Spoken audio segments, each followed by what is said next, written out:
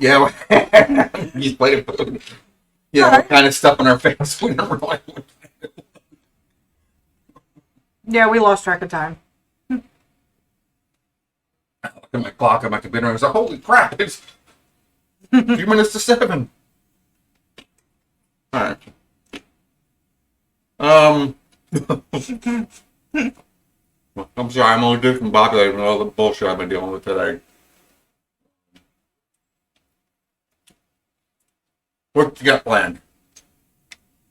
Well, you can show them the GlowForge. I got the ending of the clock in there. It still has like 10 minutes left on it. Alright, well, here you can see the GlowForge going off there in the corner.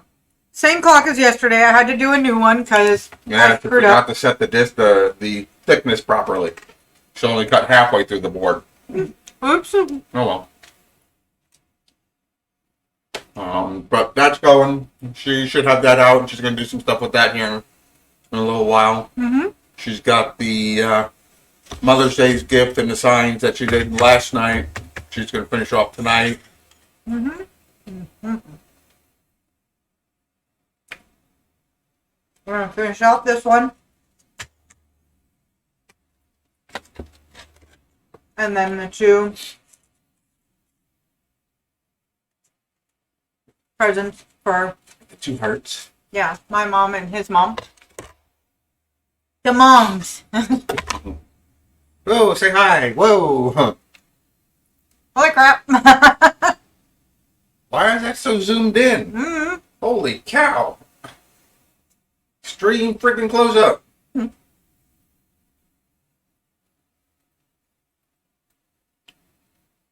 What in the frig? Hey! There we go. Reset the zoom. Holy crap. They don't want to sit here and watch me eat. Actually, hold on. I think there's something else going on here. There we go. Yeah, that's all proper.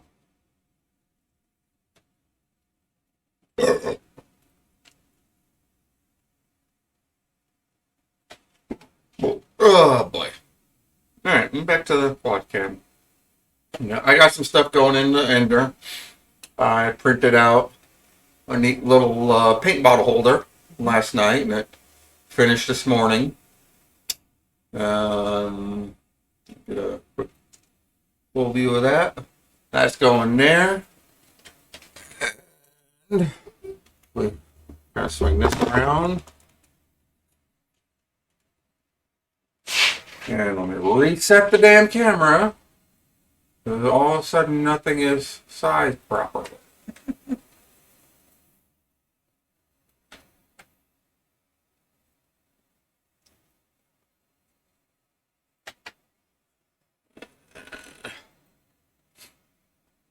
And you can see up in the corner above our paintbrushes the neat little dealy bop that I printed out. Hold some of the washes, some of the weathering and rusting washes we bought at Hobby Lobby.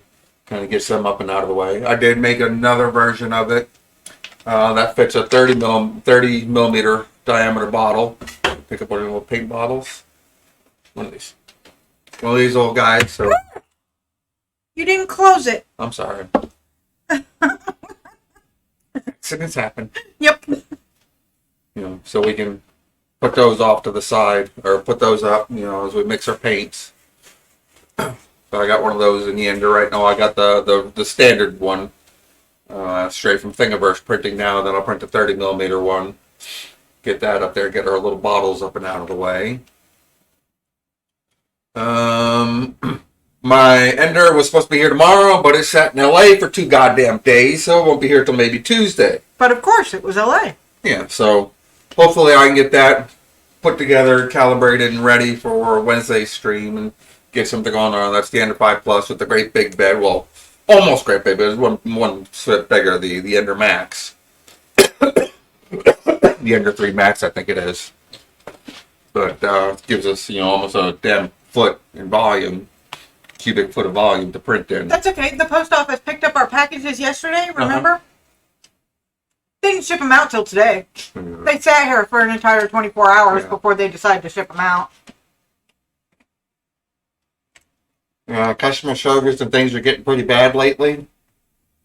We had a bunch of cardboard and stuff from stuff we bought for the shop and all that a while back, and we finally got it all bagged up and put out on the street for bulk pickup and all that, and we did it all nice and neat, so, you know, the cardboard and styrofoam will be blowing all over the neighborhood in the freaky ass Oklahoma wind. Mm-hmm. But I get a notice on my door, and I got a shit ton of bags out in my front yard that garbage won't pick up the garbage, any of the bagged garbage anymore, because they might catch COVID from it. Really? I mean, come on now. Come on, if you're picking up garbage, you got worse to deal with, worse to worry about than COVID. You know, like salmonella, botulism, and other shit, and bugs, rats, and yeah, COVID is the last of your worries. Yeah. And most of these assholes picking up the garbage wear gloves anyhow. Mm-hmm. Anyhow, rant over. If you notice on my Facebook, I did put my opinion and where we stand on customer service and how we're going to treat our customers, and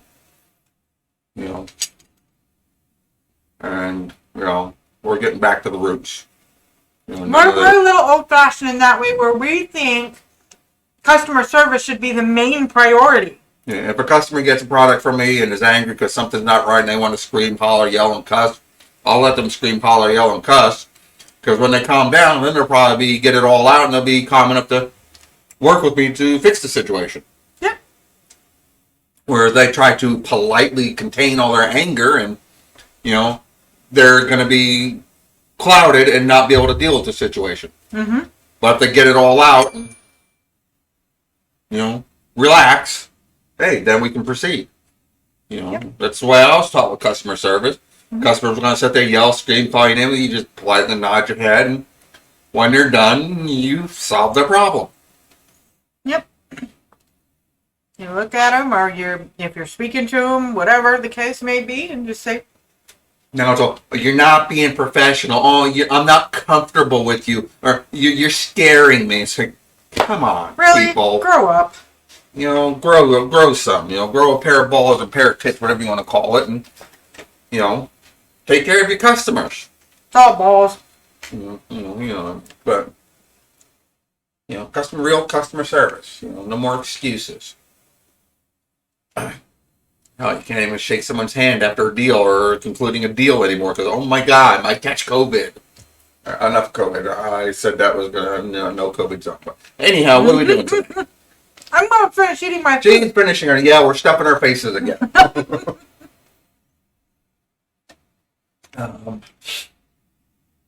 Let's see here. Yeah, you got a project in the GlowForge you got going. Mm-hmm. You're going to sling some more paint. I did do your thing. I played with the airbrush a little bit. It was clogged again. You didn't properly clean it again. Yes, I did. No, you didn't. So I had to take it all apart and ream it out and clean it and get flowing again. But I messed with your thing, mixed up a little bit different color. That should be what you're looking for. Oh, excuse me. Cool. But, okay.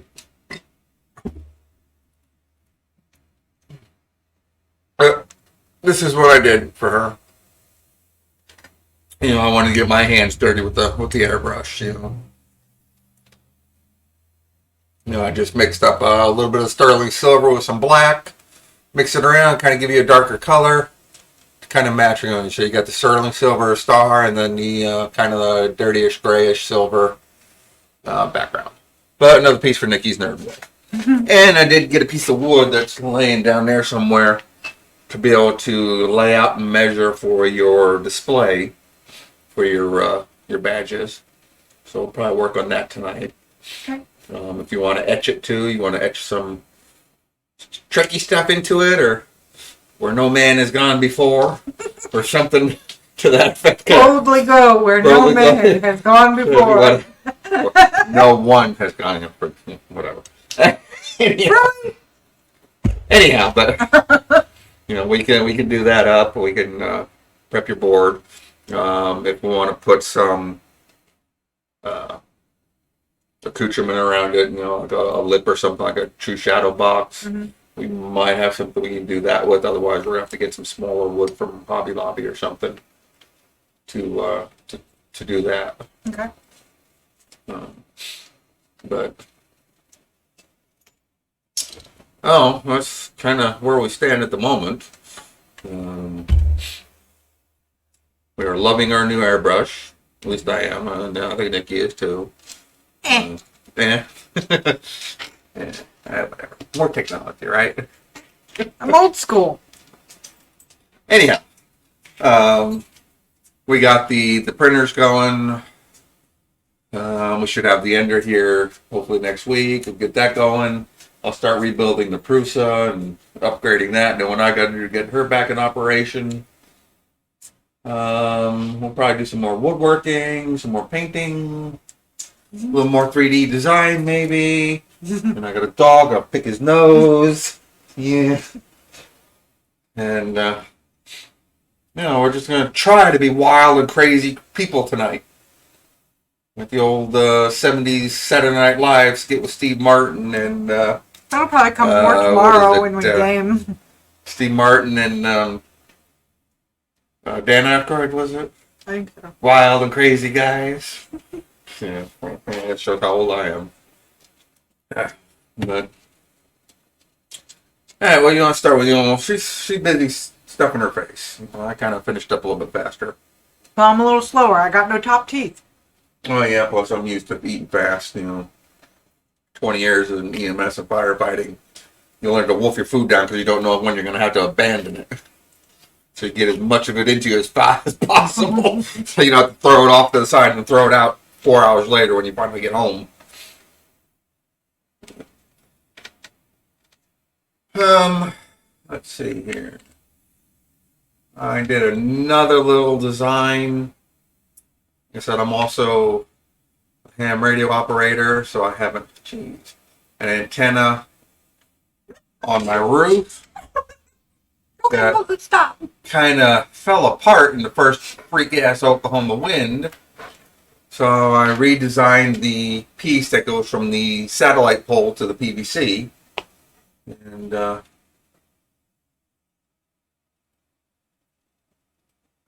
I'll probably print that out tonight. That'll be on the cam overnight probably. It's like a 10-hour print, the new version.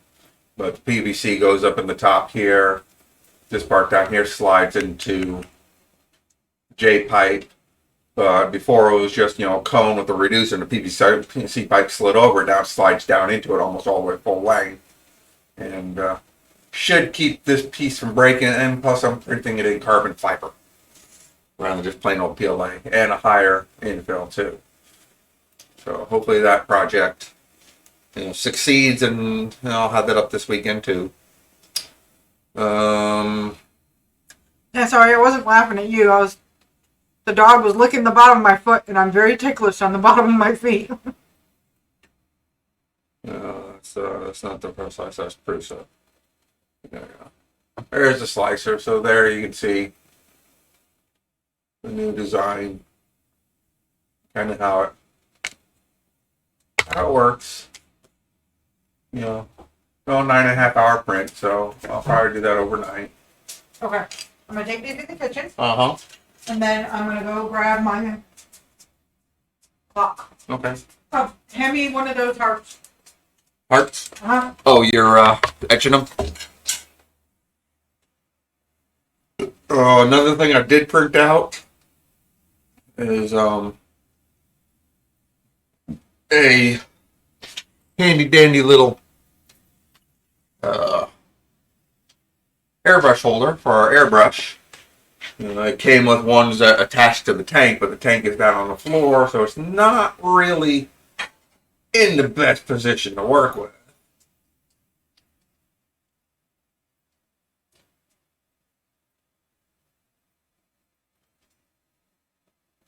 But there you can see the handy dandy little airbrush holder. Print that out overnight in different parts. It's got room for three airbrushes. I did take this part from another model, cut it down to one hose, and added it to this clamp from Thingiverse. So that worked out nice. And it just clamps to the desk, nice little place. I did print out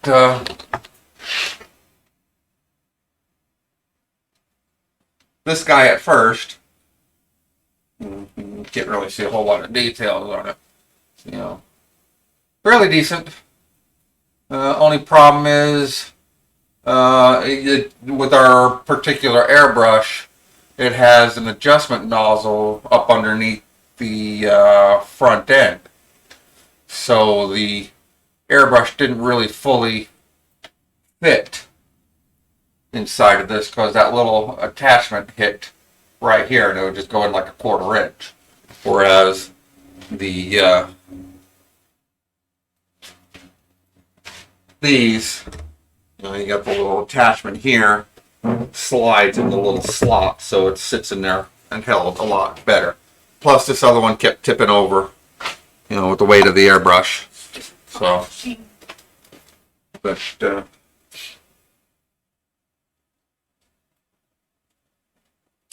Okay, apparently we won't be working on the clock tonight. I apologize. why? What happened? What happened? Did it not cut all the way through? Do you not have the power set high enough? It almost went I all the... used your exact settings. I can fix that. Yeah, I'll fix that quick for you. Alright, well, if you want to... Echo! Turn on work table. If you want to adjust the Nikon, if you see me working on a traditional wood tool. What knob do I turn?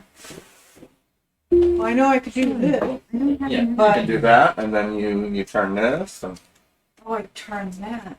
so adjust, you know, put it on Nikon full. Yeah.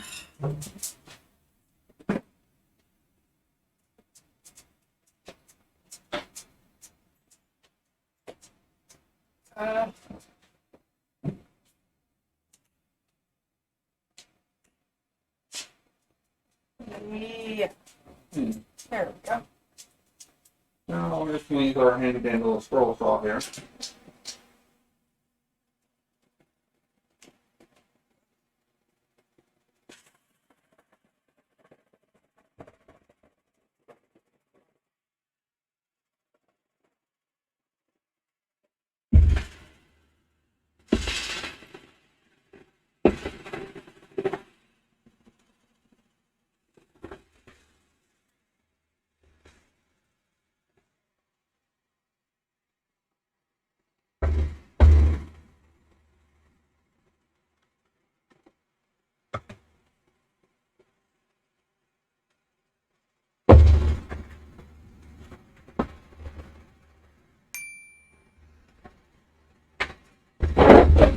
Oh, crap.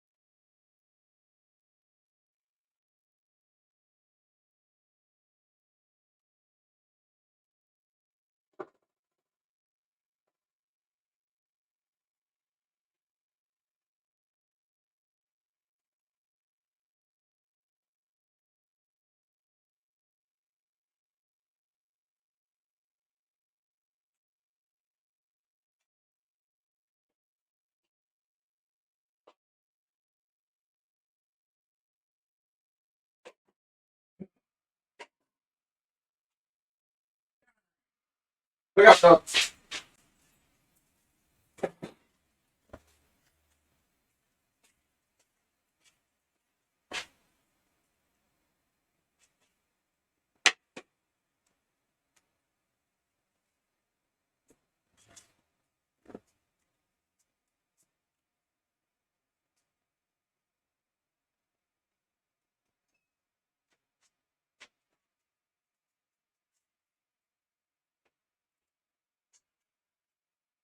Small rubber mallet when you get a chance.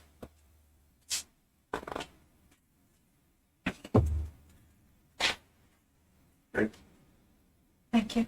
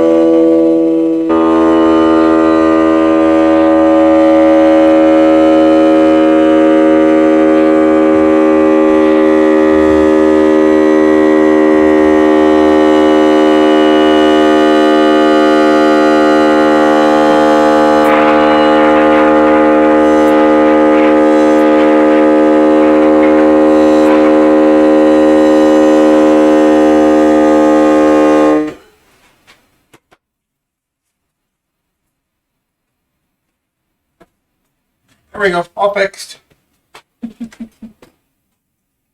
Yes, I am very old school. You will not see me donning dust mask and safety glasses and hearing protection and all that stuff every time I touch a damn tool. You know, I will wear one when it's necessary, when I need to be protected, when shit's flying everywhere and I got noxious fumes, but if I'm just cutting a piece of wood, I'm not going to sit there and mask up and glove up and all that stuff just to cut a piece of wood. You know. In other words, he does it the way our grandpas did it. Our great-grandpas, great-great-great-great-great-grandpas. Well, there we go. Nice and round. So, there we go. Of course, my grandpa, he took, precautions. He wore safety glasses when he needed to, and, gloves Well, when you he also needed to. wear regular glasses, which I couldn't kinda get in helps. right now because I couldn't see because these glasses suck. Oh, well, yeah. But, he did what was necessary to protect himself, but he didn't, put on 5 layers of mask and glasses and hearing protection and all that stuff every time he touched his tools. Yeah. He used common sense and said, well, this shit's going to be flying everywhere and I'm going to get steel flakes everywhere. What are you doing with your heart in there? I'll get to that in a minute. But if you knew shit was going to be flying everywhere, you damn sure you put on a pair of goggles. Hey, at least I got the hole right. About these people that, live in a bubble every time they walk out their door or get out of their bed, Okay. need to eat some dirt, go lick a hydrant, and get some immunity. But, Okay. While I will set this up really quick, but while I do that, would you mind going into the studio underneath the GlowForge? You'll see the container with the stains in it, and grab the weathered gray for me. weathered gray. I need it for the moon. Look out! Look out! Come on! Out! Out! Out! Out! Out! Alright. Let's see. Come on! Go! Go! Is that dashboard? Move! Move! Go! Go! Go! Go to create. Menu design. And this is all text-based for this one.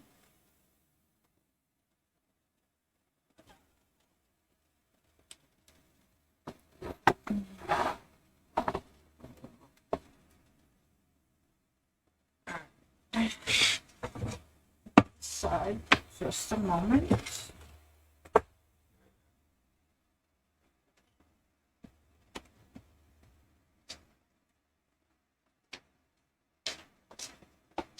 Let's see if I have the font that I actually want on here.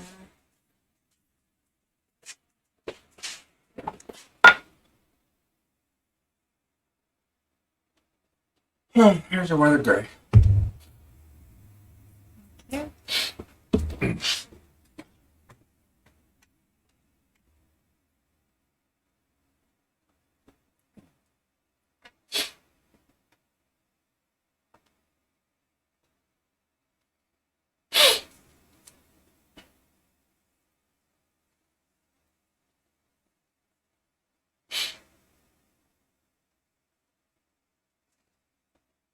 Alright.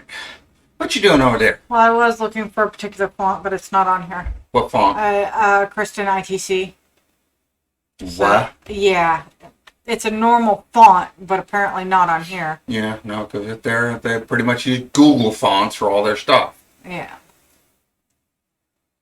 There's not a Google font and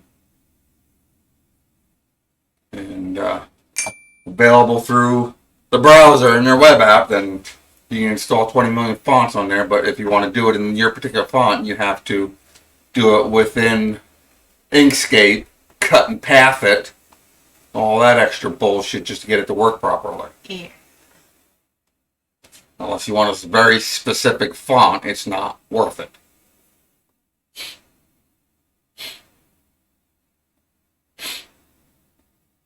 Well, I want to see what they've got in here. So. It's a little warm in here now.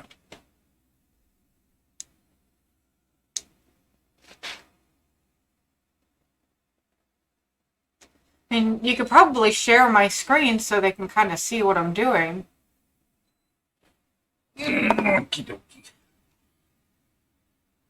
She's messing with the GlowForge interface. Pull that up right quick.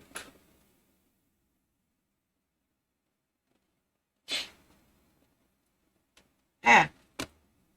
Display capture. There you go. Nice. And the camera is off again. There we go. Yeah. Okay. Crap. The text file is on my desktop for my laptop. The text file. Give me a second. Yeah, it's not named anything special. It's just named rich text document. Give me a second.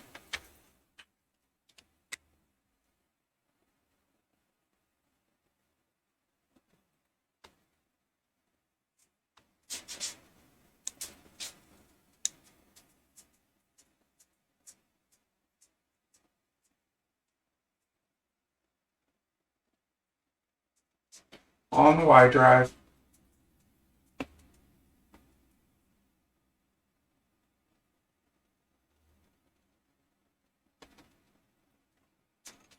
I got it.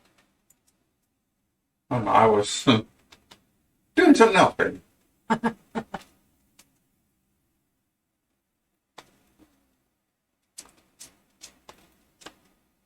Let's see if this works.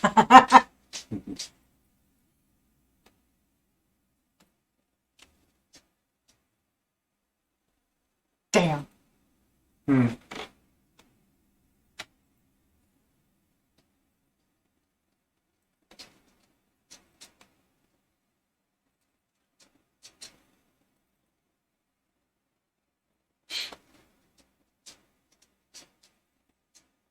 is my C drive all fucking full?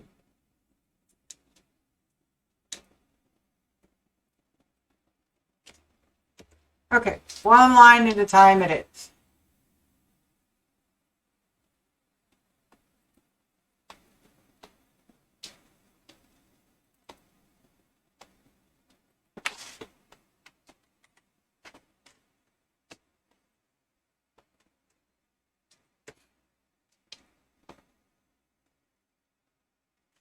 Get them all lined up first.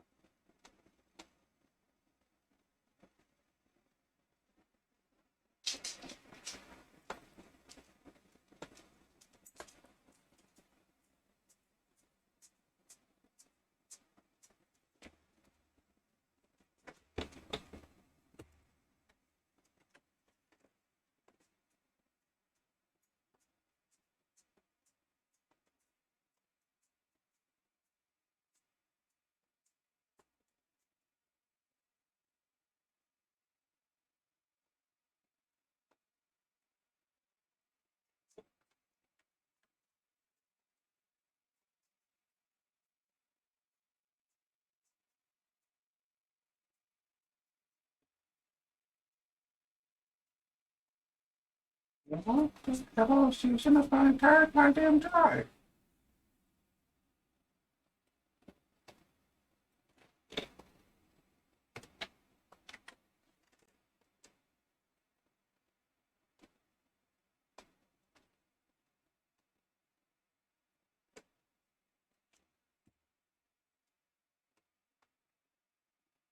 Really, in a friggin' recycle bin.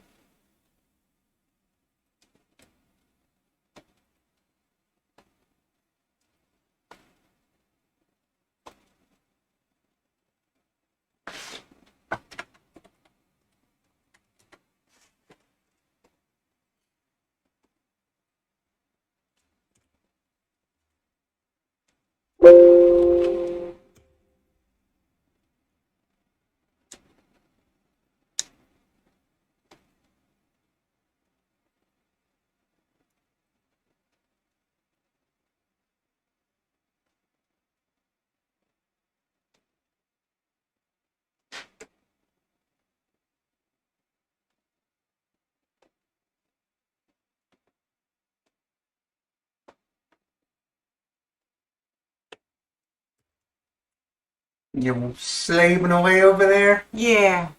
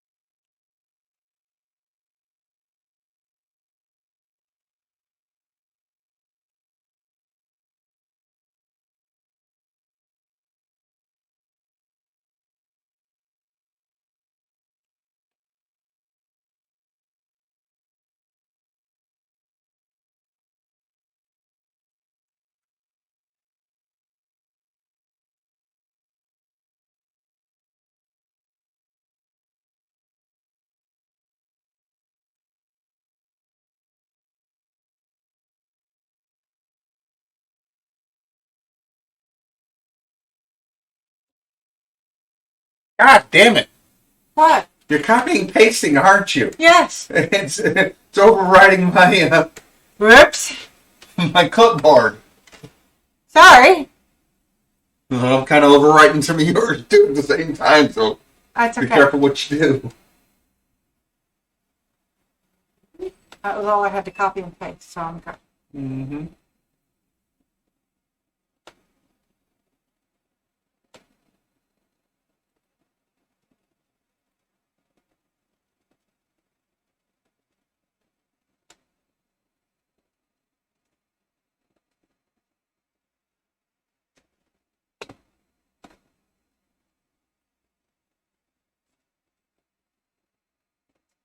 Oh, hey, the printer's 96% done, so we should have that done here in a little bit. And do you need to go out, or are you just being a pain in the ass?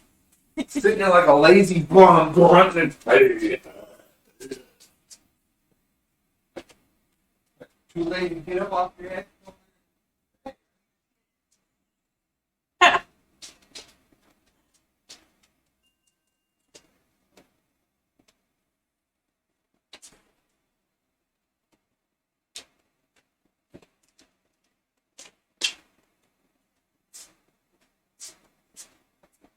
Crazy ass dog. Alright.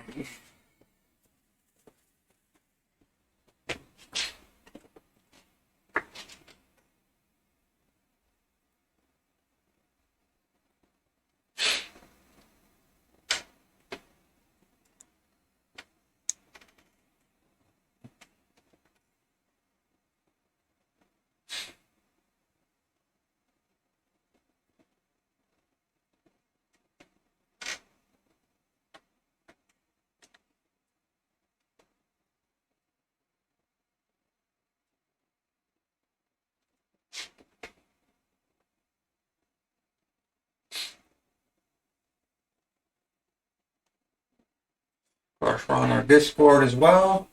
If you want to chat with us or share some links in there, something we may want to look at or see something we can do.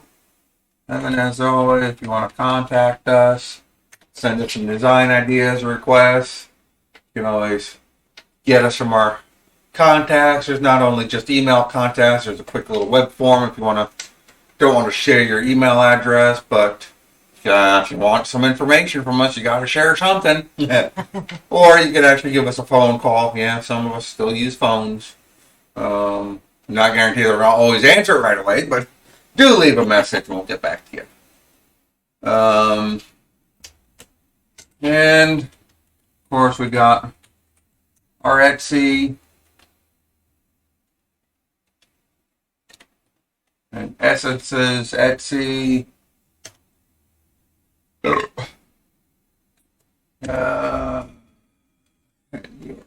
can't pull up the commands.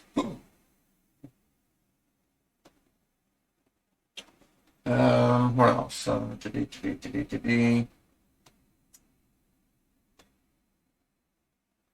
Bear with me a second while I steal my screen back.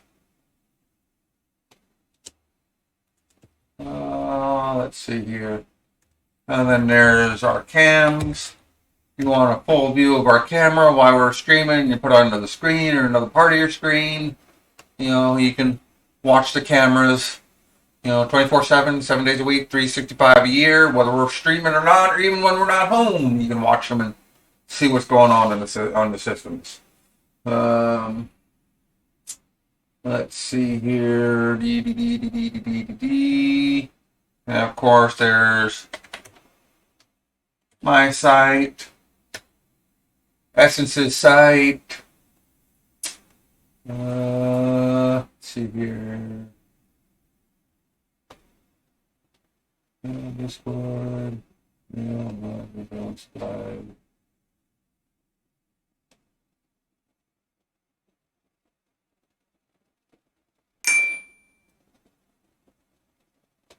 And of course, we have our Amazon wish lists. If you want to help support us, buy us a present.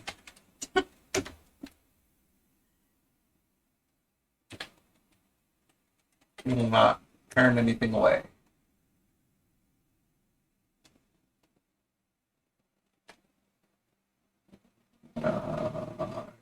Thing. Oh, and nuts, of course.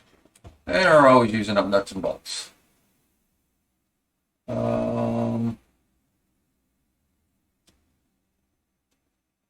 And if you're curious about what we use in our shop, specs on our machines, our servers, our printers, and all that, you can catch that there.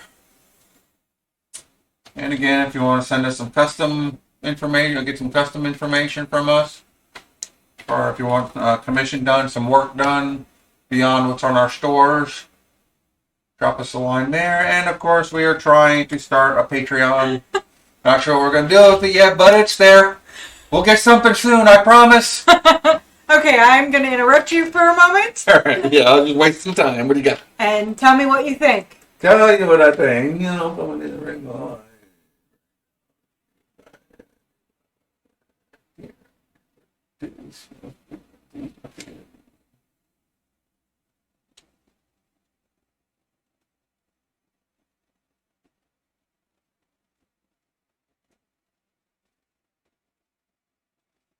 Cool. You like? Awesome, yeah. Okay. Very cool. I guess she's going to send that to the GlowForge now.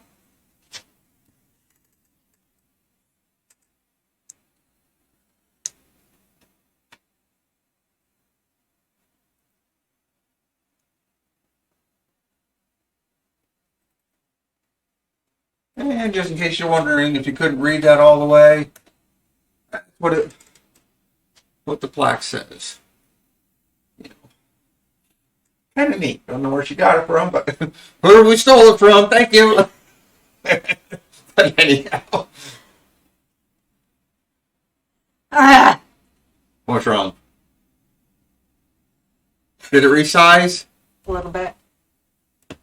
Hit cancel. I know. I know what to do. Yeah, their fucking interface pisses me off. Yet they swear by their laws that everything's operating as normal. See, whatever.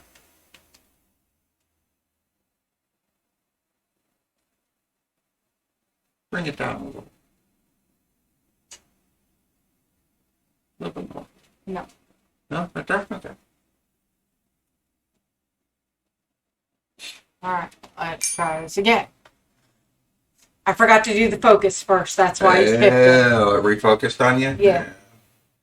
Actually, I think you're supposed to do the focus first, then do your design.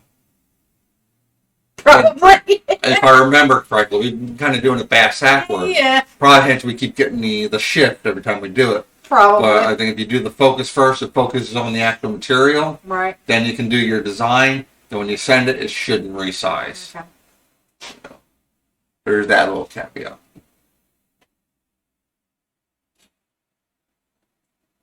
And we are going to be printing 2 of these. They are going to be identical. In every way except for the color of the actual heart. Mm-hmm. One of them has a weathered oak stain on it, which, if you ask me, is just a light version of the weathered gray. And the other one is a rose colored. And I did them these colors because I chose according to kind of what's in each household. All right, I'm going to hit the button. And Yeah, my mom's got more wicker and stuff like that. More which is natural why material. I thought that, the weathered oak would be good because I thought it was going to be more beige than gray, but... But I think it'll work. It should work. Yeah. You know, her new picture is bright red. Yeah. Let's see if I can pull that up right quick. All right, well, I'm going to go hit the button and use the potty. My mom lately has been painting quite a bit. And this is the one she did, I guess, yesterday or the day before. And with a broken arm and a sling to boot. So this is done with her non-dominant hand, her left hand. She's right-handed. So I think that's absolutely fucking amazing. And she went to a class the other day, and they had this kind of a senior get together. We'll teach you how to paint and all that baloney. And they had this really wild picture of candles, 3 candles together. It was really professional. And so how the people are just starting out and you're going to replicate. Even with a broken arm and using her non-dominant left hand, she nailed that painting like you wouldn't believe. It was sitting on the in the kitchen on a side table as we went over the other day for dinner, and it was just absolutely amazing. Maybe she will share that picture with us too. But she's got an incredible talent. Unfortunately, she's got severe diabetes too, and and in Jacksonville, they did some stuff with her eyes with lasers and whatnot, and poked holes in her retina, and she can barely see. She's half blind. She has a hard time seeing colors and fine detail, but this is still what she was able to produce, which is, I think, absolutely fucking amazing. And this is one of the 12 by 12 canvases we just bought her the other day from Michael's. $10, $11, or spent for 7 of them or something like that. I forgot how many. She usually just buys an old painting from Goodwill, the Salvation Army, and paints over it. But then, like she said earlier, you get some brush strokes and whatnot showing through. But just about everybody in my family's got some form of talent, except for me, more or less. I can do some pretty wild things with, with the computers and the etchers and the 3D printers and all that stuff. But when it comes to raw painting talent and things like that, I couldn't draw a straight line on a piece of paper to save my life. Alright, so the printer, if I can get it detached, there we go, is the other little paint doohickey. Oh, excuse me, I got all the burpees.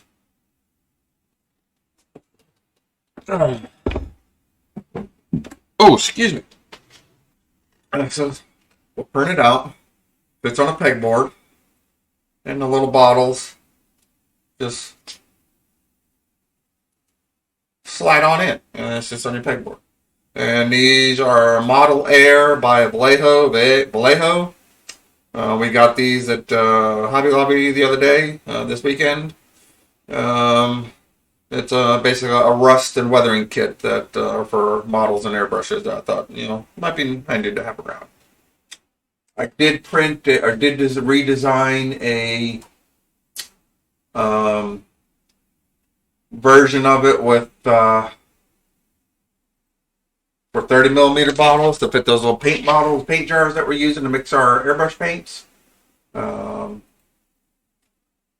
Let me pull that up right quick.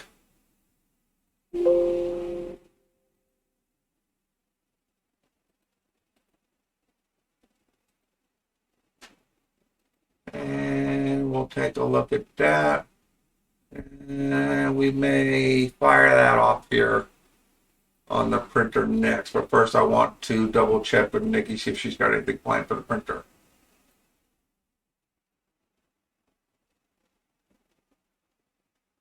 And if we slice it right quick, then this is going to be a 5.5 hour print.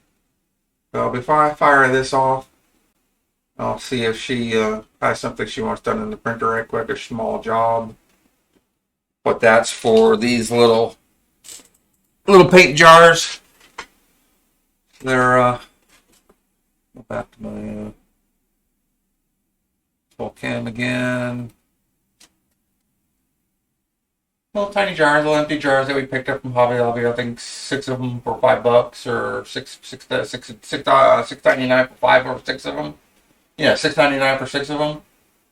And we just use this to mix, our airbrush paint with the because we use standard, hobby store acrylics, and we throw them in there. Throw some reducer in there. Some reducer or air flow improver, whatever you want to call it, whatever you call it. But that's what we've been using. Again, we just picked this up at Hobby Lobby. For I think what is it? $4.99 for a 2 fluid ounce 6 milliliter bottle. So we just throw that in a little jar, some paint, a toothpick, and mix it up nice, and get it to flow through the brush nice and easy. But nothing super fancy, nothing crazy. We're the only crazy ones here. All right, baby. You got anything you want to throw through the 3D printer before I start a 5-hour job, or? No, I think I'm You think you're good? You don't got anything you want to use on the printer? Not at the moment. Yeah, it's just bullshit. As soon as I find one off, she's like, oh, but could you have printed this? I'm an asshole. But that's okay, because I'm a bitch. We make the perfect pair. Yeah, she's over there digging around in her fridge and freezer and stuff. She's probably trying to get some ice cream. You're all out of ice cream. Oh my God! Stop the presses. The world's coming to an end.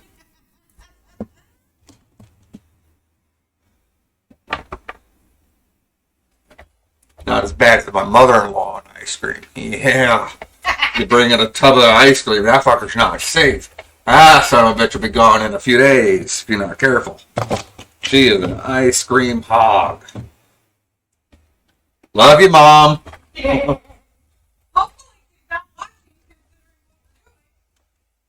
She's not watching at the moment, you know, making a present for them, but shh, be quiet, it's a secret. Yeah, you see my arm twisting over there, what I'm doing. I'm kind of gouging out the holes in the pegboard a little bit to kind of get a nice fit for my paint rack.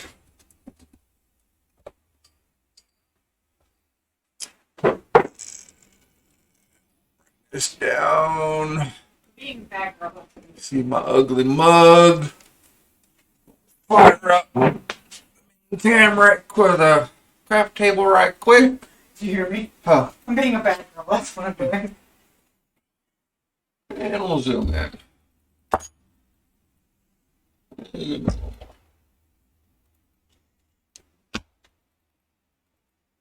And there we go.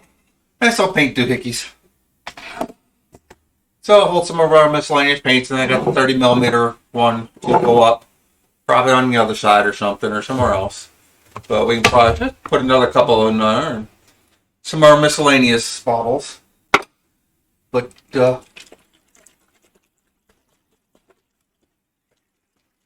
all good, happy, fun shit. Back on the beautiful Nikki. Whoa. Who's being a very bad girl. What you doing? What you drinking?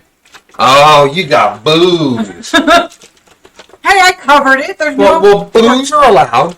But booze and stuff, but drugs and titties aren't. Jack Daniel's Watermelon Punch. Ooh. Every time my baby brother comes over, he brings a shit ton of alcohol with him. It lasts me all damn year long. They say they're going to drink and get shit-faced and go crazy when they come over and do karaoke and party, but they drink a couple of drinks and the rest of it stays with us for the next 2 years. A fridge full of booze that neither one of us are drinkers, really. No, I'm lucky. I'm one of those people. I will drink. Once or twice a year, if that. Yeah. Yeah. I mean, I drank heavily in the 90s when I got out of the Army, you know, dealing with PTSD and all that stuff. Right. Became a real righteous asshole. And well, the early 2000s, I drank pretty heavy just to kind of detach. But since I met Nikki and all that, and I haven't really had a reason to get shit-faced all the time. You know, so, you know, we drink socially. We'll have a drink, a beer now and then. You know, we'll go out and get a 6-pack or an 18-pack and have 3 or 4 of them, then I'll sit there for a month. And we'll nurse them. You know, to each your own. Hey, what you doing over there, baby? I'm staining the moons. Staining the moons? Yeah. Praying for the moon, Alice.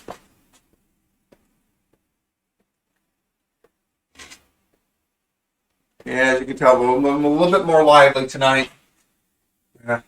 got a fire at my ass earlier today, and I just kind of fired off a nasty rant to somebody. Who probably fired back another nasty rant, but I'm ignoring it for the time being. Love you, Matthew. They're allowed. They're brothers. We fight like that. We've done for 40 years. But, like I said, they're allowed. They're brothers. yeah,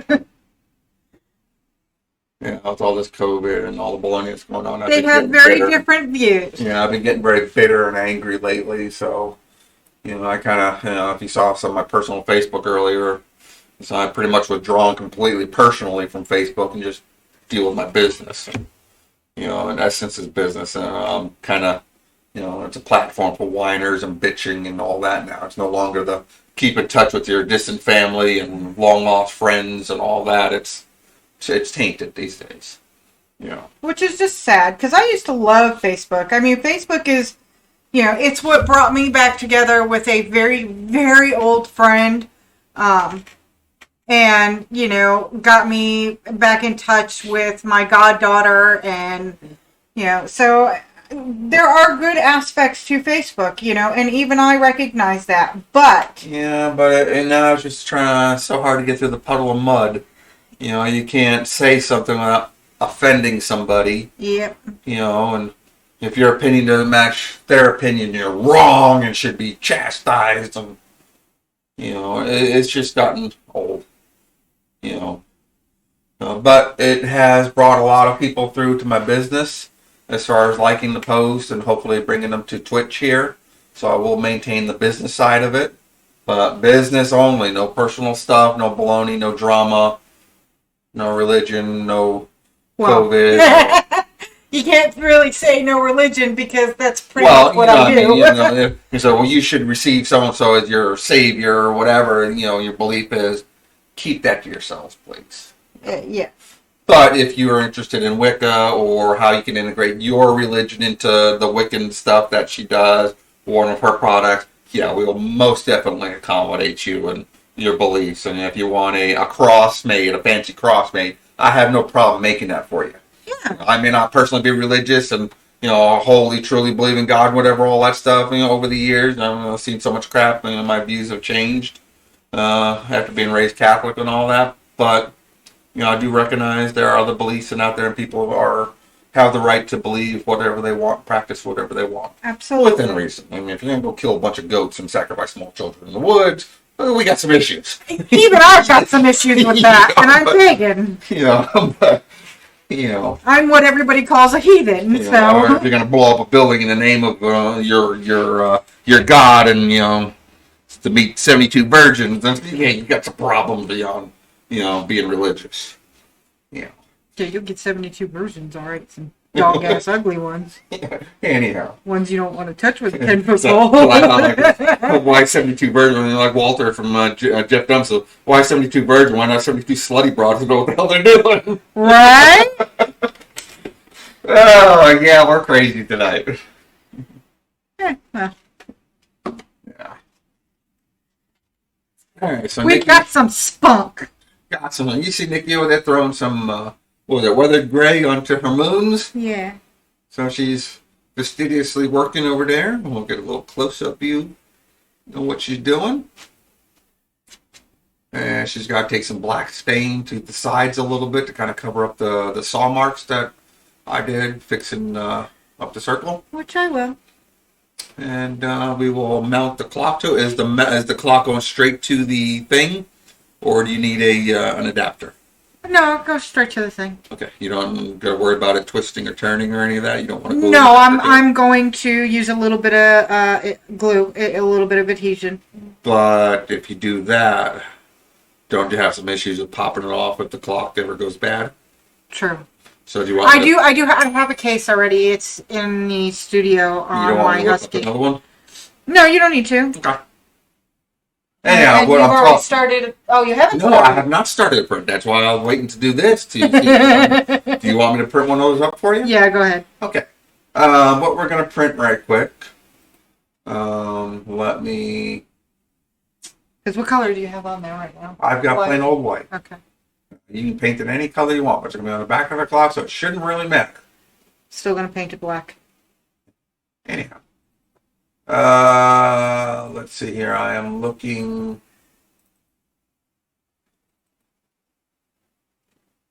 Okay. We'll go to my display capture.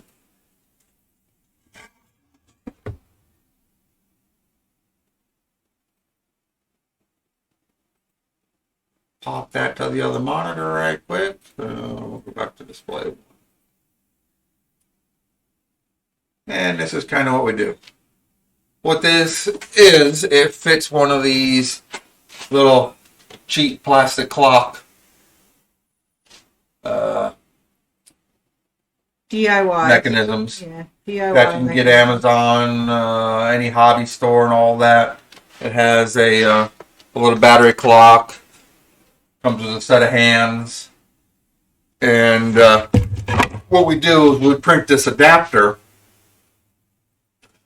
that we glue to the back of the clock in the 12 o'clock position, so it doesn't twist and turn, so your clock mechanism doesn't turn, and sits in there nice and tight, and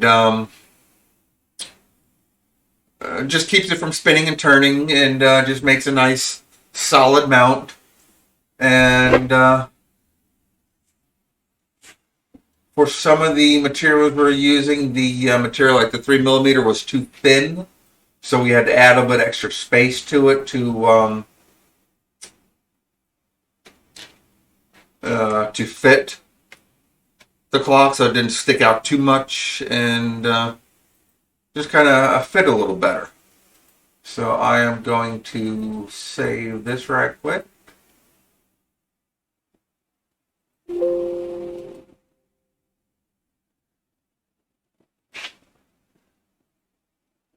And pull me up one of them clock ends.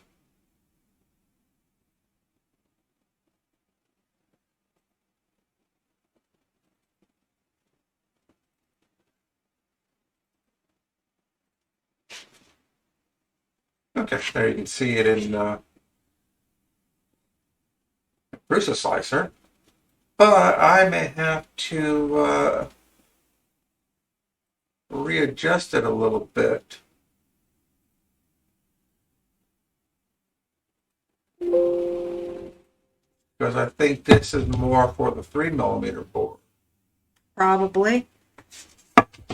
So give me a moment while I import it into 3ds to make the necessary adjustments. Because this is going to be only the second production level clock that I've done.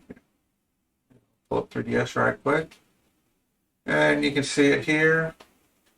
And what we'll do is we'll turn on some vertices. Let's turn that into a point.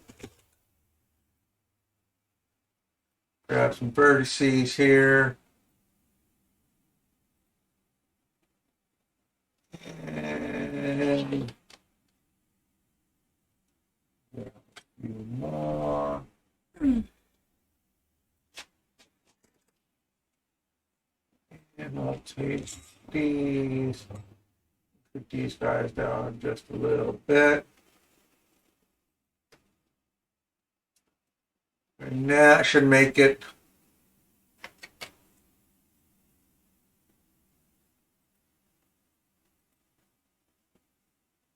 that looks a little skewed, or is that just my eyeballs? It's fine to me. Maybe it's just these funky lines here that are Throwing you off? throwing things off. See if we can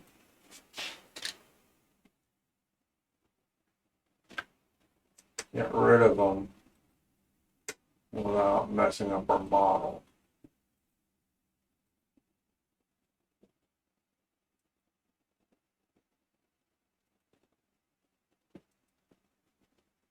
Apparently we can't.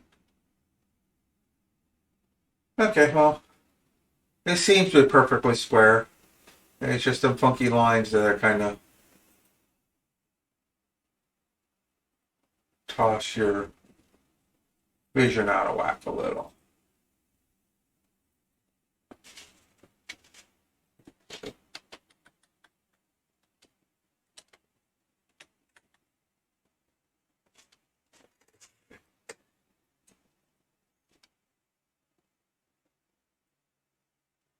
Bruce the slicer.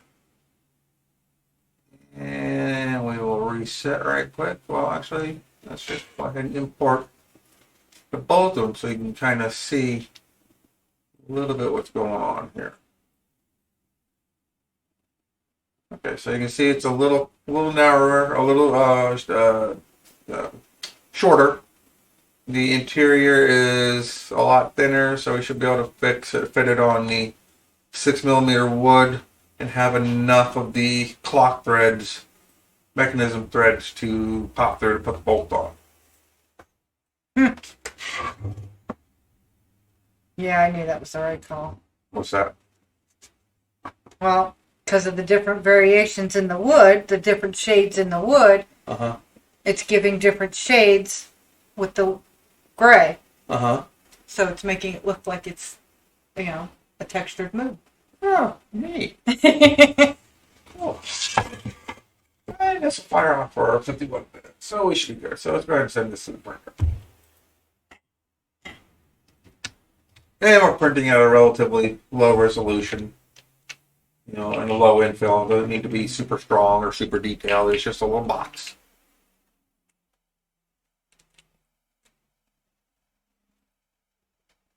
But it should do the trick. And I am going to be nosy and go see what the hell is going on out front. Trucks and cars and stuff touching around out there.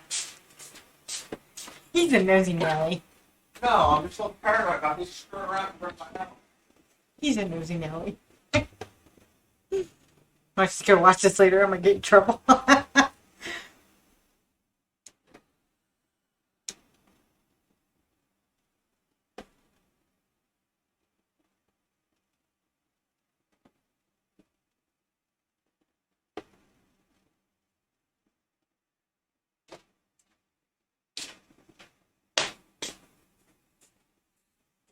Goddamn delivery drivers don't ring the doorbell anymore. You don't know if you got a package sitting out there. Hell, even food delivery people don't even ring your damn doorbell anymore. They just throw it on the ground and run. Oh my God, don't want to catch COVID.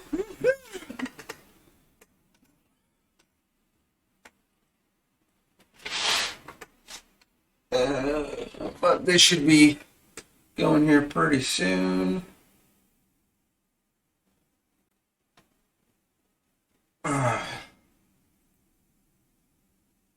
Back to our display capture. You'll see it heating up to 80 degrees, 60 degrees. It'll stop there for a little bit. Wait a little bit for the bed to expand. Then it'll heat up the rest of the way to, I believe, 210. Then I'll start off the print. Again, we can see the Beely Bop there.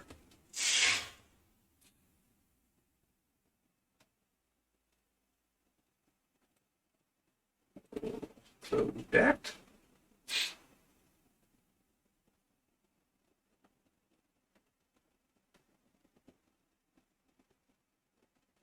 And I think I will make a quick little adjustment on something right quick. So bear with me.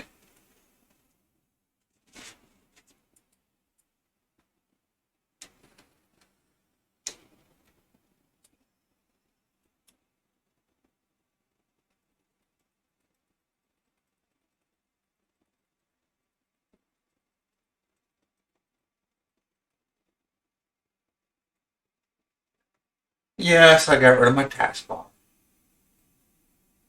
You don't need to see every blasted window that I have open.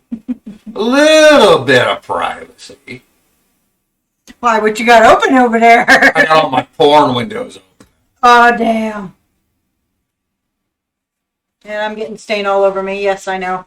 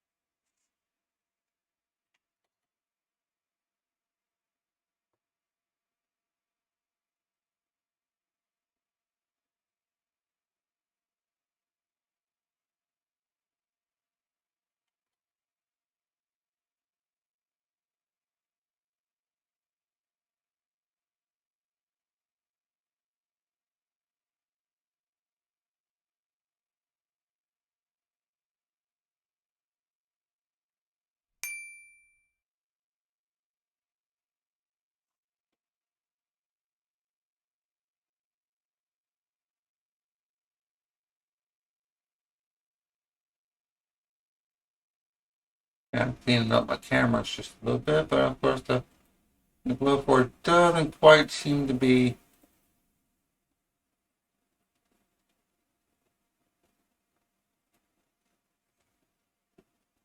what I want.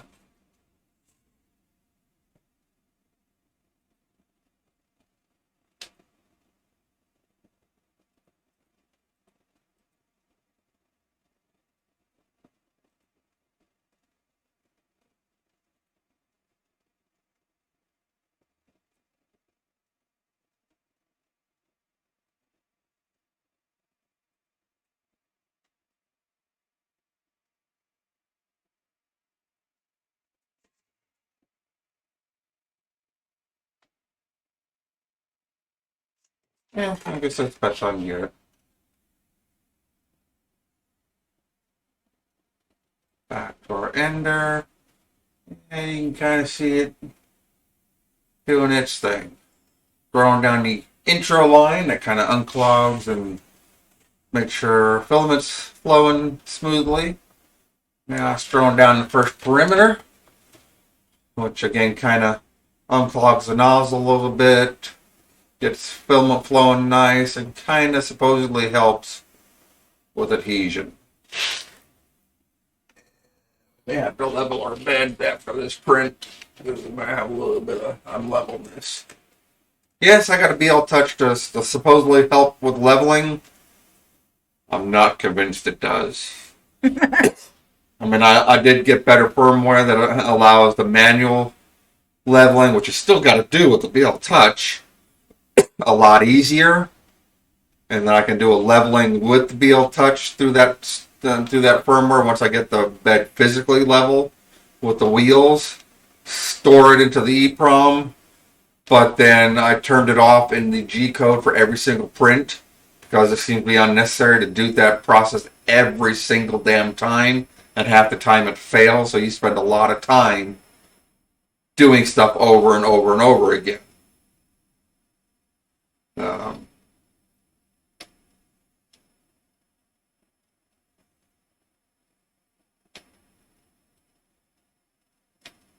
And I don't really see a huge benefit to doing it every single time.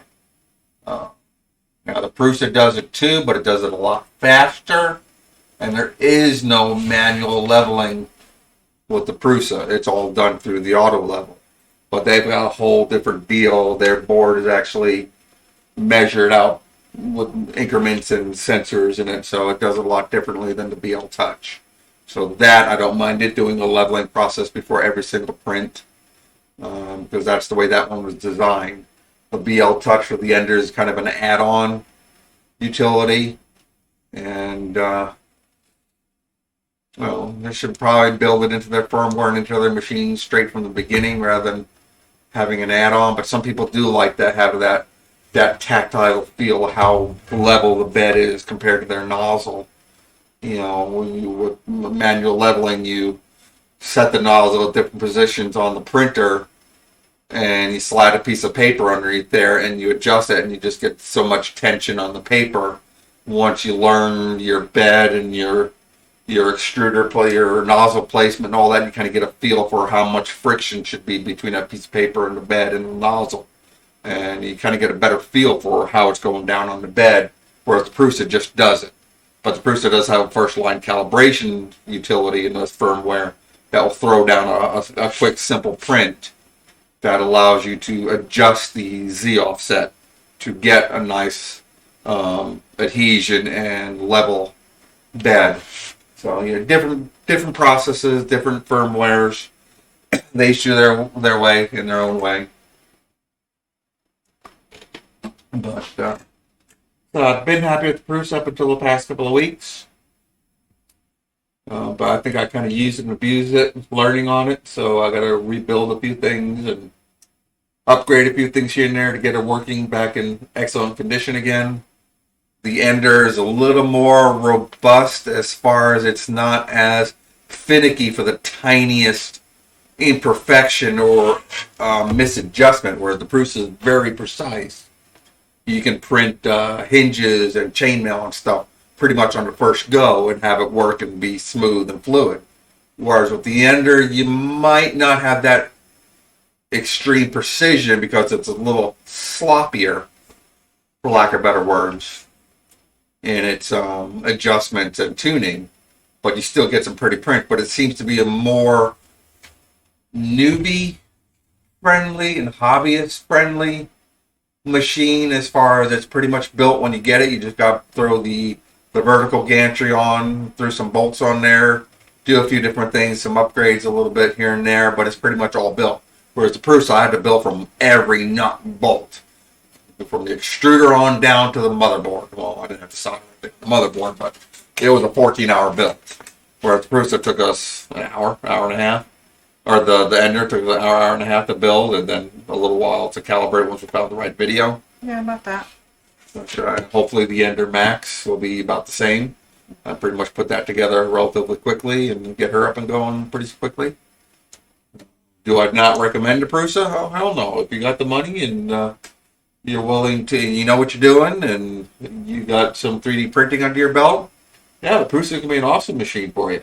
Very versatile, very upgradable, very friendly. Very easy to learn. Very easy to learn, and you learn a lot dealing with the different issues that creep up.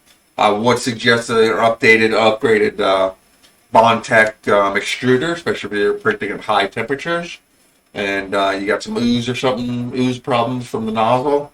The geared system of the Bondtech extruder will help you out. And plus, it's quite a few ounces or grams lighter than the default extruder and stepper motor. So you get a little more smoother, consistent prints. The Prusa does have the multi-material unit, which allows you to use 5 different filaments or colors or types of filaments at once.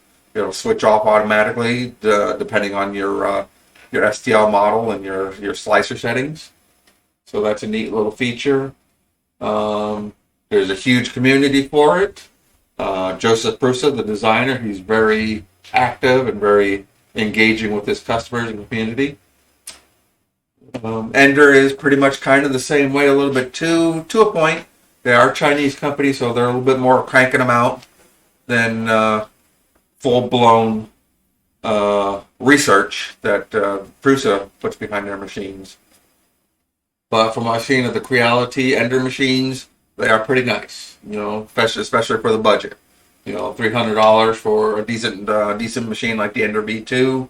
A little more, I think it was $330 for the Ender Max, and then you can get the Ender Plus or the Ender Plus for $300 and something, and the Ender B2 is $290.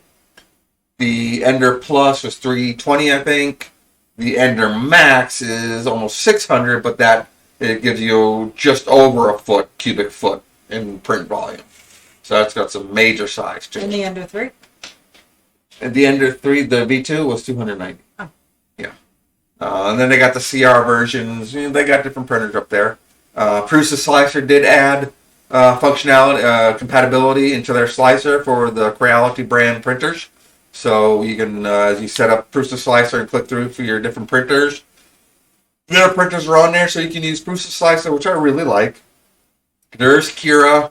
Seems to be Cura's is a little more advanced and kind of more geared towards people who really get into the settings and tweaking of the model and the print, because it's not as user-friendly, intuitive as Prusa Slicer. Is a little easier, whereas Cura just kind of throws everything in there into a side menu, and you just kind of dig through it and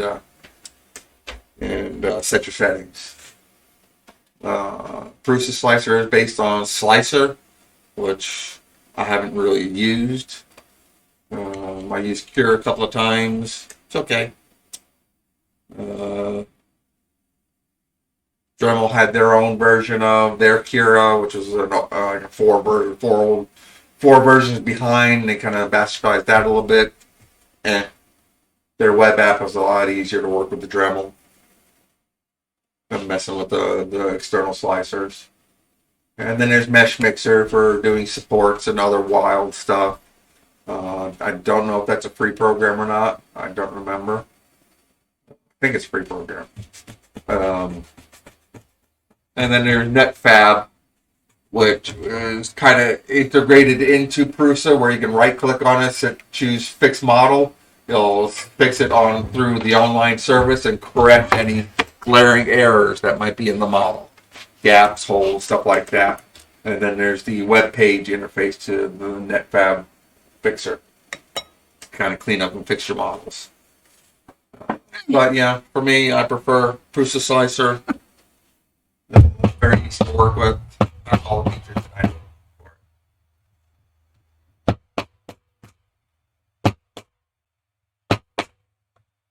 And after what makes you cry, keep pounding and smacking and making a lot of noise.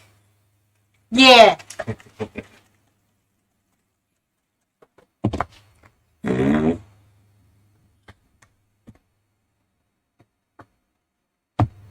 How you doing over there? Good. Your moon coming along good? Yes. Hold on, I got touch-ups. Got touch-ups. You just want to play with stain Duh. and make a mess. Duh. I guess she is staining her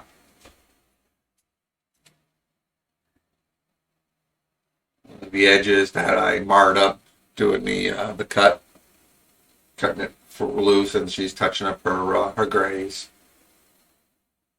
making it pretty. And we should have the pocket done here in about 40 minutes or so. She'll throw some paint on that, and we'll watch her mount it and put it together. The GlowForge still has an hour to go. It seems to be doing pretty nicely on there.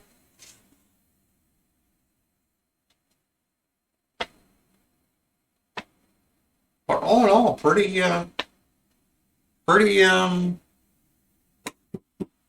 smoothly running evening. Well, a shitty start to the day, but well, to the afternoon at least. But so far we're doing fairly good. Sorry. You farting? Nasty. Nasty.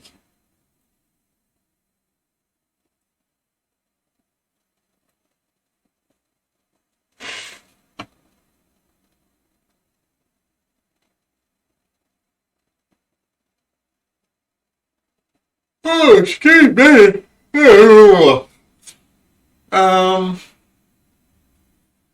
Let's see here. Back to the pod cam right quick. Get a view of everything. I'll figure out how I'm going to fit another camera on there. Have to be a quint cam. Another camera on where? On the quad cam. Oh. Because right now we got the Prusa, the GlowForge, the Ender, and the craft table, and then us. I may have to seal some space from the Ender cam. Kind of throw two Enders down in there. Or something. No, I'll mess with it.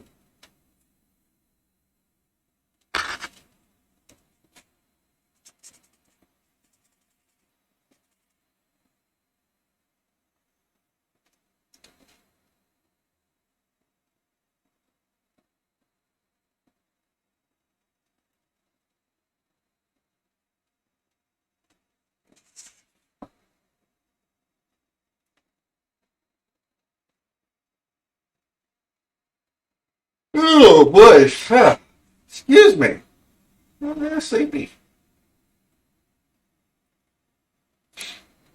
Well, we were kind of, woken up a little earlier than planned. Well, yeah, 9 o'clock in the morning. Our AC tech wants to come by and says in the air had to cancel so we can fit us in earlier. So we're not morning people.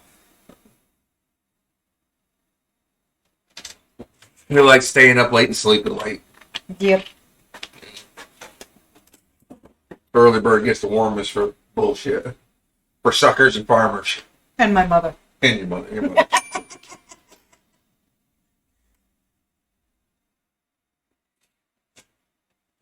But to be fair, she was a cake decorator, she had to be in work at 4 a.m. Yeah, So to make the donut. Time to make the Yeah. donuts. Yeah.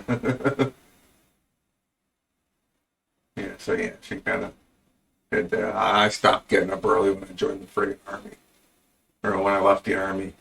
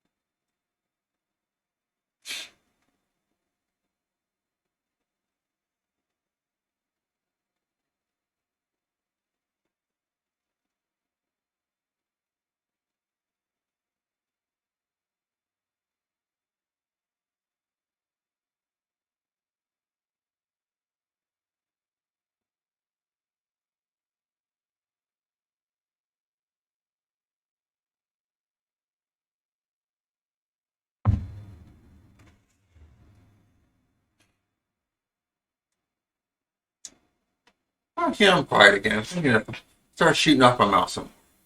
All right, so get your GlowForge going. Anything I can do? Anything I can mess with? I'm kind of bored. I don't really have anything to design at the moment. I got everything I want to do ready to start printing. respray Respray with what? the airbrush. You're kind of in the way. You do it without the table. So I gotta stand here and slave away. Yeah. You got some color mix for that already, or this will work? Yep. That's what color I use.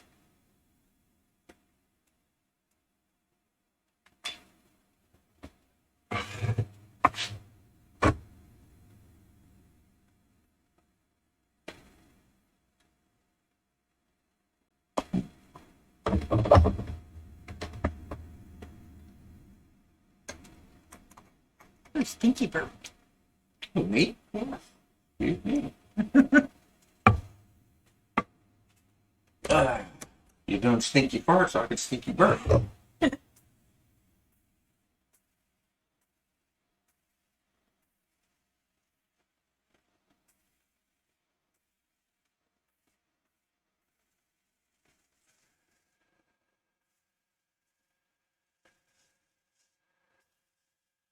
What am I doing wrong here?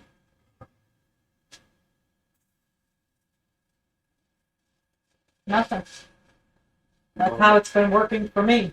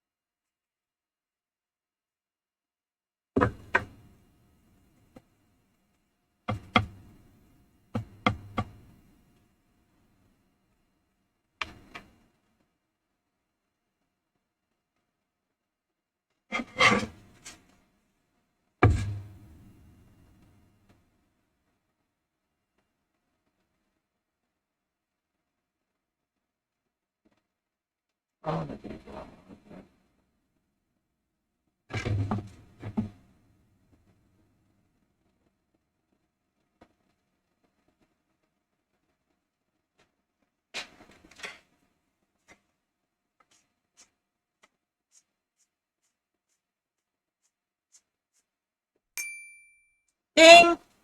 Fries are done. Ding, fries, dude. I have no idea what the ding was, but. I'm not really sure.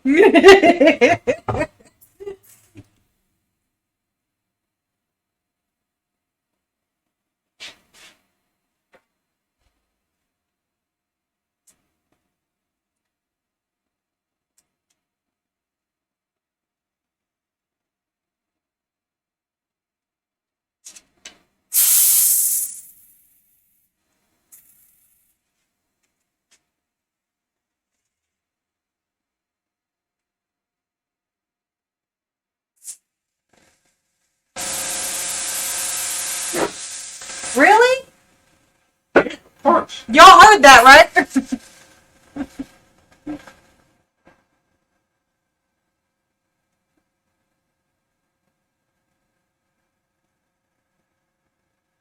At least mine are nice and quiet.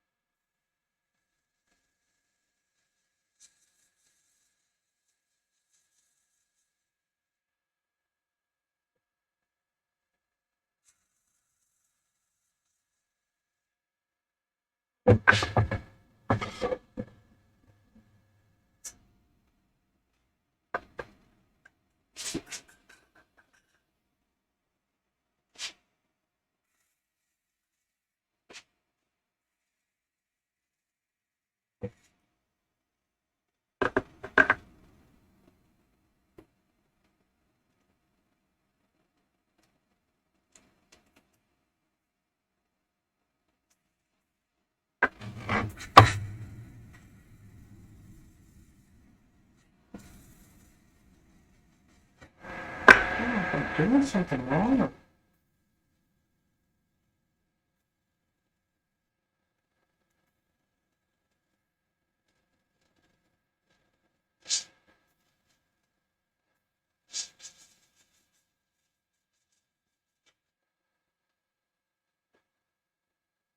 It's kind of a, working over your shoulder is really fucking annoying.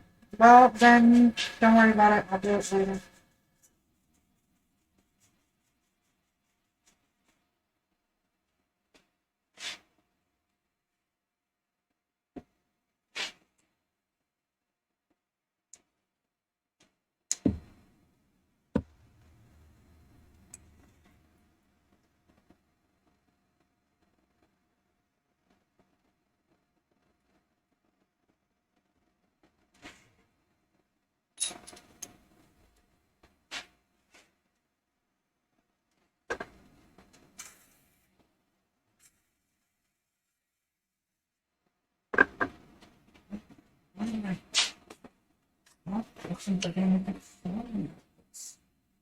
I know. I was having the same problem.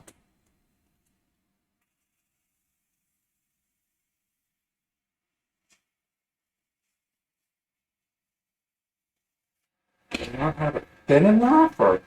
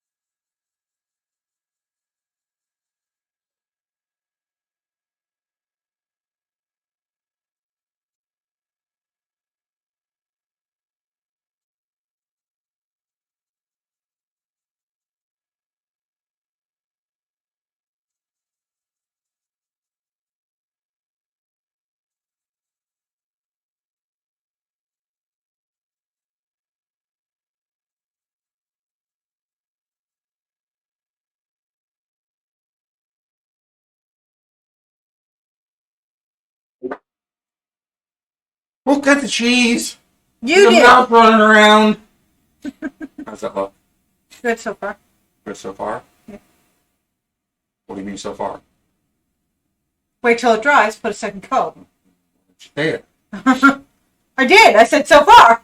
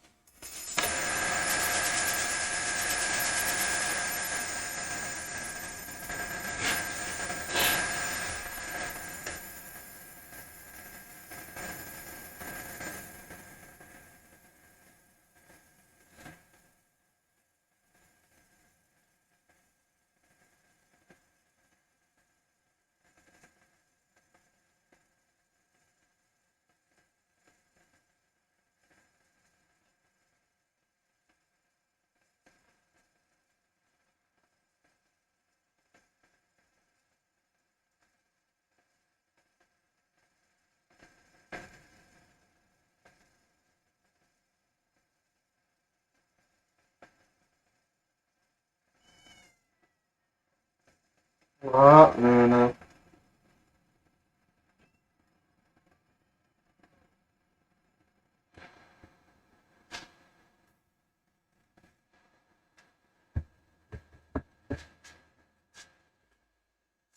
That time of day, apparently. She's getting mad because we're not out sitting with her. Tough boogers, cat.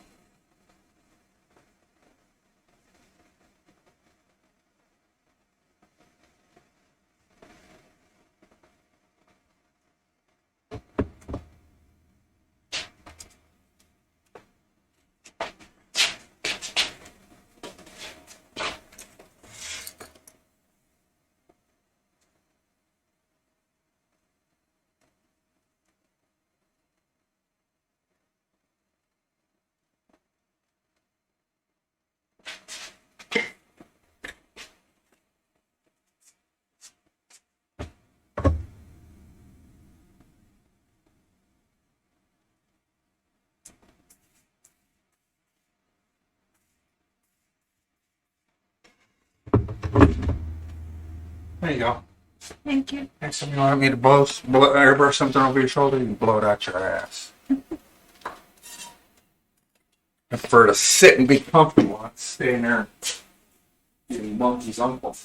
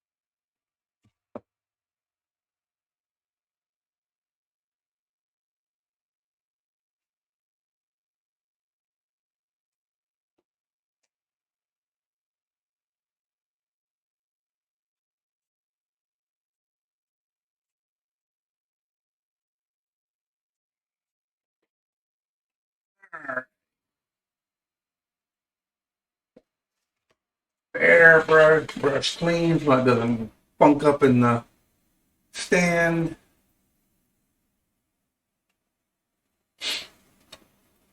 And see how things are going here.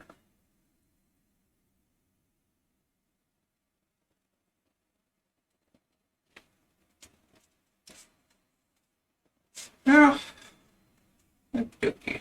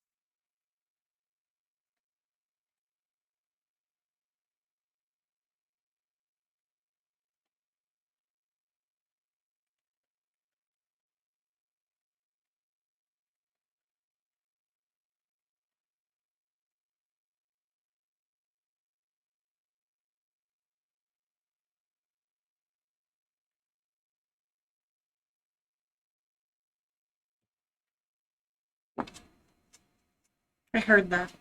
You didn't hear. Yeah. You're right, I didn't. I heard a fart.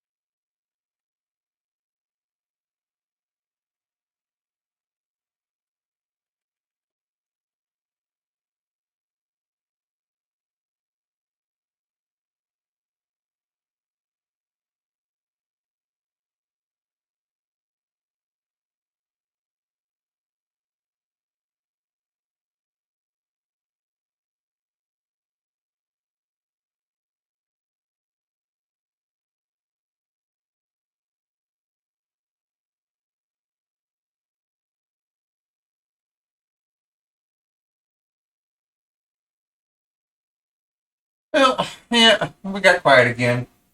All the shit can we drum up? Other craziness, and how many more people can we offend tonight? Oh, jeez.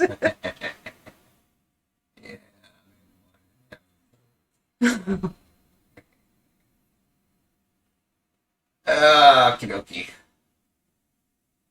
Yeah, I should print me a big old phallic object on the damn printer. Really get people going. Or I can print an any. Okay, yeah, I'm crazy.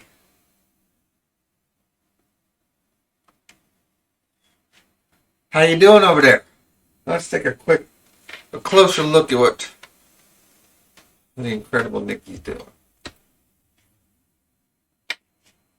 course, it's off camera.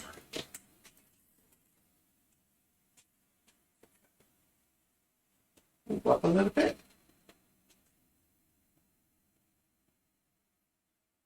And of course, she's right-handed, so everything's opposite from what I do. I just don't have room for that camera over there.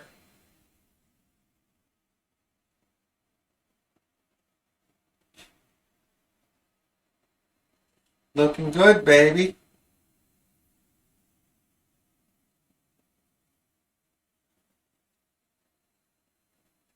Really good.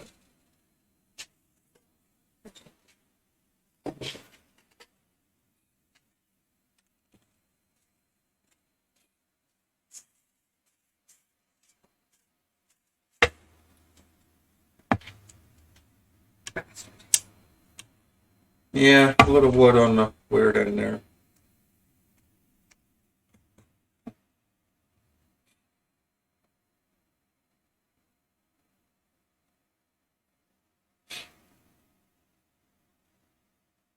Easy enough to hide. Mm-hmm. That's the good thing about black stain. Hides imperfections really well. Mm-hmm.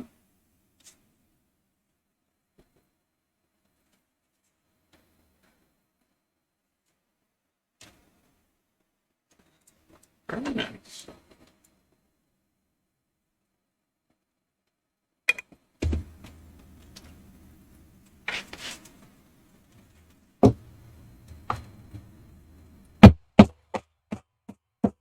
And she's pounding again.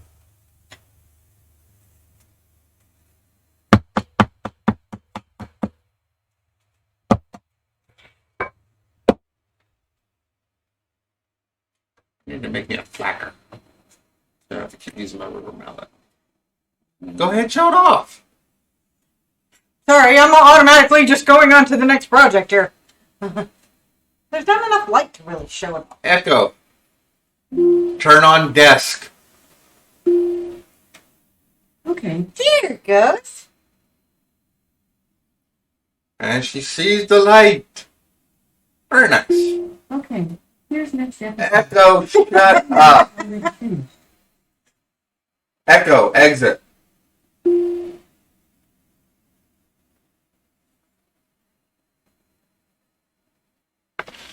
Okay. Damn, it's bright in here. Yeah, turn that one back off. Echo, turn off desk. And I got a whole bunch of LED lights running around here. Big old 4-foot light fixtures. They do the trick. And I've got the Echo, shut up. Of course, I got the Amazon Daily Bops controlling them all, which can drive you friggin' insane sometimes.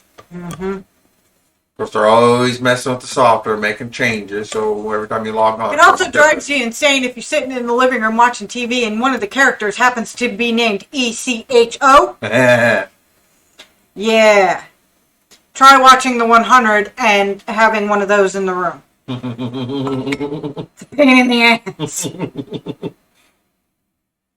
At least I got to stop, responding to Alexa, play this. Alexa, check out Burger King. Burger King kind of used that to the max when their Whopper came out. They're activating everybody's Google Homes and Alexas, setting them on a big rant about Burger King and all that. And somebody got wind of it and changed the Wikipedia to include rat parts in the ingredients and really screwed Burger King, and Amazon put a stop to that stuff right away.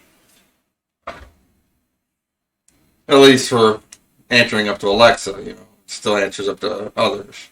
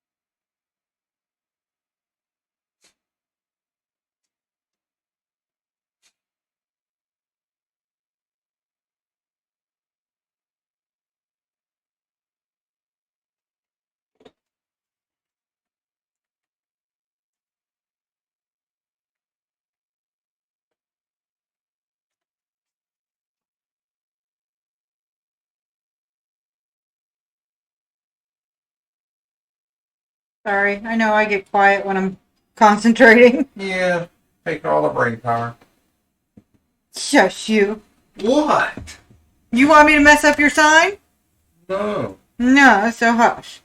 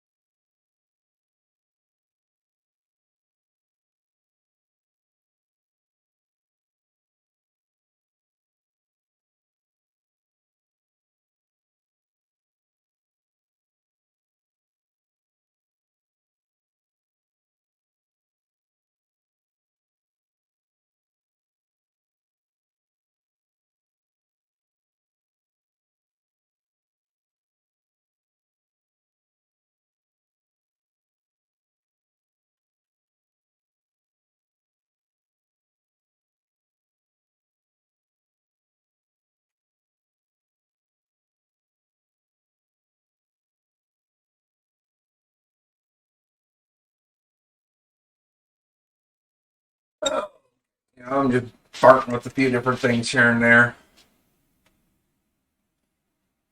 We are toying with the idea of multi-streaming again. It's not getting a lot of people live, Got a few people watching the streams on YouTube and after the fact, but we do want you to come and interact with us and, goof off with us live, while we're in here making fools of ourselves. We'd like you to join in on the fun. Definitely makes things more interesting. Yeah. You got some people you can harass, Not that we'd harass you per se, but, you never know.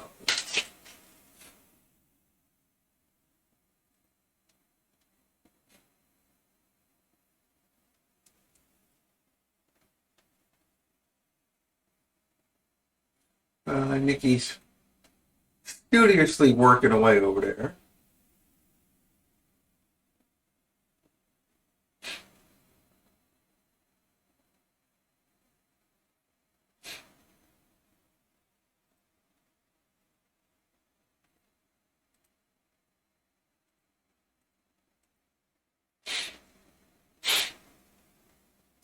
You working on my sign? Yes. What's it?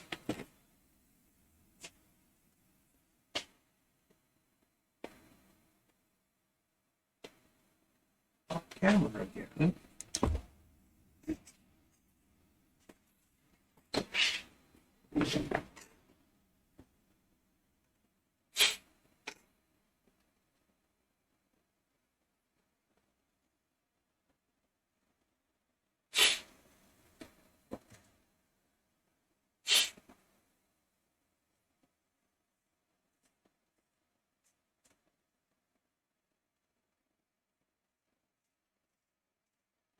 Maybe put another top-down camera or something just to constantly get the desk.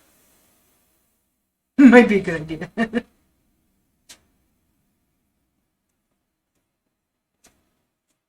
Polly? Yep. We could certainly do up one of these signs for your company too. Mm-hmm. Or group, or church, or organization, whatever you want, you know. Not have to necessarily be a company. Can just be a gamer logo design. Or if you're a ham radio operator, your call sign. Certainly do some funky things for you.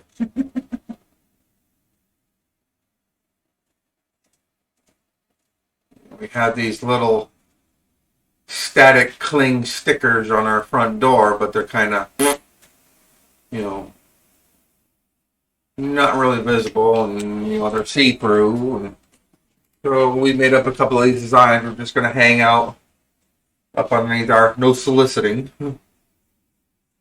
Leave us in peace. We don't care about your product or your, you know, whatever else you're trying to peddle. If we cared about your product, we'd watch your stream or go to your store. Yeah. But do care about our product. Oh. Ah! What?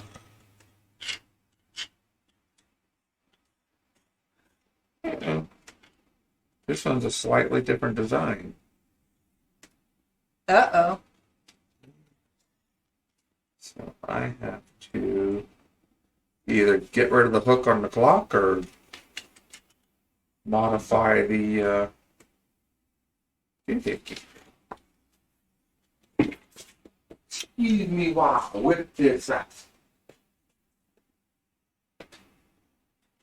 Yeah, if you know what I'm referring to, you're old as dirt and you're not easily offended. You're one of our kind of people.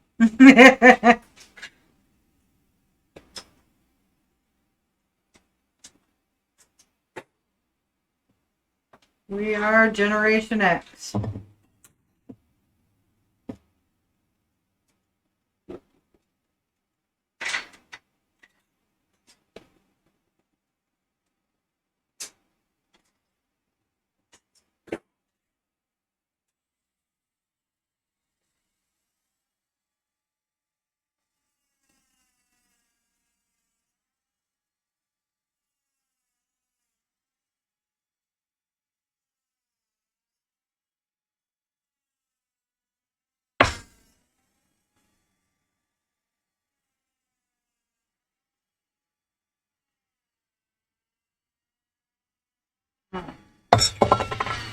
Just probably on the back here in a little while.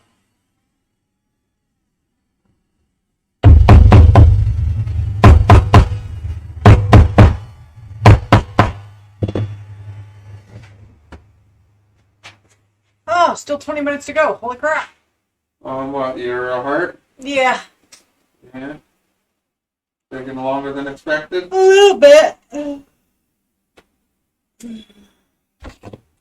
Probably pull up the cam so I can make sure it's doing okay. Yeah.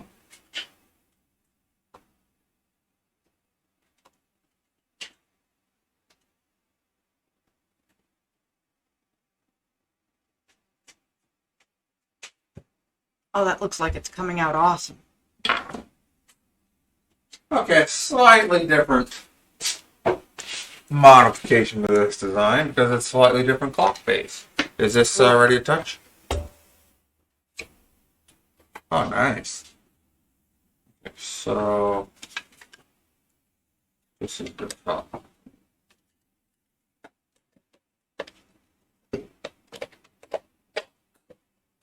Yeah, just don't put it fully together yet, because I still got to poly it. Got enough thread? Oh, yeah. Yeah, that's fine. Is it up and down? Yeah. Straight? Yeah. Yeah.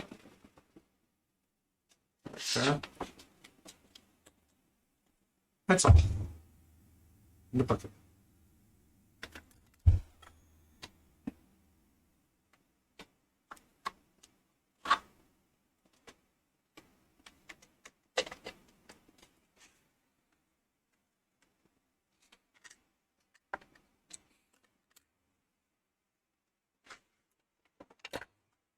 No, I didn't stain the back.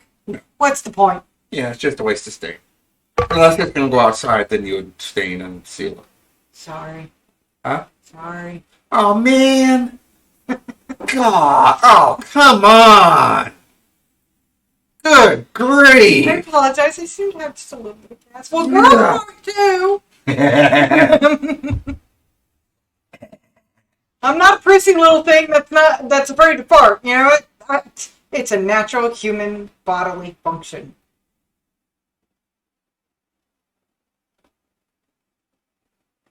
My mom and dad raised me better than that. Mm-hmm. It's not something to be ashamed of. Mm-hmm.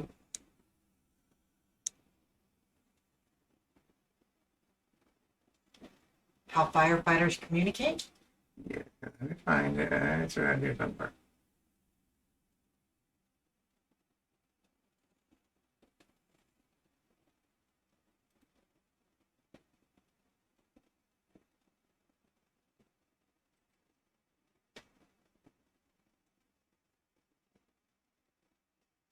Yeah.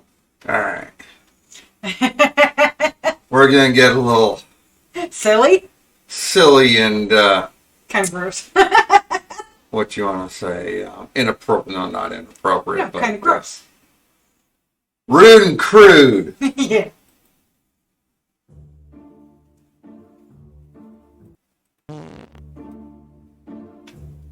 Oh, hold on. Is it still because you're connected through AnyDesk? No, my... Who's it? What's it? Well, if you find it. Alright, hold on. Get the full effect here.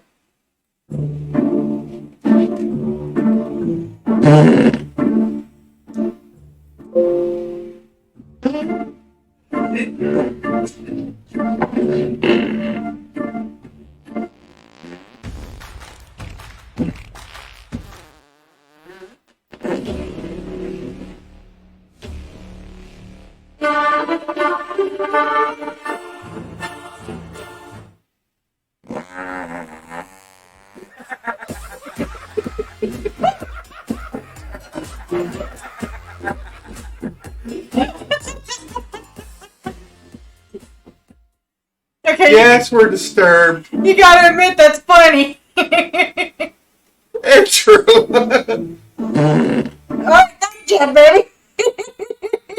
And then there's this one, which, you know. Hey, what is this? This is First Responder Digital. We live in New York. Yep, each ride has been designed to cater directly to every first responder's fantasy, no matter who they are. And every visit comes with the two things that they seem to cherish the most: off-duty shirts and challenge coins. What one was that right there? Ah, that's our firefighter rule, where it's nothing but jobs all day, not a single pistol grip in sight, and you'll never have to load a single section of hose. Wow. I assume the police office room is just a big variety of donuts. Actually, no. We just filled a room with mirrors because if there's anything that cops love more than donuts, it's themselves. Oh, damn. It's really on everything. I mean, what is that like? Huh? That is actually our most popular ride across all fields. I tell you what, go ahead and sit down. What's the big deal? It's a driving simulator. Go ahead and turn your lights on. Okay. What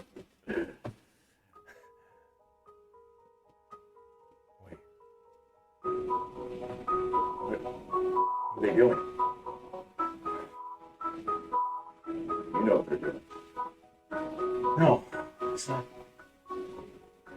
boss? They're moving. For what? They're moving. They're pulling over. It's orgasmic. Jason, hey, we got a code blue jay, bro. What's a code blue jay? A naked police officer in the cop room. Seriously, those guys love themselves. Wow. No, we don't have problems with police officers. We love them too. We work with them all the time in firefighting and everything. But apparently they like to pick on each other. Oh yeah, the rivalry is just unbelievable. No, I had to share that. Yeah, we're a little crazy. All right. So what are we doing over there?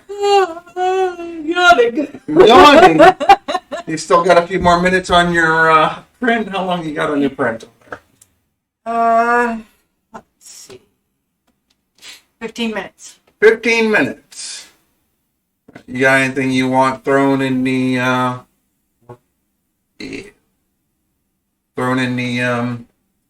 3D printer? No. No? We're going to go ahead and modify this clock a little bit.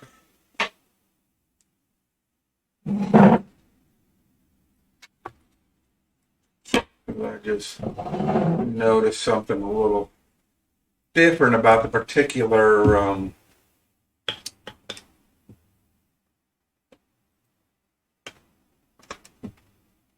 clock body we're using for this clock. It is slightly different. It has its own embedded hook. Correct. I need sponges. You need sponges? Yeah. So what we're going to do is do a small cutout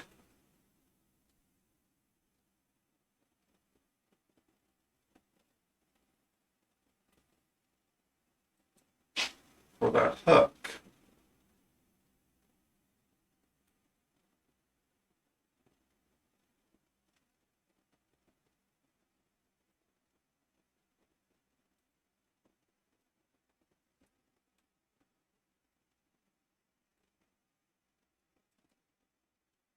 If I did that properly, let's go around the other side. Yep, if I did this properly, and go ahead and remove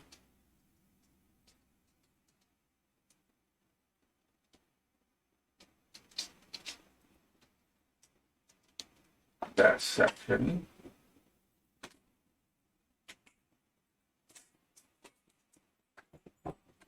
I don't think I did do it. I don't know if I did or not. But that gives us a little cutout for a hook. Let's see if we can catch some holes easily or if we have to bridge it. And we have to bridge it. Now, I talk about bridging, that is going in, selecting my edges.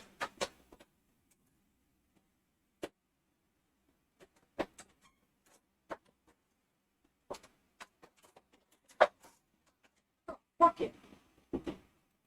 And sealing up this gaping hole we have.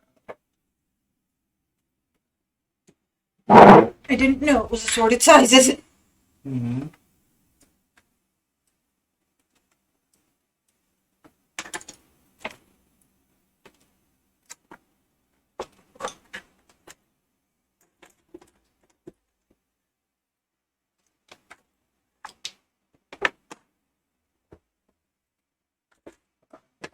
Do this or that crap. It might be easier than bridging it.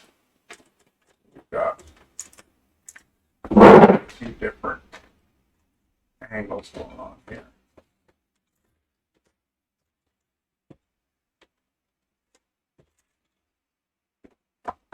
Alright, we're gonna have to export it and send it to NetCraft to get those gaps closed.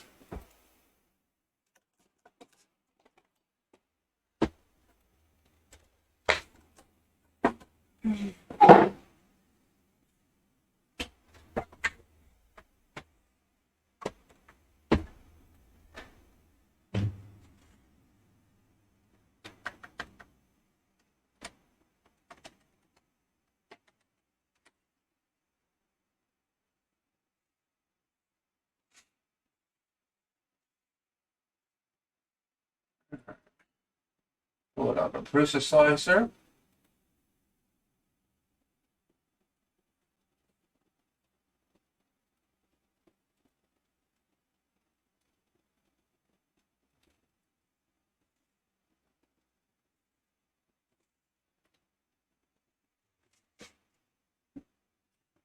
New one. If you notice over here, we have a little triangle said there's some errors in it. Which is most likely that hole we have. So we'll send it through NetFab Okay, I don't want and seal up that hole. Quite nice. Export it. Save it over that one.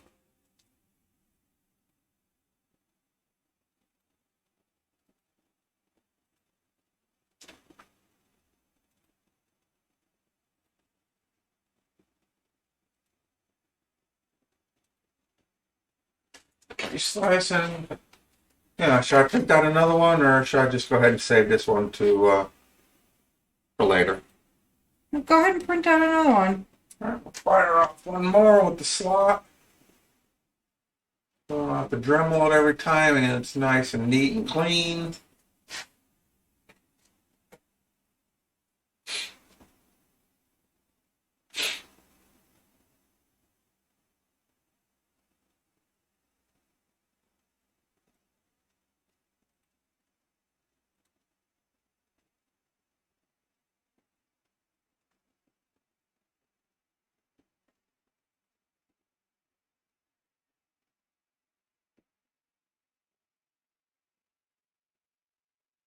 And you'll see it heating up.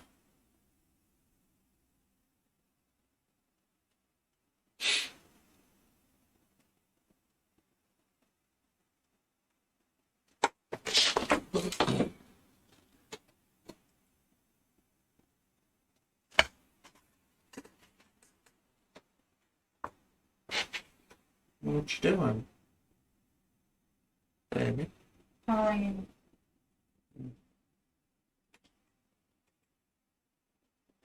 I didn't like the way it was coming out with just using the brush, so. What do you mean?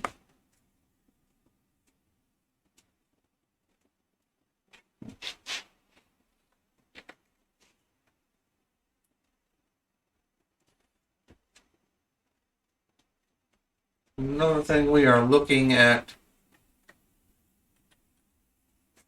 getting into or messing with is maybe some resin casting. Eh, Yeah, kind of thinking twice about that. yeah. Why is that? More thinking ceramics and clays than resins. Well, thinking ceramic, resins, and clay More thinking ceramics and clays than resin. Okay. than resins. No. If you want, we even discussed even doing And that's because the resins are extremely bad for me. So maybe we'll get into some candle making or something. That I could definitely do. So a few different things.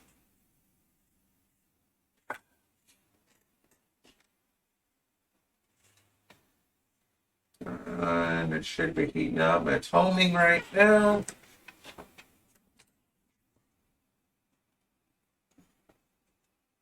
You can see it's doing a thing.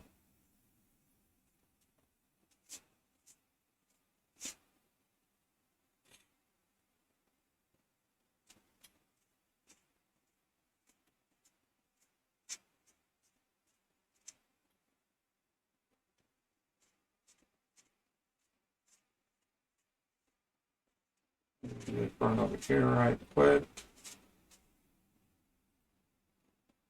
Back to the ender.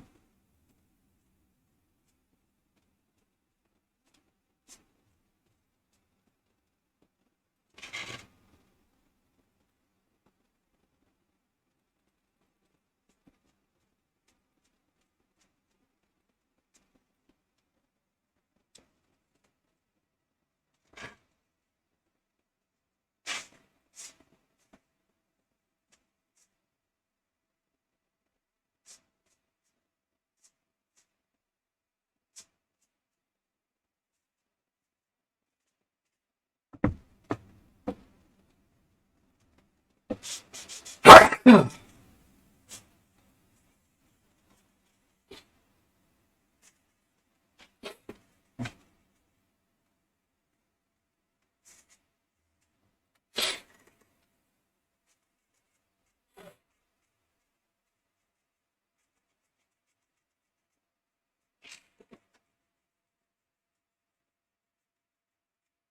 of sort of see what's going on in the window.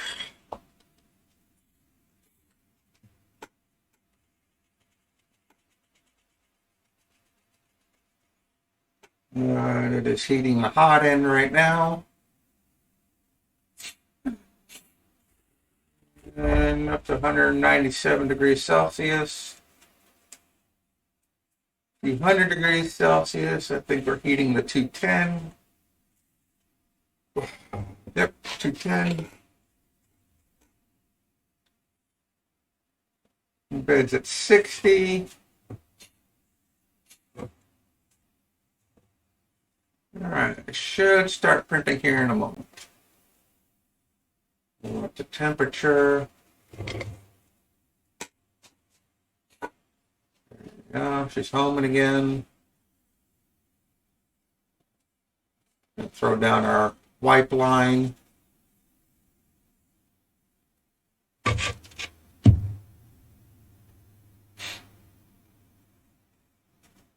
First corner may need to come up a little bit, so we'll re-level here pretty soon. And I'll take you all through the leveling process. There goes our perimeter.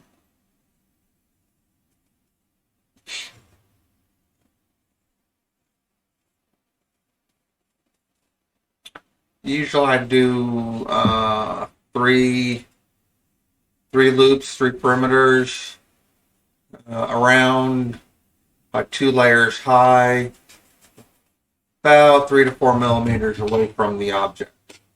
Kind of my preference. I think the default is 1, 2, and 3. One loop, 2 millimeters from the object, and 3 layers high. I chose numbers. I did. I'm not really sure. It just kind of seemed to work for me.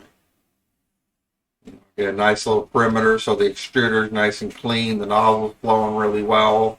It's not too close to the model so it doesn't interfere. And it's not too terribly tall where you're wasting a lot of filament. I think I brought the perimeter, the skirt, further away because when I print with a brim for smaller objects, the brim doesn't interfere with the perimeter skirt.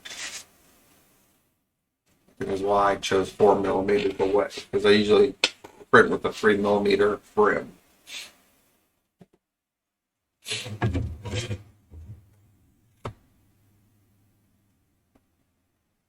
You're all asking what a brim is. A brim is just an extra layer of filament layers around the bottom layer of the print.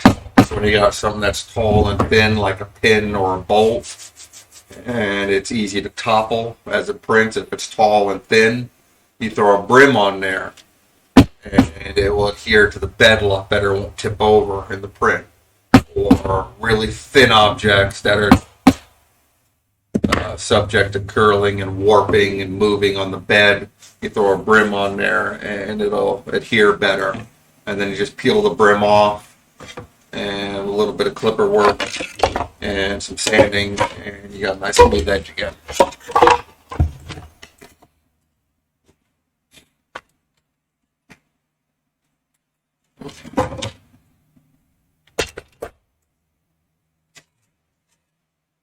Well, that looks like that's going down fairly good. Excuse me. Now we'll take a look at what Nikki's doing again. What you doing over there? I'm getting ready to switch out, in a minute and a half. Switch out the hearts. Oh, okay. I just finished polying the clock. So I gotta wait for that to at least get to where it's dry to the touch so I can install a mechanism. I got a few minutes going here on the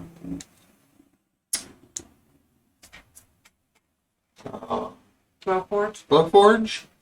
He's almost done. You bring up the GlowForge page. And we got about 45 seconds left. I'm going in. I'm gonna get my twine as well so I can put new strings on them.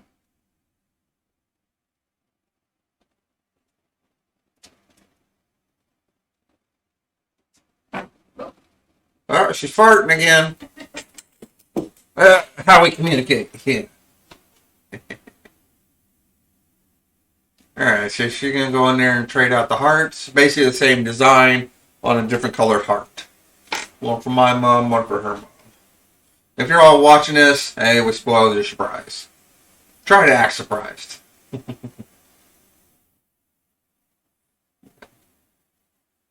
Looks like it's just doing the top of the M. Looks like it just finished. She's going to home the head and it's going to start cooling down. Should be able to remove the print and set up the next one.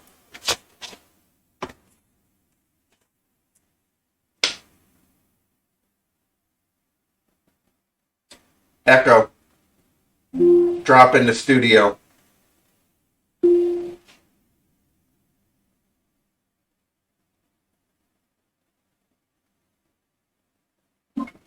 Hey you.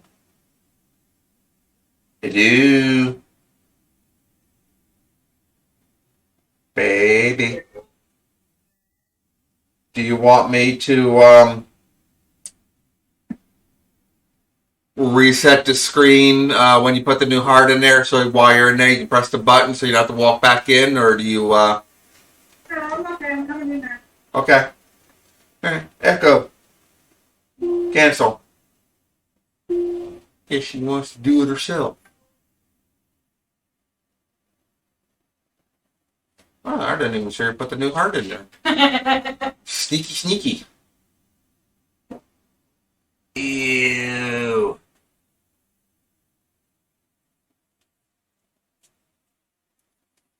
Ew, awesome.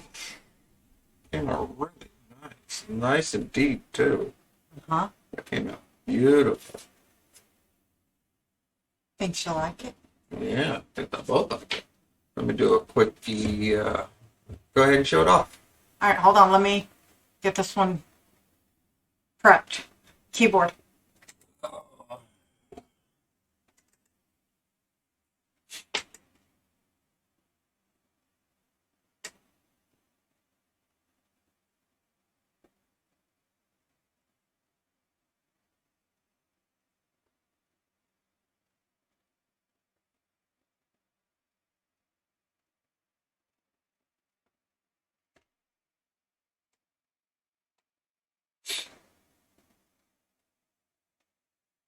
And if you're wondering what she's doing, Setting the focus.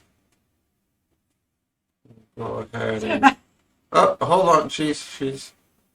that's what we got. Showing. Came out beautiful. Nice, clear, crisp lettering. What did you choose for the lettering? A higher lines per inch? I'll show you. It's 660. Okay, cool. It's the Pine Hobby Lobby 1/8 inch 265. Really? Yeah. That's not the one I did yesterday, is it? The setting of the profile set up yesterday? Yep. Huh. The difference is that this is a true pine, Yeah. which is why it's a little warped. Oh. Oh, it's not a plywood? No, it's not a plywood. Oh, okay. Alright, anyhow, back to what we're doing here. We will switch screens to what she's doing. And she's firing up another brick. I really do gotta make a trade for that.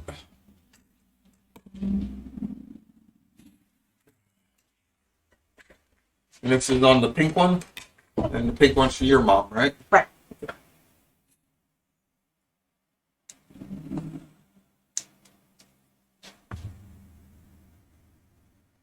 Oof.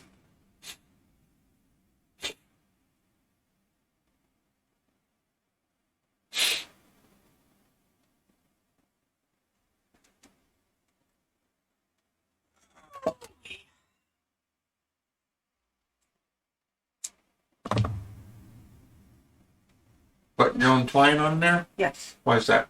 Because I had to cut off the other twine so it didn't catch fire in the GlowForge. Well, we don't call fire in the GlowForge. Yeah, well, safety first. And besides, I like my twine better. It's tighter. Mm. Making that shit tight, huh? Duh. Well, that sounds taking forever to process. They both do. Do they? Because it's so much text. All the lettering, yeah.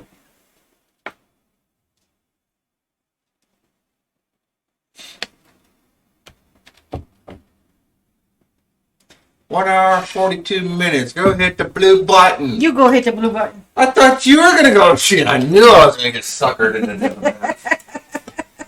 I knew I was gonna get shafted. I'm going to do Polly. Uh-huh. Shafted. Drafted and shafted.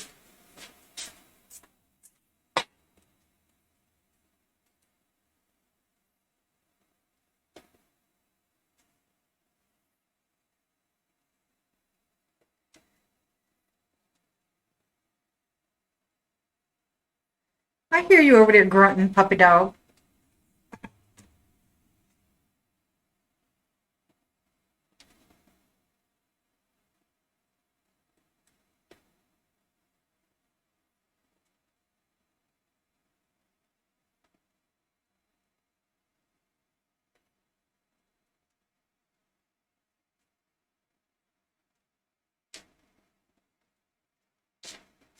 Oh, there it is. It's on my couch.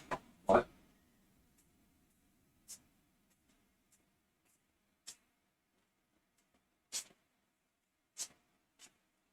Ugh.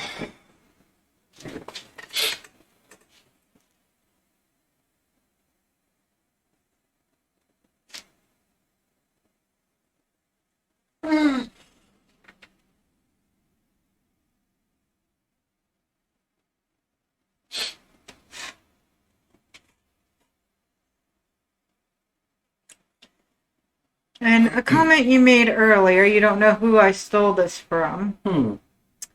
I know the artist personally. Mm-hmm. But if you were to look up this poem anywhere on the web, Mm-hmm. everything says anonymous. Yeah. And I can tell you that she did that on purpose because she didn't want there to be any issues with copyrights. Yeah. Why is that? Because a lot of poems you can't use, Mm-hmm. you know, even for stuff like this, Mm-hmm. because it's copyrighted to the artist. Mm-hmm. But if you're posting it as anonymous, how's that going to be copyrighted?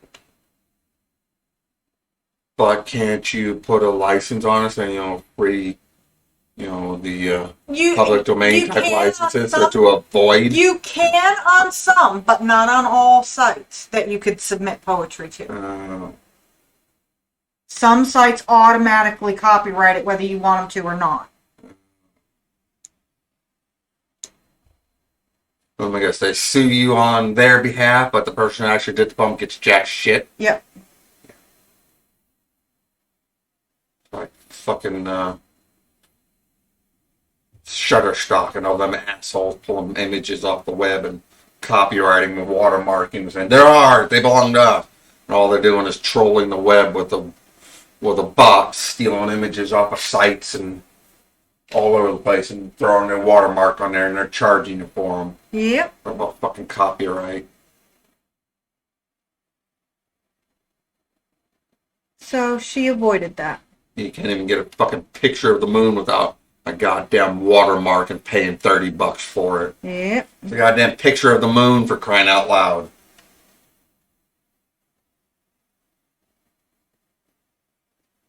I mean, now if it's a drawing, an artist rendition, that I can kind of understand. But a motherfucking picture of the moon. I know.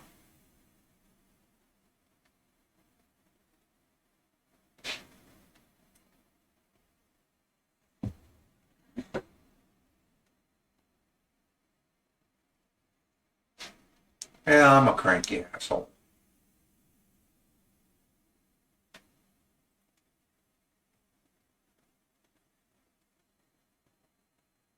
It's okay. We love you anyway. Uh-huh, sure you do. Hey, dear. Mm-hmm. I wouldn't be here if I didn't. You're just using me for my vast fortune. Sorry. I don't think that's possible, my love. Mm-hmm.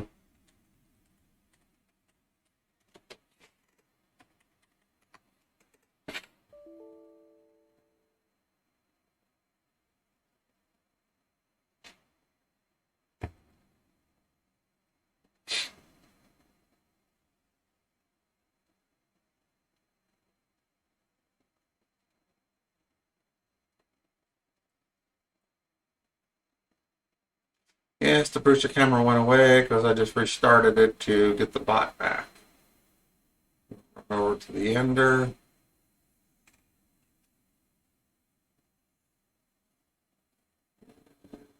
And it's the ender cam. There it goes.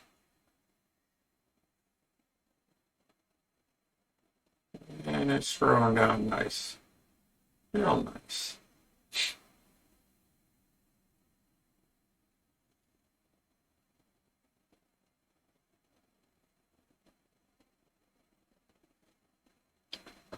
Got the GlowForge working away. Got Nikki working away. Everybody's being productive but me. I'm just shooting my mouth off. Sometimes that is being productive. Goddamn.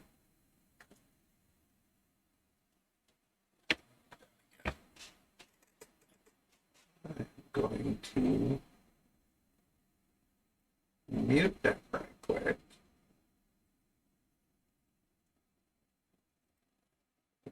Pull that up.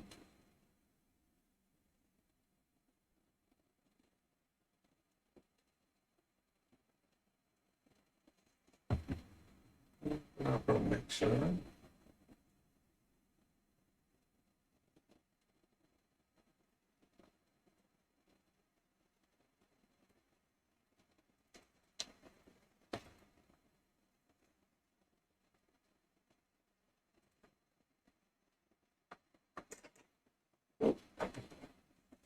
Nuh-uh.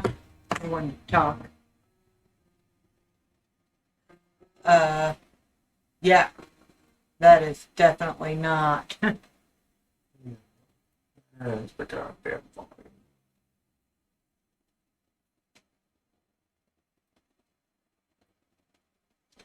What are you doing, dog? Why That's you not bitching? him. Who is it? That's outside. There's a dog? That's, no, some type of motorcycle or something. Oh. Don't yell at my puppy. Yeah, you fucking...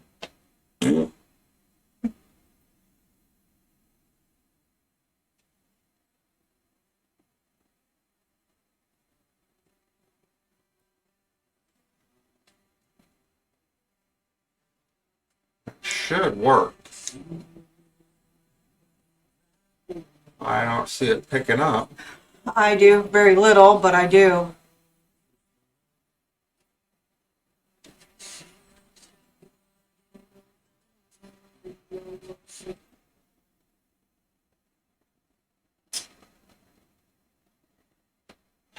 You might as well give up, honey. It's fucking...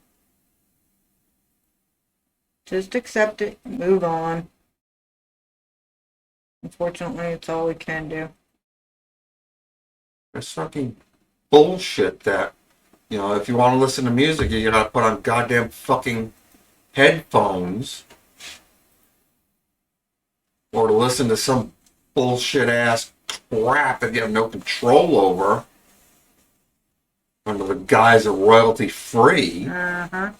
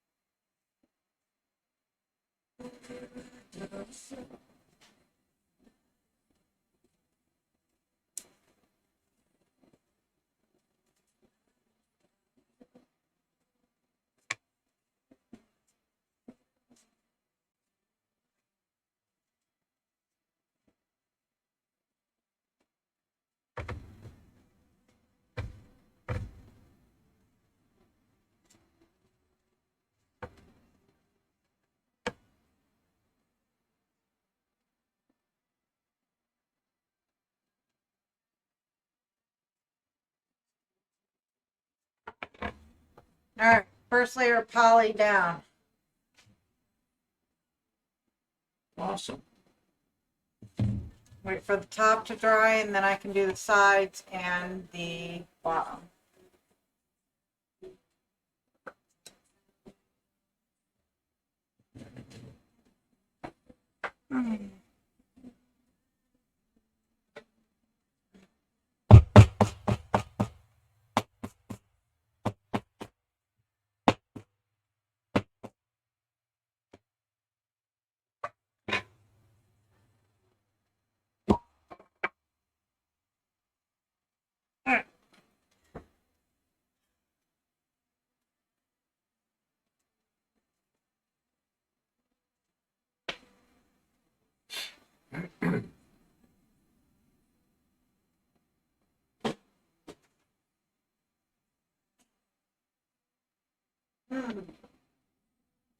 What you doing? Watermelon line, Oh, you starting to drink again? down home line.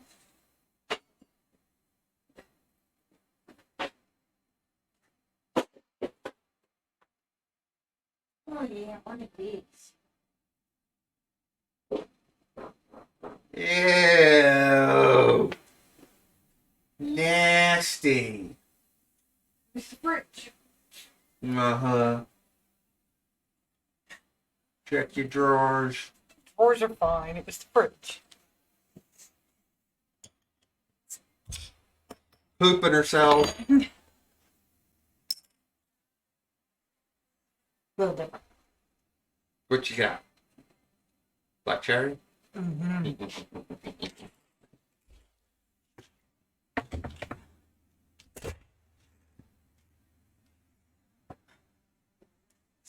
How's your clock drying? Almost there. That's one thing I love about Varathane. It dries super fucking quick.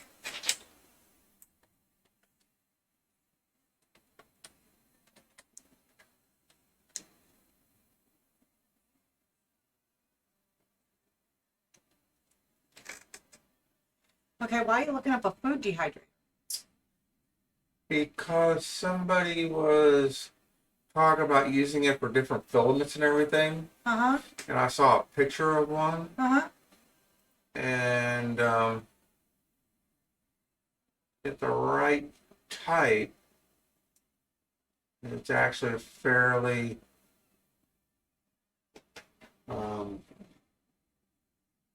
it's fairly decent volume I mean, I could use one. for Drying herbs. Oh, yeah. I mean, if you don't use it for food in the kitchen, but if we set up like here in the studio, you can say, I put stuff in there at a low temp, it'll help cure faster. And drying out bulk amounts of filament and stuff like that.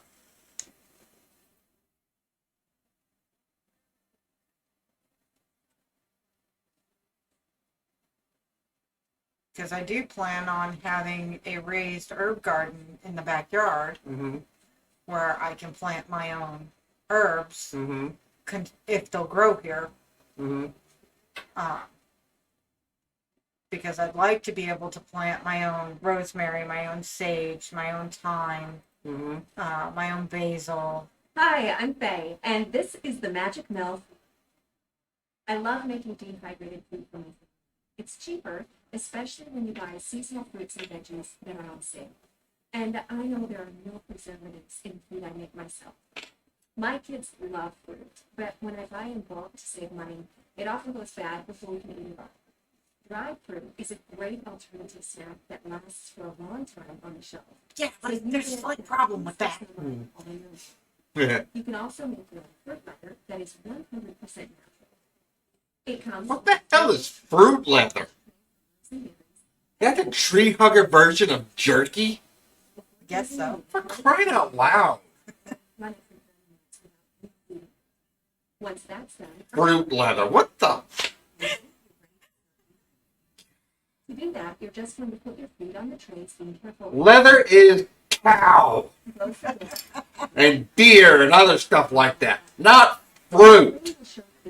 All right. Fruit is what Sonia? food eats. Sonia? You can change the time and That's enough, baby. Yeah, don't get me started. Please don't.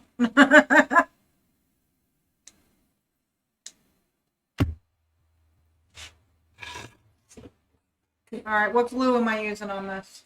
Oh, we are going to fire up the hot glue.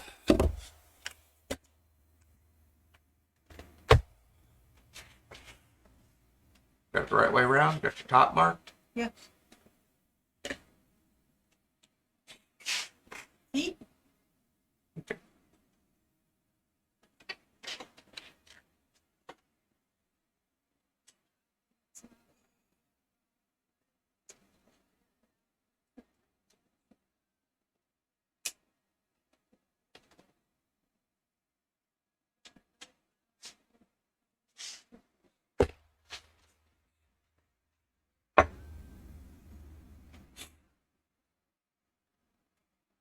Glue!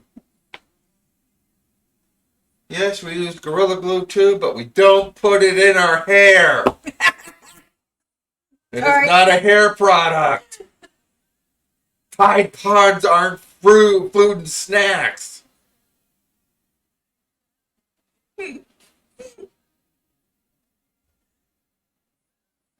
That's just plain stupidity. We've raised a generation of morons. Unfortunately, we have.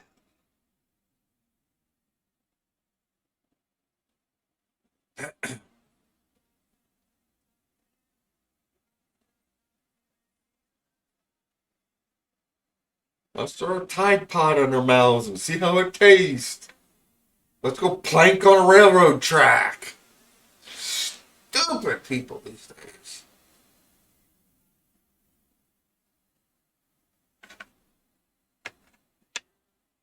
Normally it's Darwinism in action, but they keep saving their asses.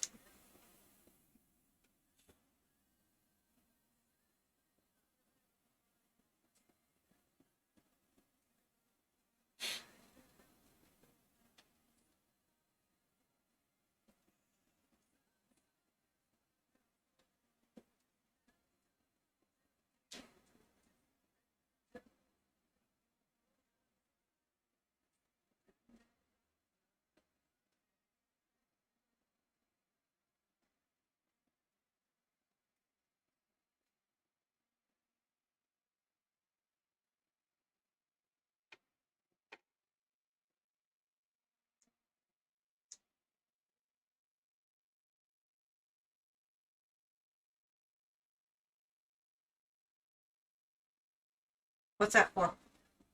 The external sensor for my clock. Oh. And this is the ender. And it sat in fucking LA for 2 days. Yeah.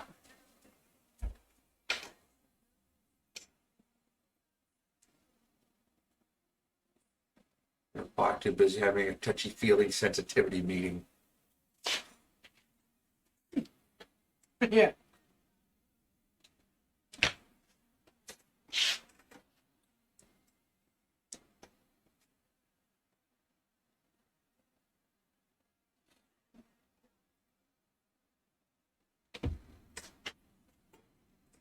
Oh, you glue hot it yet? Nope.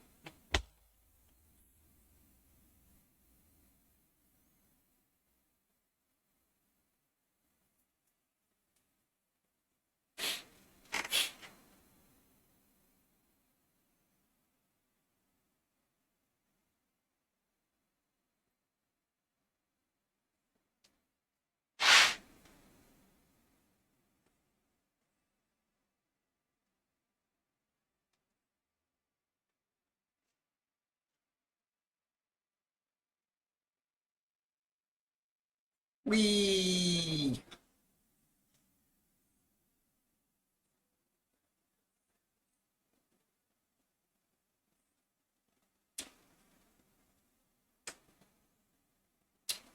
Um.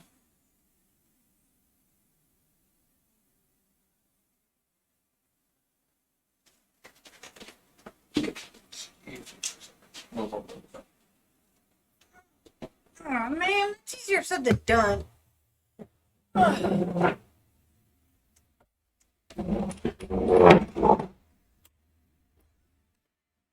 Hold this. Glue's ready.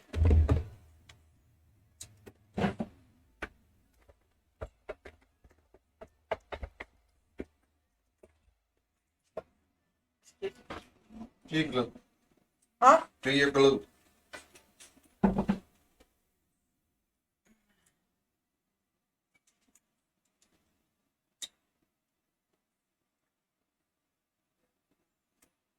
Just 4 little dots? Yeah, that's all it needs.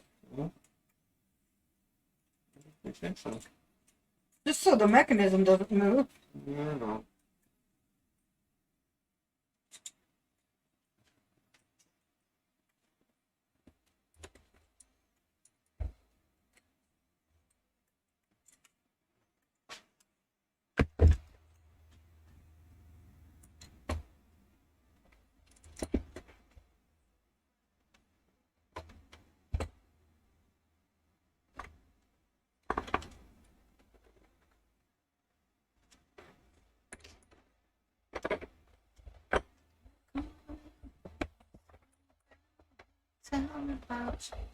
I'll probably get in trouble for that, won't I? For singing? Yeah. Like, it's a public performance of a copyrighted media.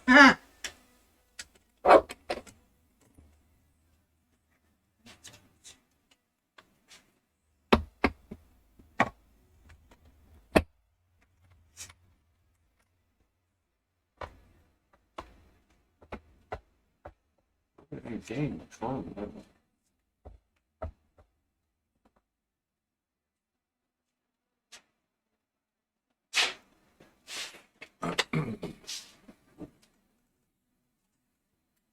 Before you put that in there, come on. What? can I scan them to get the right sizes? I'll give you another set to do that. Okay.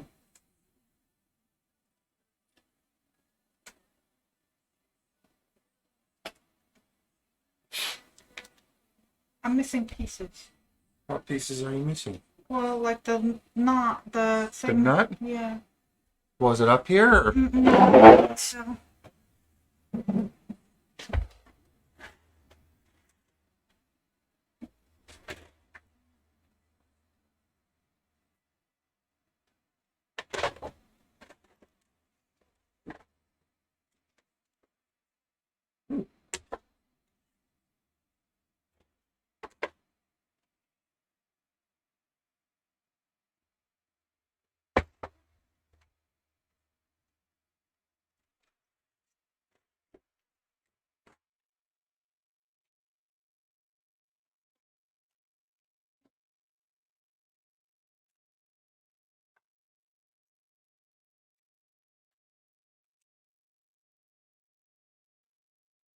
Got it?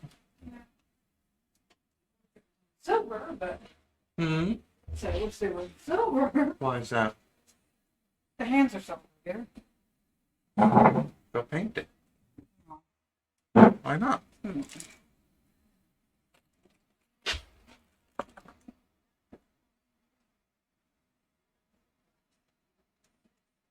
See why I can't just throw a little coat of paint on it. Fine, and stop your bitching. You gonna beat me yet? Yeah.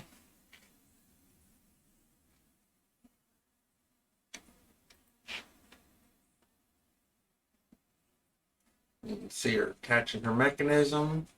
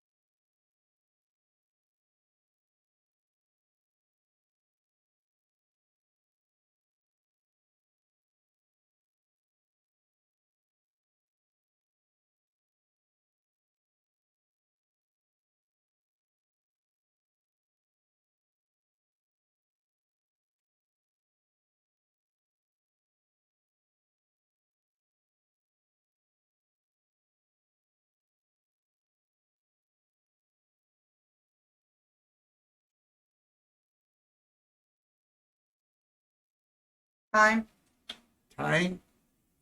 It is 10:08. 15 seconds. What are you doing? Oh, hush.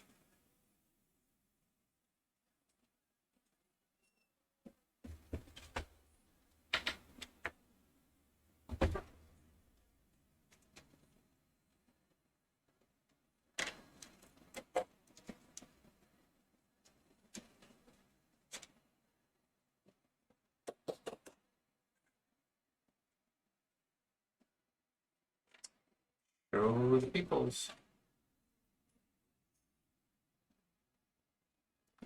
There we go.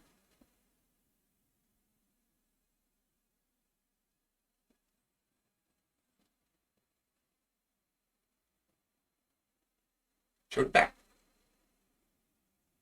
Back's a little messy, but Oh, turn a little sideways. And you can see a little pocket that keeps the mechanism from moving around, rotating around. And this mechanism actually got a little hook on it. comes with this, so you can do this. And it's already got 4 little nails in it.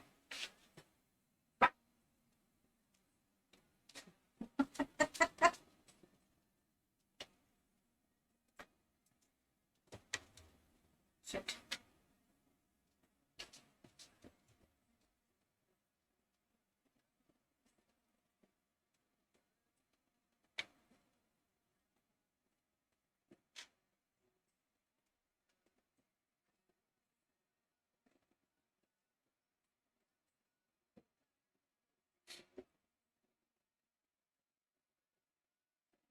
Check on the ender. And it's still cruising right along. Peek in on the GlowForge. She's cruising right along.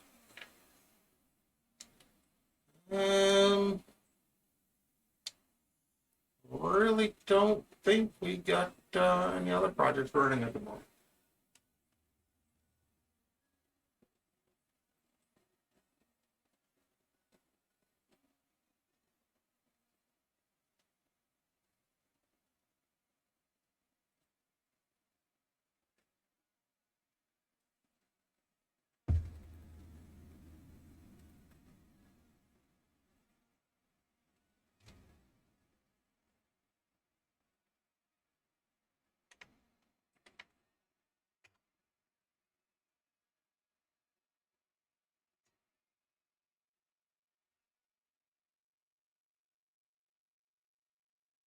Yes, kind of going. We'll go ahead and set this one low right quick.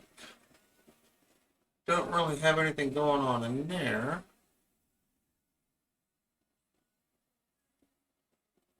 Booster slicer, we'll go ahead and reset this. And let's see here, recent project.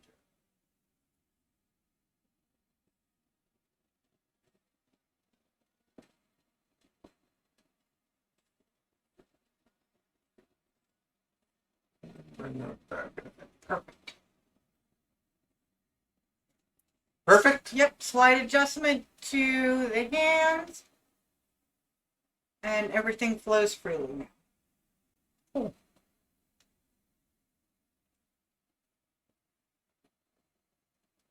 So let's put her aside. She's done for the most part. Got a bit of curing, and then she'll get hung up on my wall. Cool. Well, pictures first, then hung up on my wall. She's another example of what I can do for my Etsy shop. Mhm.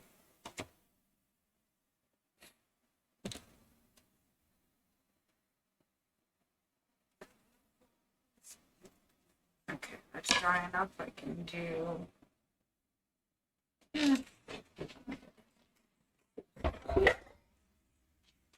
Knocking stuff over.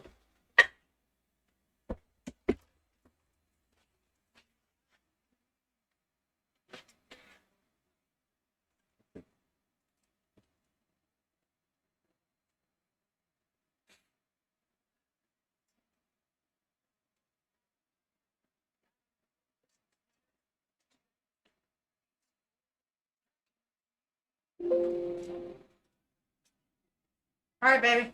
Hmm. What? Want to hang her up? Where? Somewhere to finish curing?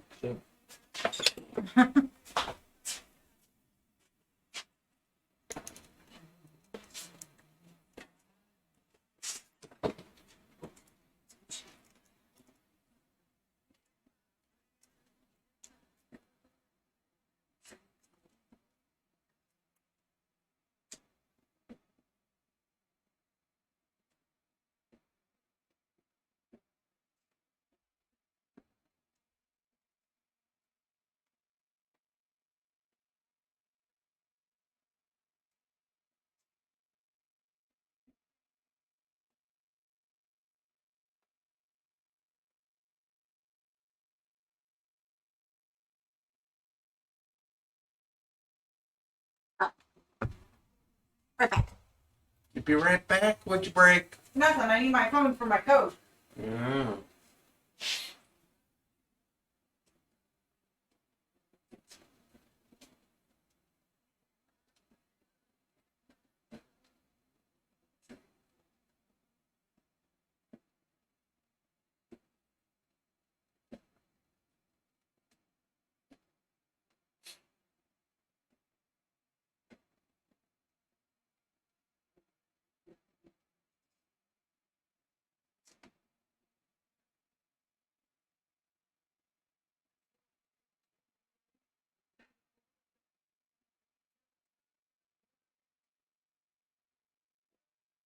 Oh. Felicia's streaming. Hmm. Felicia's streaming. Yeah, I know.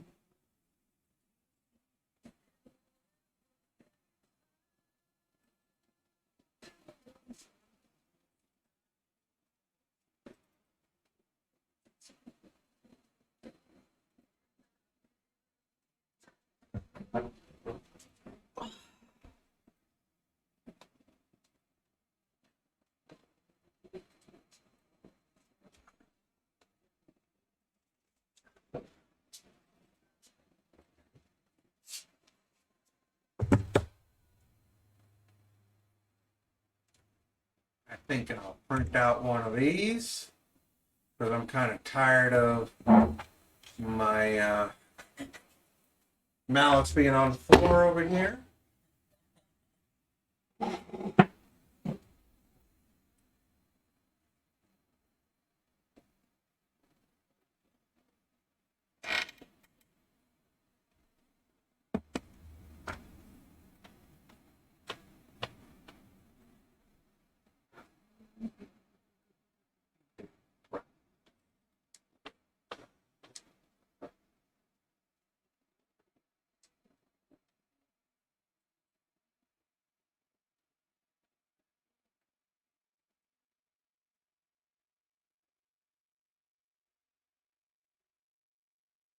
Okay, so I know we're quiet. I apologize.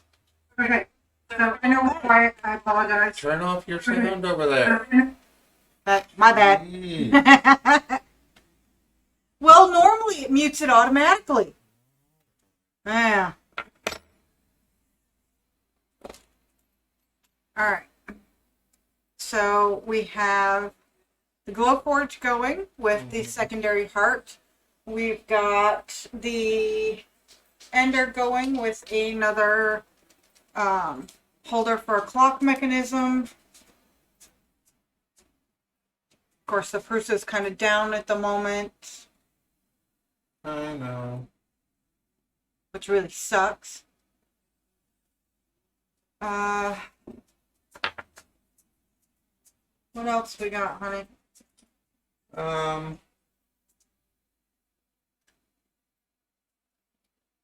don't have a whole lot. You got your project running. Mm-hmm. A little clock feely bop here running in the ender.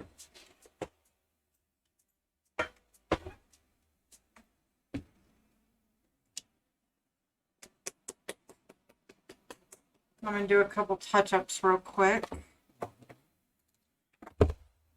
Because we had to sand down one of these trinket boxes. Because once you added the paint,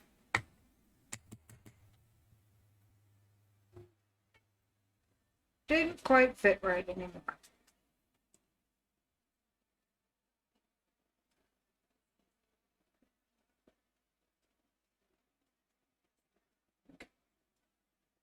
All I need there is just a little polish.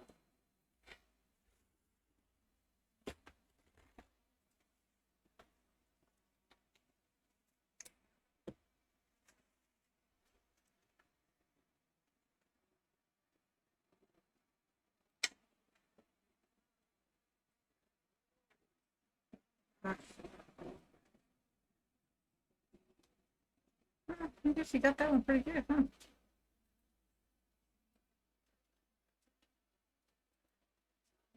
Put a second brush coat in there. Kind of darken it up a little bit.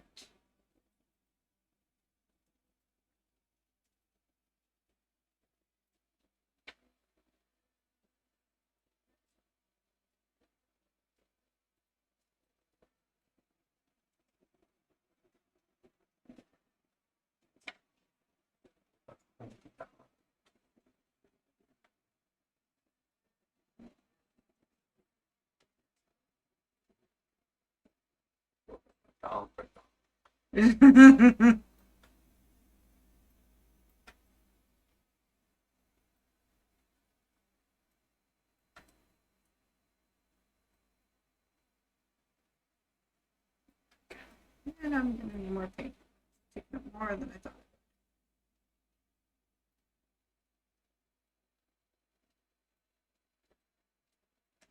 It's okay.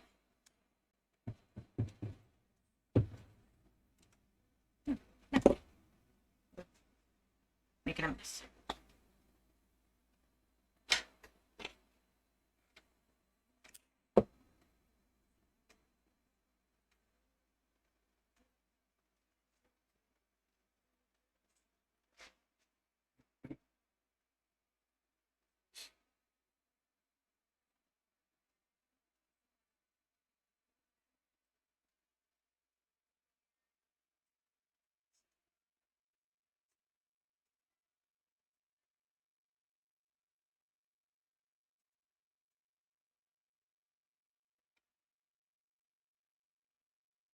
There you go. What I've been quietly working on here. Setting up a print job for a flacker. Zwacker. I'm kind of tired of my rubber mallets being on the floor. I already broke one of them. I don't need to replace more. Yeah, you only broke it because he threw it across the room. Well, yeah.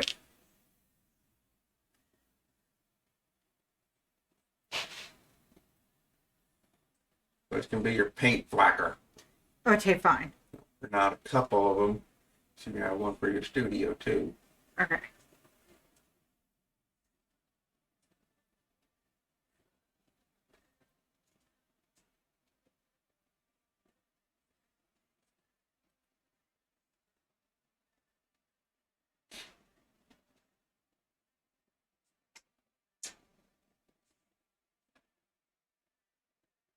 Check on the ender right quick. It's printing the wall, so it should be done relatively soon.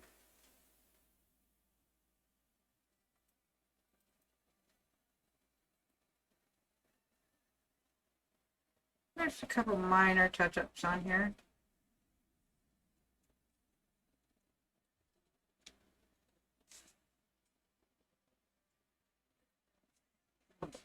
Side.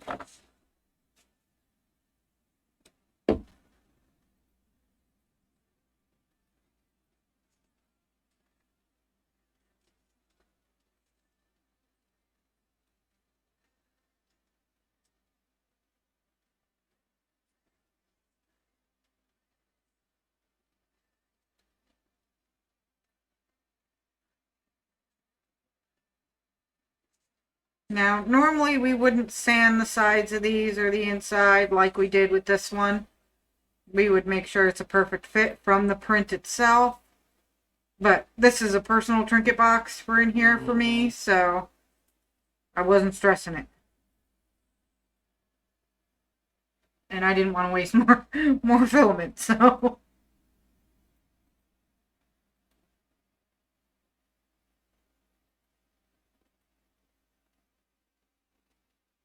Is your print done?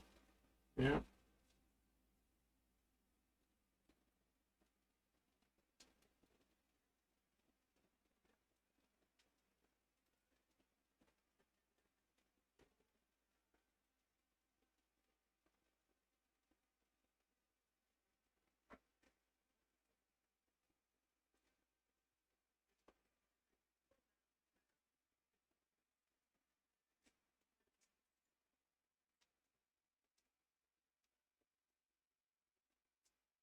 Alright, that's it.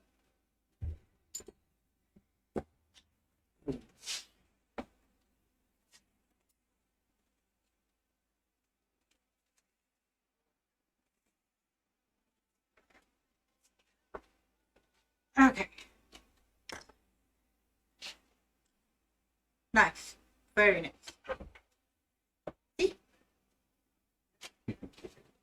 That was the print that just came off Yeah, it's still warm. hot off the press. Yep. You know, short side. It's got the little cutout for the hook for that apparent model of clock box. Yep. So we got one for 3mm board, one for 6mm board, another one for 6mm boards with the notch in it. Right. So we got 3 different types we can mess with. No, I don't want to do that. Yeah, I'm in a weird mood.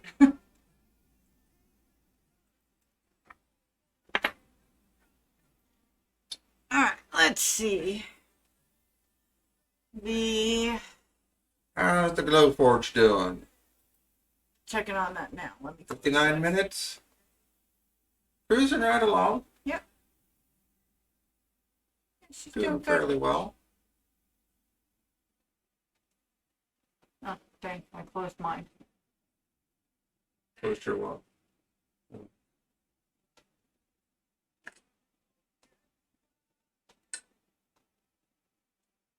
Really? Chrome sucks. What's the point in giving you the option to remember a computer for 30 days when Chrome doesn't let you? You didn't hit the button. You didn't check the box. I did last time and it You didn't hit work. the button. You didn't check the box. I did last time and it didn't work. You didn't check the box. I did last time. Sorry. Really? I think once the Ender Octoprint reboots here in a couple of seconds, a minute or two, I think I'll take you all through a quick, Level? what the fuck is this shit? I don't know.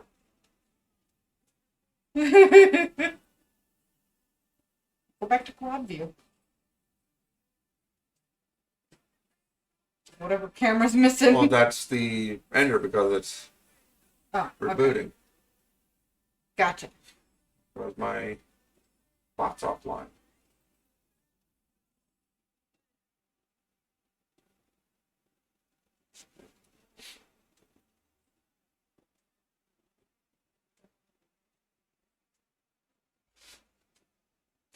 All right. So what can we do in the meantime In the meantime, what? while we're waiting for stuff to finish? What, reboots and everything? I don't know. We've been streaming, I think, for about 3 hours now. Almost 3.5 hours. So we got at least an hour and a half to go to kind of keep our streak going, which we kind of broke yesterday. But I don't know. In the meantime, well, tomorrow we plan on doing I'm gonna kick his ass. a game stream at some point during the day or evening, whenever we decide to do it. Yeah. Excuse me. Probably do some Project Cars and do some racing from the game room. Yeah, I'm gonna kick his ass. So you got to set up your OBS on your HP. Yeah. To be able to stream. hmm And I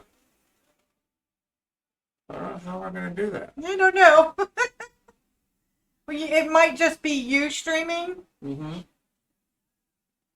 With the camera over my shoulder catching you. Yeah. Yeah, I guess we can do that. Oh, we'll figure it out. We're not partners or affiliates and stuff yet. We're not even an affiliate because we don't have enough people. Come on, follow us, watch us. Yeah.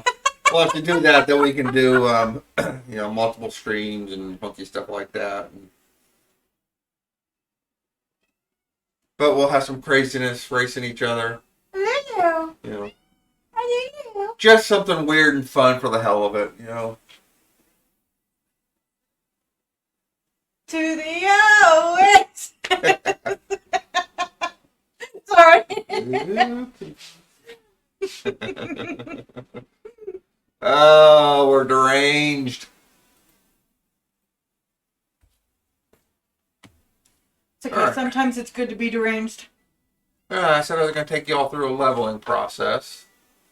So if I can get the goddamn cameras to Cooperate. cooperate. Alright, you can kind of see what I'm doing.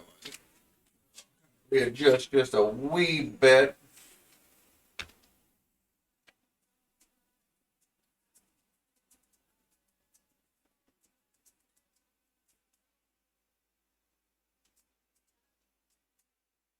Alright.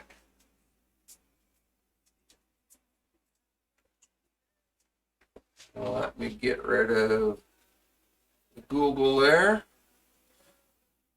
Alright, so you can see the Ender and its little control board. And these little things here, the leveling wheels. I do use the Smith3D from Smith3D.com firmware with the BL-Touch, which adds a little bit of, the BL-Touch and firmware adds the leveling menu here. And it also adds a few different controls on the inside here that makes leveling a lot easier compared to the stock method and the little G-code file and get your hands on it. Automatically goes to all the different corners and all that, but it goes so goddamn fast half the time you miss what you're doing, and it takes forever to do because it does like 5 times. And if you miss it and you don't get it quite right, you got to restart it, and it takes another 20 minutes. But the Smith 3D version is a lot easier to deal with. You'll see it's homing, basically finding its Z offset, and then it gives these little options in the menu. And basically, the top one here puts the head up into the top left, or bottom left, I'm sorry. Now you can see how that piece of paper just slides right through there with no resistance. So I'm going to move the bed up a little bit. Now you can see that there's a little bit of resistance. Really can't tell just by look, but from touch you kind of feel like a little buzzy feeling friction. When you got that, then you know you're relatively level. Second option down is to the back corner, the top left. Again, it's nice and loose, so we'll adjust it, turning it towards you. It should be lefty or righty, righty tighty, lefty loosey. But I don't really trust that. Forward and back, back down, forward, forward up. So that one's level. Over here to the bottom right. Loose again. Move her up a little bit. Got enough friction. Move it to the bottom right. Loose. A little bit of adjustment. And then to the center.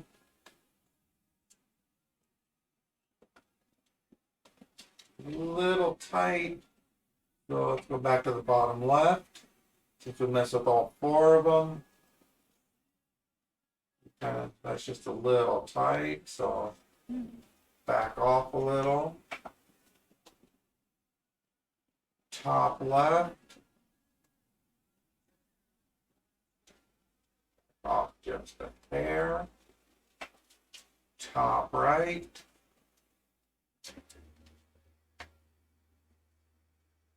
A little loose. Better. Back to the bottom right. Now the reason why the bottom right kind of looks like it's the top right, it's, you know, according to the bed orientation of the printer.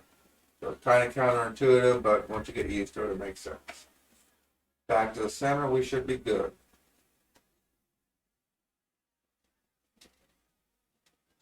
And she's a wee bit tight.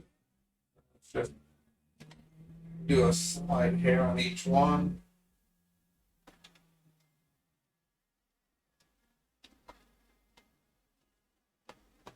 Go another corner, double check. Alright, that should do the trick. We'll go to back. Go over to control. We'll store our settings. Now you can hit the leveling menu, which throws the BL-Touch into play, but you still have to do the manual level, what I just did. So you go into the automatic level with the BL-Touch, and I'll do 25 different spots on the board, a 5x5 grid, and we'll just basically double check and map the surface. How well and how true that is, I don't know. Like I said, when you get the G code to do this and you run it, it runs a print, a level, bed level, every single print. But I found out I was wasting a lot of time with failures and just screw ups. So I took that part of the G code out, commented it out, and I do the level, once every 4, 5, 6 prints. Your miles will vary depending on how much you're printing, how fast it's printing, and all that, and how hot the bed gets. I say about every 5 prints minimum, or minimum, maybe 10 max. Do a aux level do your physical level with your knobs and do the BL-Touch level. And that should kind of set everything up proper for you.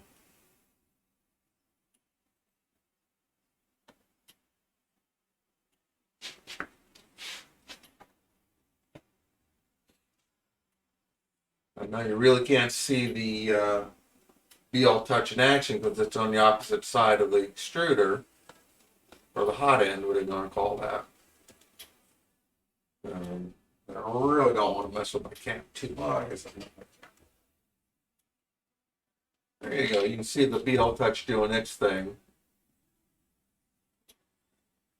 You know, and it's just a little kind of like syringe-looking device with the circuit board on there, some springs, some LEDs, and a little probe that goes in and out as it adjusts the board. It's not a foolproof system. It was a pain in the ass to really get going. Because the gantry kept crashing down onto the bed, and I had to shut the machine off, do a full reset, do it several times to get it to really behave. But once everything was going good and you got everything leveled out and all the gantries, arms, axes kind of manually pushed into place by pushing it down and setting all your Z offset and all that stuff, the leveling so far has been working really nice.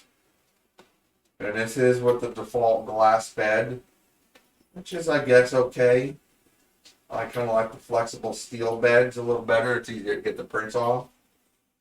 They do have a version for the Ender. $50 for a double-sided plate, a smooth and rough side. You add a second one to your cart, that gives that one to you 35% off. So $99, you get two of them. From Filament. Filament.com.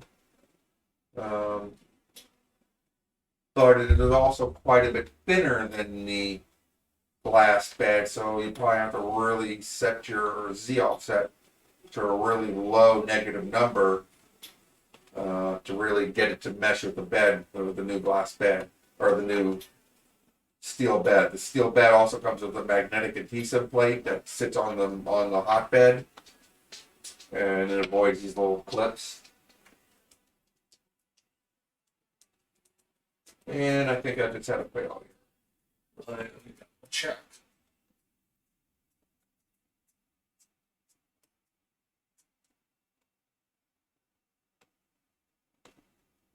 I wasn't paying attention, and if it did all 25 or if it failed on the last one.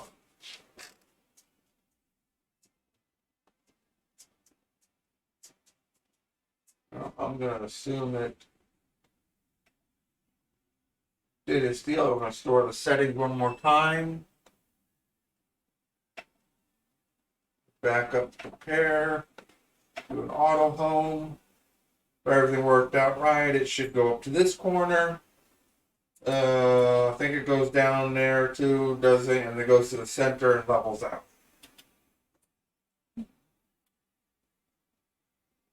Goes down, touches the probe. I think it does it twice. Yep. 2 or 3 times.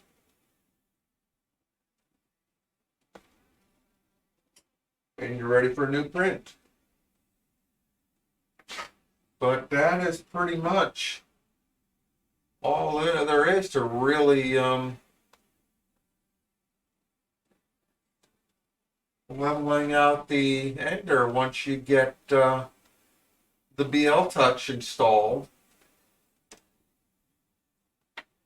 and install that Smith 3D firmware.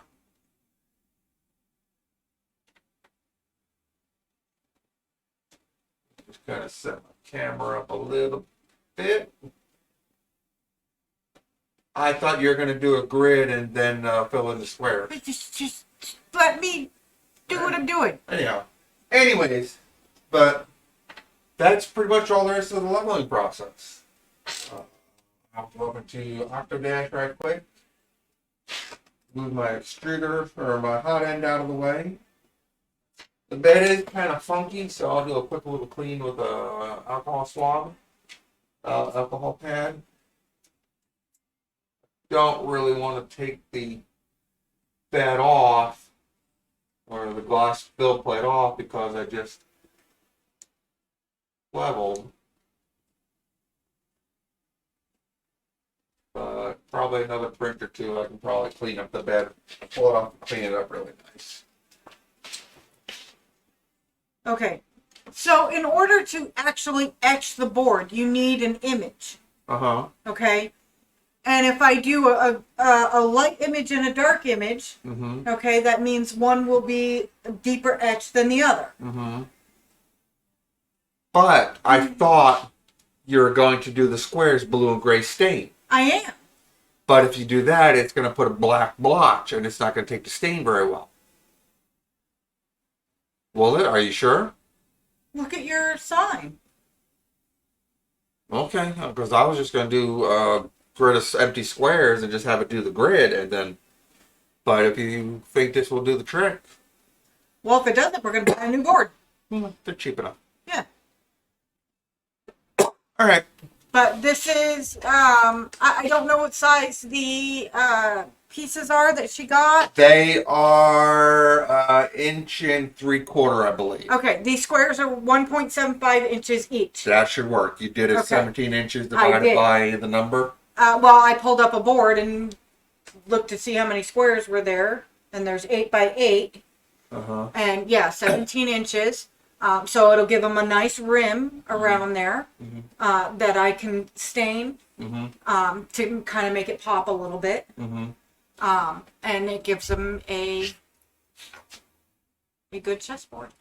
All right. Well, just to kind of see what she was doing over there, let me pull that up right quick. This is for the chessboard that I'm making for my cousin Frankie. Like I said earlier, my mom bought him a really nice Civil War themed chess set. He's really into military history when it comes to the old battlefield, the Civil War, and all that. He's pretty much gone to all the states over there and visited most of the battlefields. And these squares are pretty much represented. The lighter ones will be a weathered gray. The darker ones will be a worn navy. And he is also apparently a very proficient chess player. He is autistic, I think. He's got a few different handicaps. So he's got some issues, but he's very, very detail-centric and smart as a whip, too. He works for Home Depot, and they said his organization and the way he's got everything laid out and knows everything is just unbelievable. But he is a pretty wild guy. You know, he's in his 30s now. So we're happy to accommodate. We'll get this done up and shipped out hopefully relatively soon, and he can put in his Civil War chess set. Hopefully, get some pictures of it, and from my godmother Patricia, who's his mother, and we'll be able to see the finished product in action.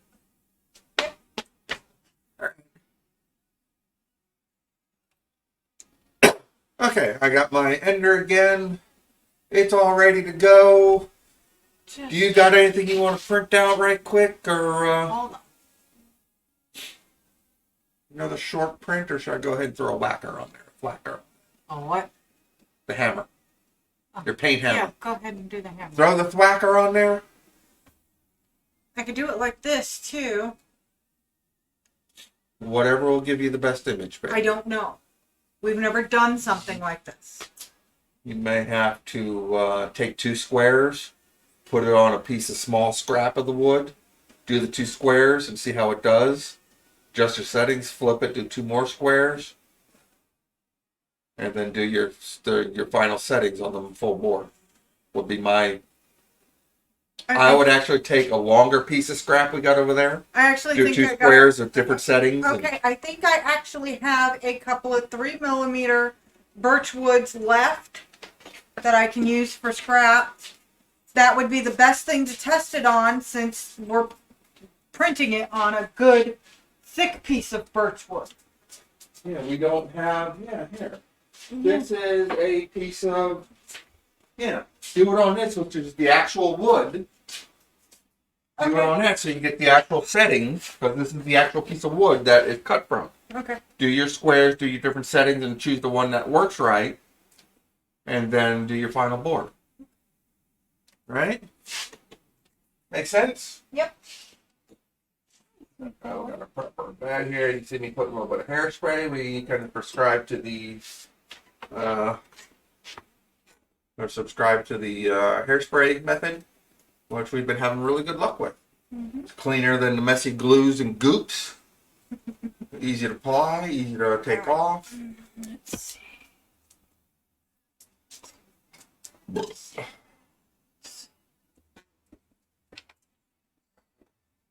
In the dark.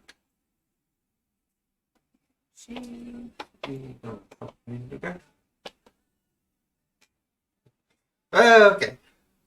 Yes, I'm listening to music way off in the background, really, really low, so hopefully the mic doesn't pick it up. We don't get a copyright bullshit.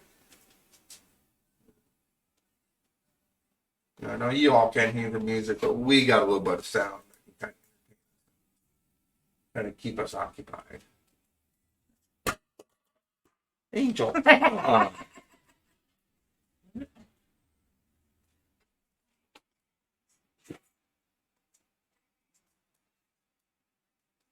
A little bit of the ender.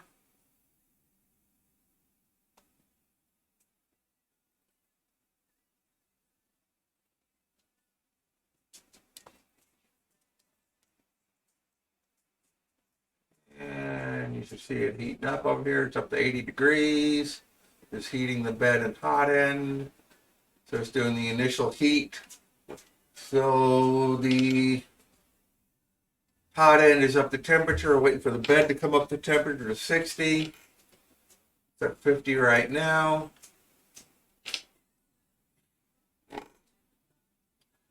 And oh, Jesus. Probably.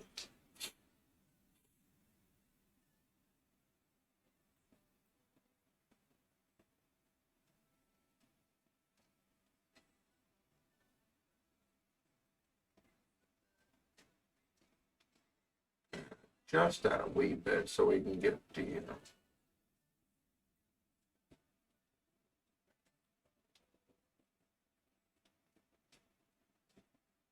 We got a little less wasted space on the camera.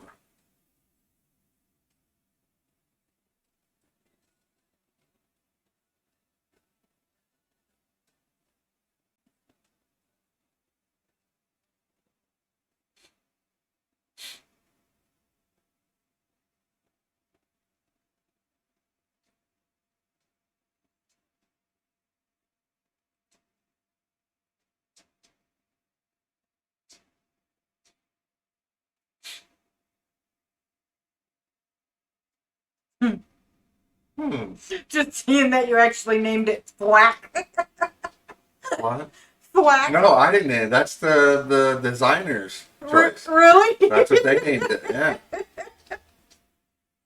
That's too funny.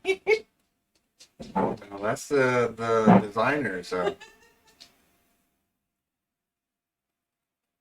choice. Okay.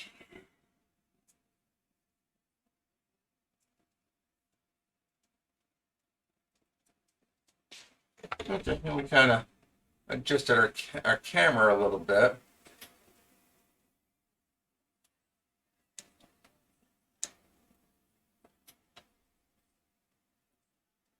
What are you doing?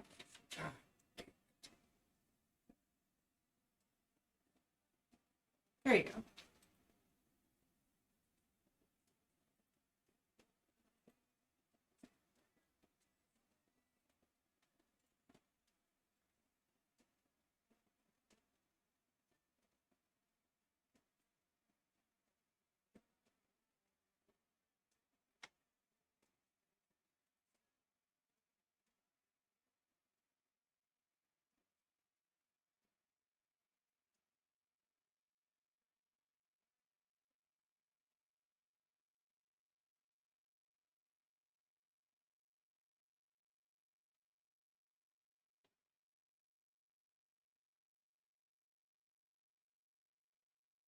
Got a little less wasted space on the camera.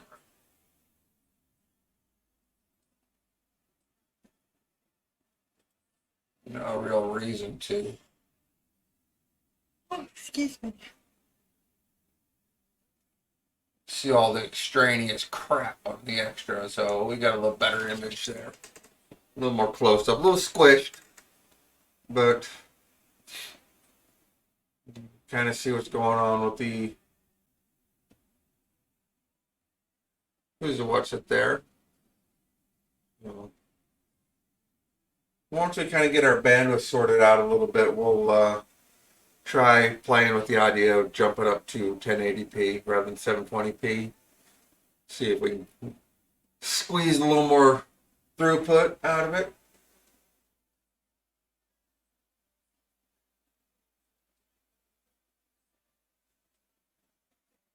We'll bump up our resolution a little.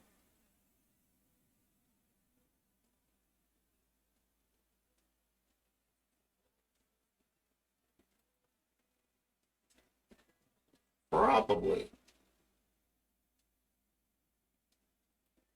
do the same thing to this one.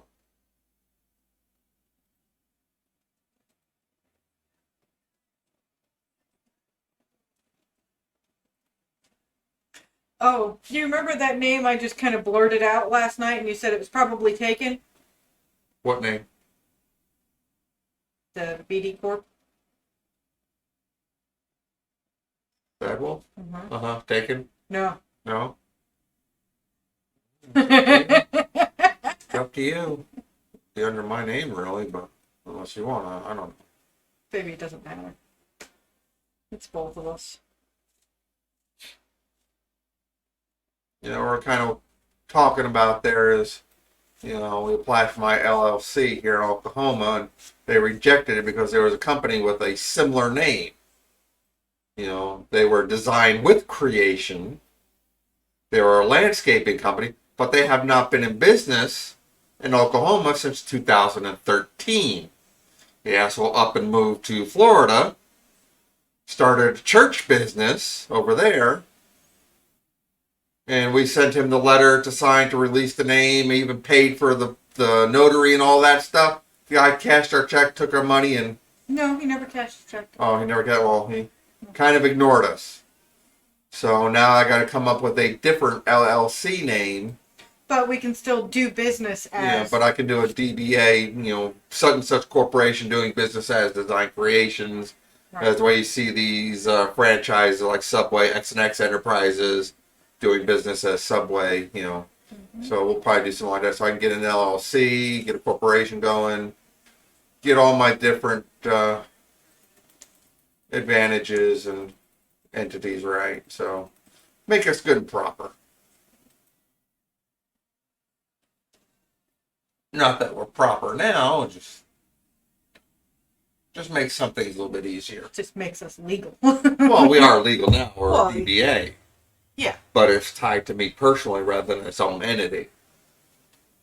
So I'd like to have its own entity so it gets its own credit rating, not tied to my credit. And if it fails, it doesn't screw me. Hopefully it doesn't fail, it takes off, and, even though my credit's shit, but, DC and Essence Magic can have really good credit, beyond what we personally have. Mm-hmm. So that's the advantages of having an LLC or a corporation or something like that, rather than a sole proprietorship DBA. Oh, I know. That's why I have an LLC. Well, I'm also saying it, for people who are watching us, But yeah, so that's kind of the things we've been trying to do here a while. We didn't have the money at the time to do it, but at the same time, we kind of thought about it a little bit and kind of work around for that landscaping asshole. And,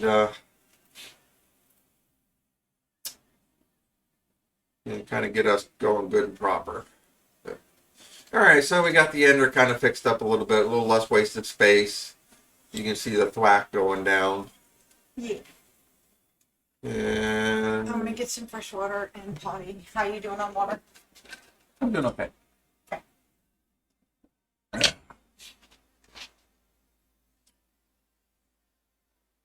You can still see the GlowForge working away. cruising right along. Not sure how much time we got on it. Take a look. We got another 28 minutes. So that should be done here relatively soon, and Nikki can throw some poly on that. And that guy should be ready.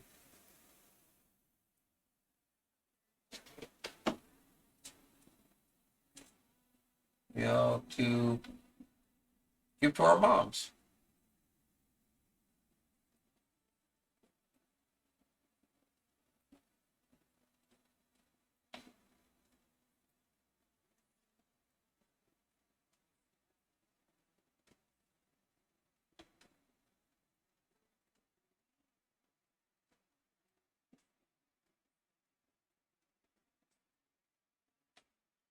Adjust the cameras a little bit here. Bear with me as I play around. I may switch to Streamlabs OBS for a little bit to test out the multi-streaming. Like I said, we would like to. Oh, looks like we got a bit of a print mess here.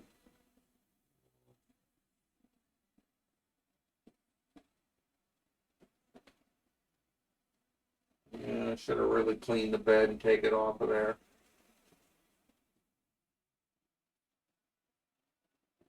Well, we're gonna let it run. Can't really see it. Oh yeah, you can see it over here in the corner of the print, or the skirt kind of detach and kind of hit the first layer, but I don't think it will really interfere in what we're doing. What's it? I think it will.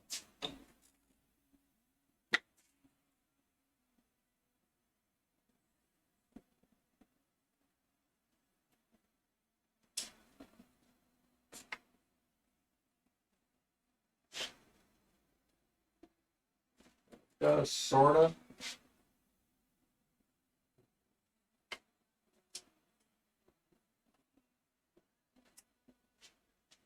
Now I cancel it. Because the entire thing is kind of screwing up. Move the head out of the way. We'll just go ahead and we'll take the bed off. Clean her up nice. Probably have to do a quick re-level again.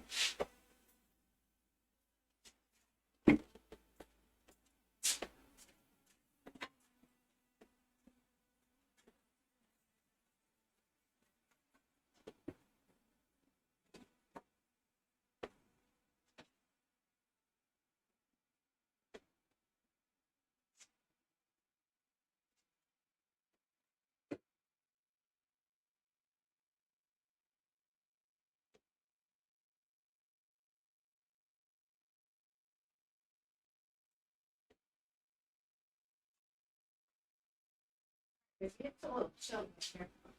No, just the temperature.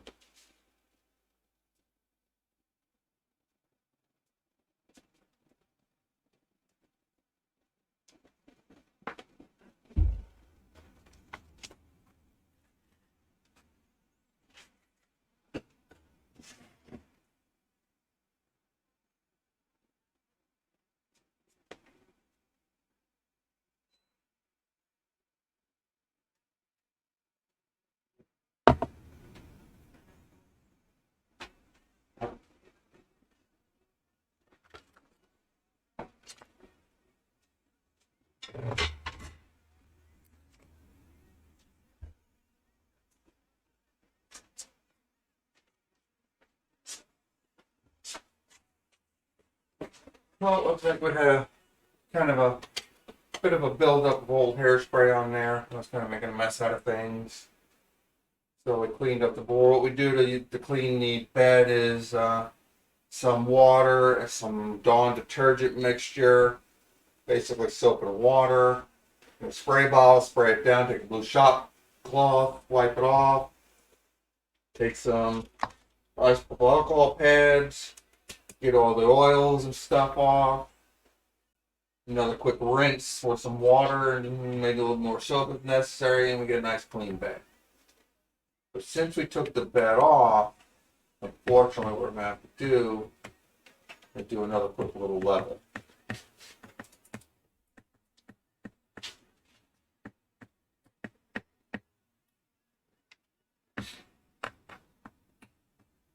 So there's those going down on the It's just you. going down on the board. And his mind just went right into the gutter.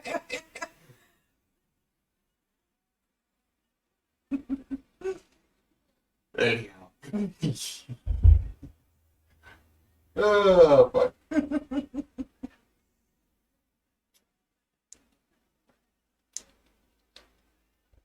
tell me your mind didn't go there either. It didn't until you giggled. All right. He's a bad influence. I'm a bad influence. Yeah. Who's the one that started it all with Lara Croft, the Tomb Raider? How was I supposed to know? That's a story for another time, people.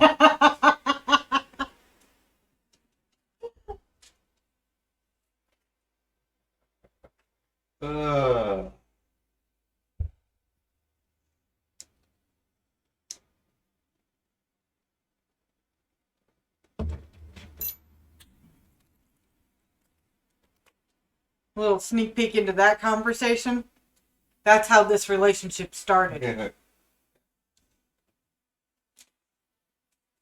Back when Angelina Jolie had some math to her and she didn't draw really pretty and that all Relatively? skin and bones. She's fucking hot. Something skin and bones. Yeah, she doesn't look so healthy.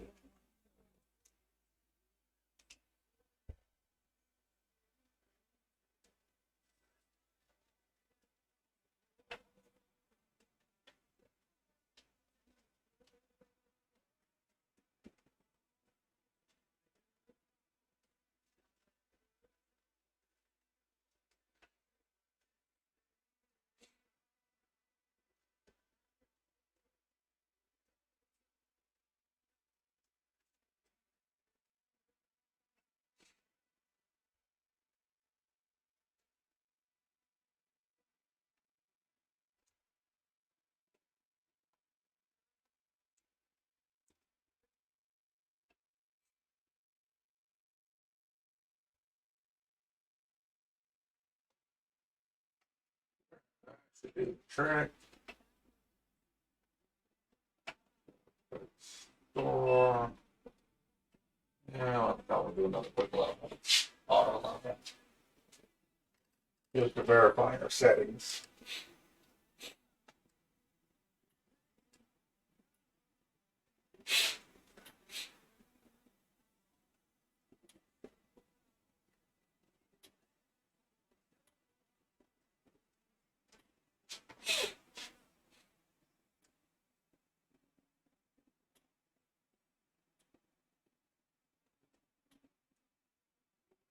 What you messing with over there? Nothing at the moment. I like that wood candle one on the top middle row and Yeah, that one. yeah, that's kind of nice. I like, where is it? There, that one. Which one? This one. Oh, the log? Yeah. Yeah, that's kind of neat, huh?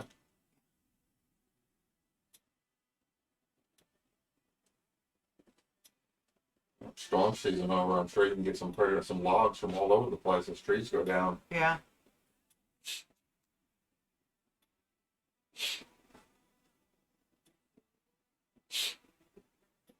What's that 15 awesome and easy scrapwood projects?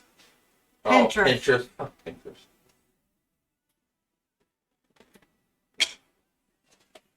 Pinterest is just a bunch of collection of bullshit photos, gives you no information. You know, so I said, oh, here, nice link, give you all this project, all you go to Pinterest, and it's just a goddamn picture. Nothing else.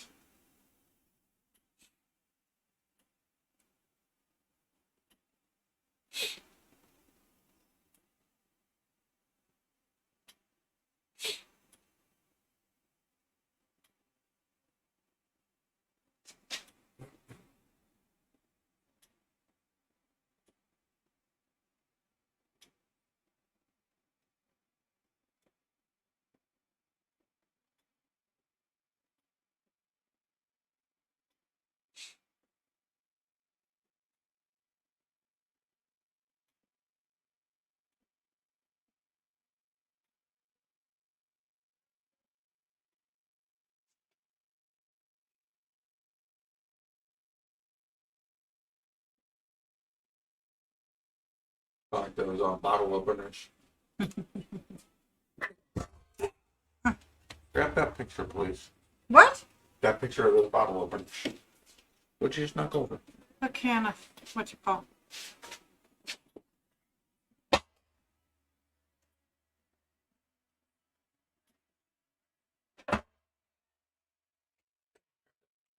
I am. Kind of neat one. Incorporates a little bit of leather work. Where do you want me to save it? Into pictures DC. Or no, just pictures in general. Or create a on the P drive. P drive. Down, down. I'm getting there. I'm getting there. Create another folder for projects.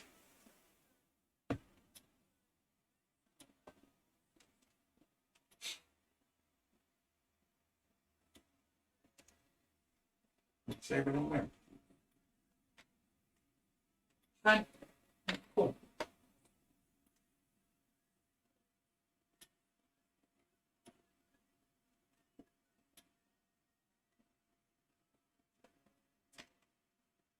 All right, we got a good level. Store our settings.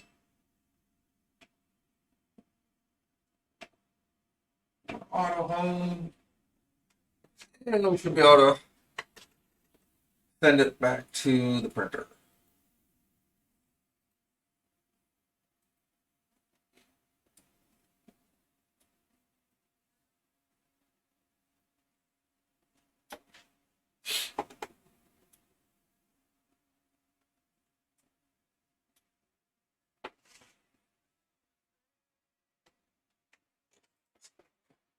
Goes heating the hotbed, bed and hot end.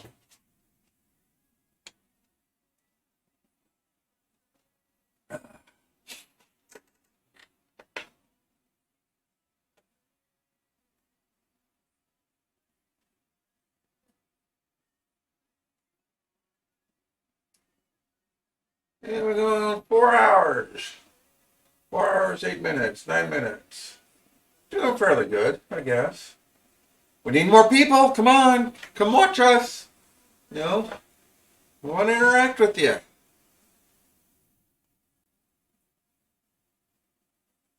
Want to answer your questions, hear your ideas, your complaints, grievances, you know.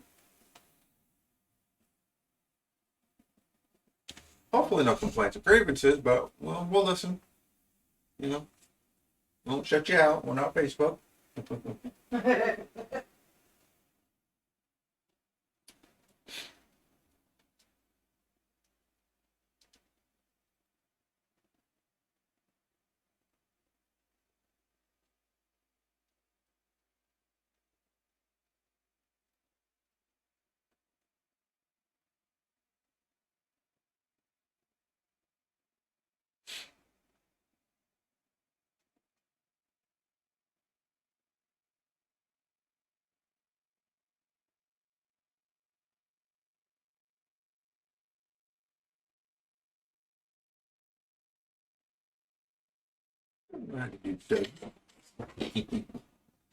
Alrighty.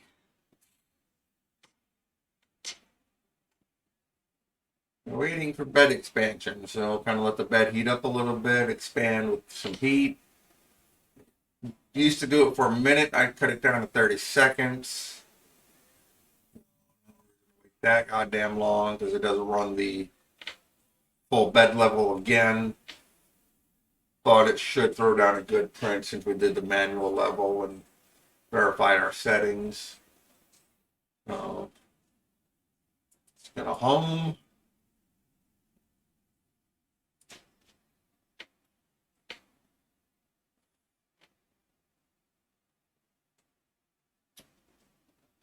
Double check center and offset.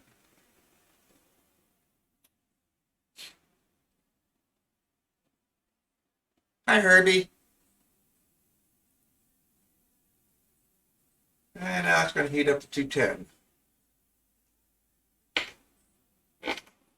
Which is fucking hell of a hot in Fahrenheit if you're in the US. Hey, Herbie. What you doing?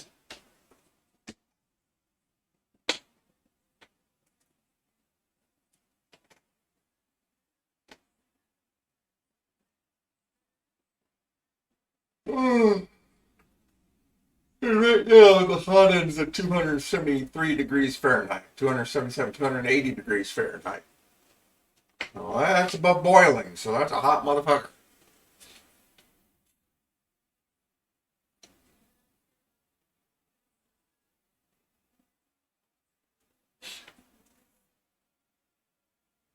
Hey. Hey.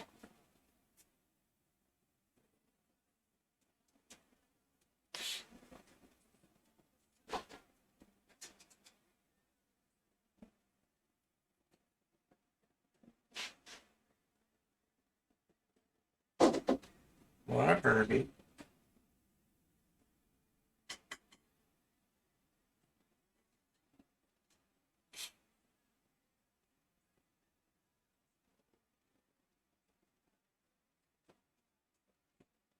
$196. Getting there. Slowly but surely. What you messing with? Stuff. What you doing? Get a ruler. Do a proper center. Need a bigger ruler? Nope. Hey, honey. Hmm? It's already in a proper center. Oh, that's all. Bitch. How am I cockeyed if I'm getting perfectly centered? Ass hat. There we got our intro line. And she's flipped a little bit too. Let's watch the first layer.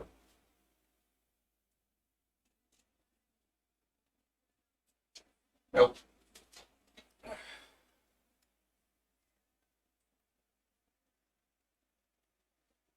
Once you take the bed off, things kind of go to fucking hell.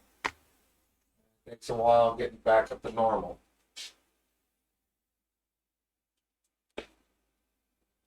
Kind of the one advantage the person has over the ender.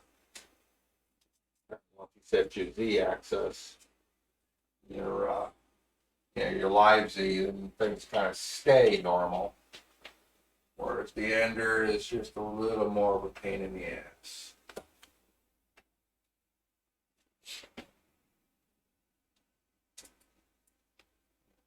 Bed heated up and everything with some changes, and it's no longer 100% friggin' the way we set it.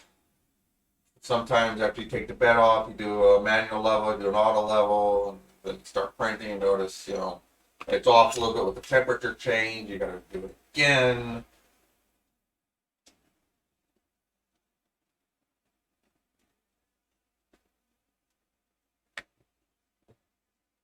Like Monument Slope, you said earlier today, 3D printing is not ready for prime time. You can't just go to Target and buy you a 3D printer, go to town. And there's definitely a lot of learning, a lot of trial and error, a lot of frustration.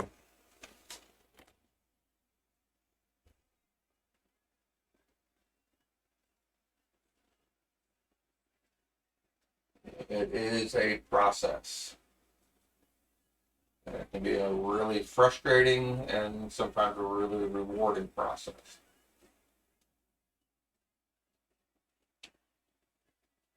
One of the pieces of advice, one of the YouTubers out there about 3D printing said, if you approach it as a hobby, you'll enjoy it more, you'll have more success. Try to throw it in there as a straight up turnkey business and expect to start making money, you're going to be sorely disappointed.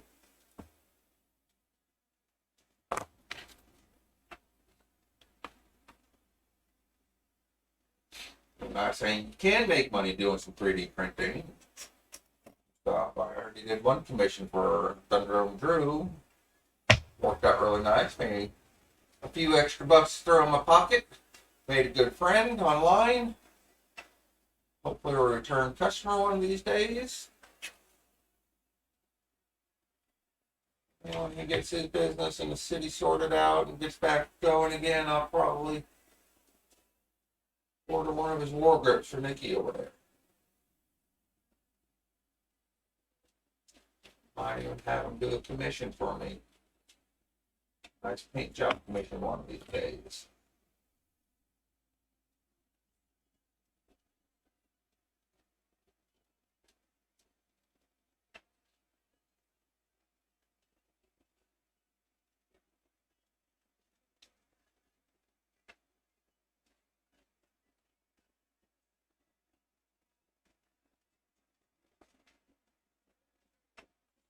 You can see I'm really messing with those as it cools off. Of course, the very slight adjustments that are made are changing.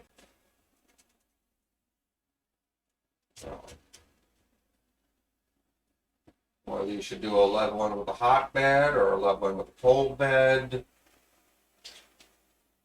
I don't know. You do it with a cold bed, level it, and then you go and you heat it up, and then it'll expand, and your live Z may be too close, and you'll get some elephant foot, some squishing. But if you do it with a hot bed, you'll get a better live Z, but when you ultimately start your print, it may not be totally perfect because the temperature's changed. Again, learning curves, frustrations, trial and errors, all that fun shit.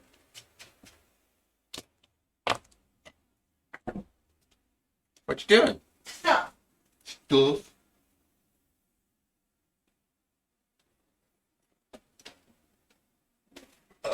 Just turn up the heat. I think we're walking here now.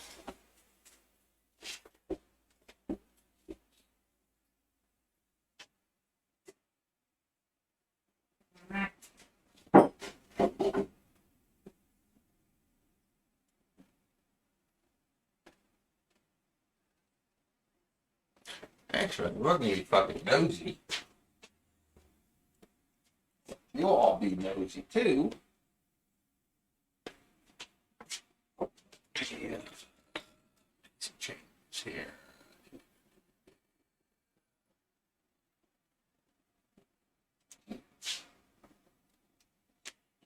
Wander on over here. See what she's up to. She's playing with power tools.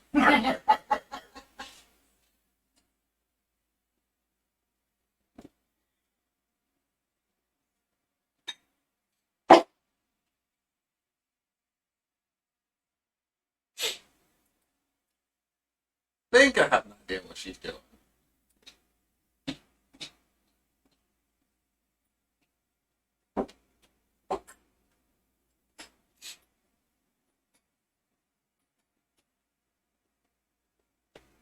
Maybe putting up the lens on the camera so we're not so close.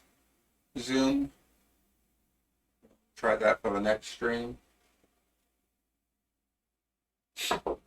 And I got a 50 to 100, no, 70 to 300 autofocus lens on my Nikon. So right now I've zoomed at 70 millimeter. Probably a little close, but Justin, you probably want to clamp that down. You got it centered in the circle. No, honey. Come on. Position rush.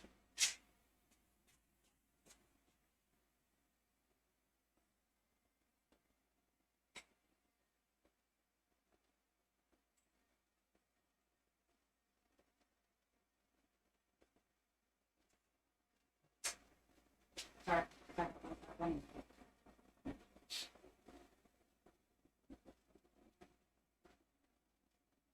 Okay.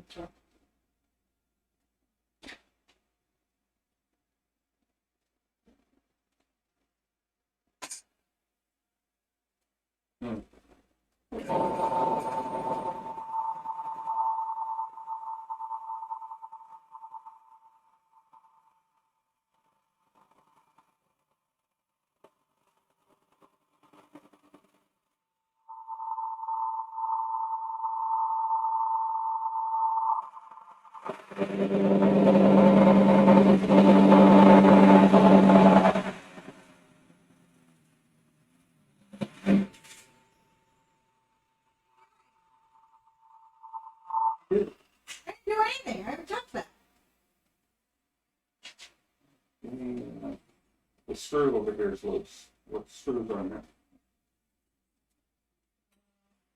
Is there that one here? Yeah. What size? No.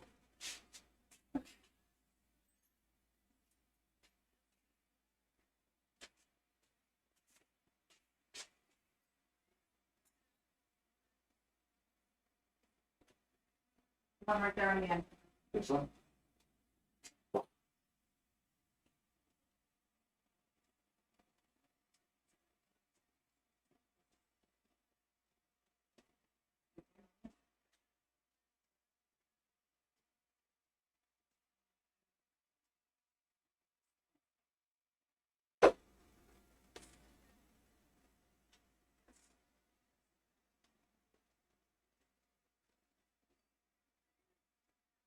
All right, whoa.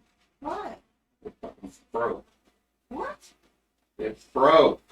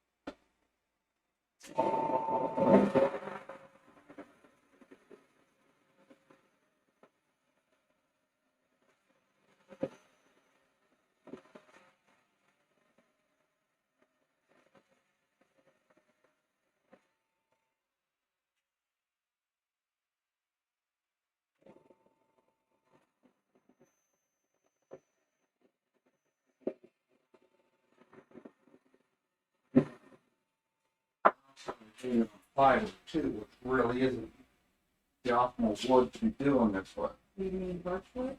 Plywood. It's plywood.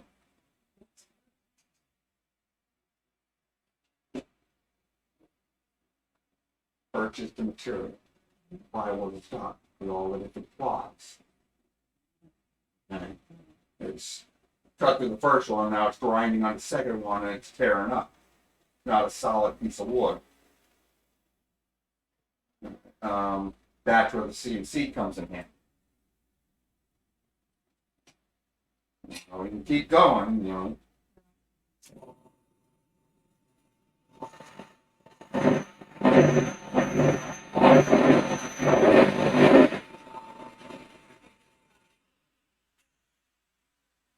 Let's try different approach. I have an idea what you're doing.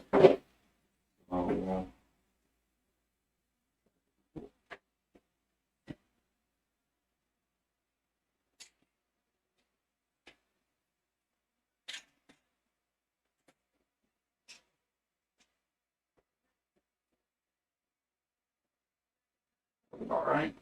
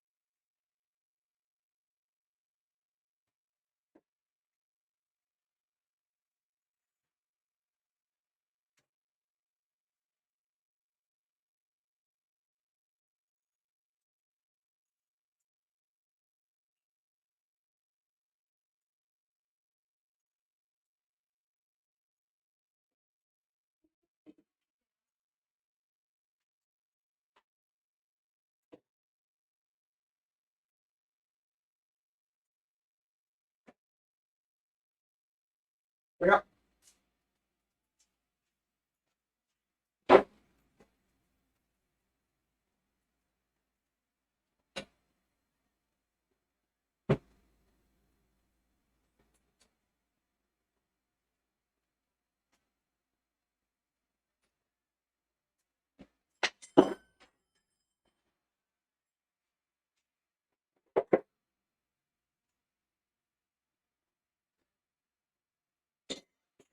The end.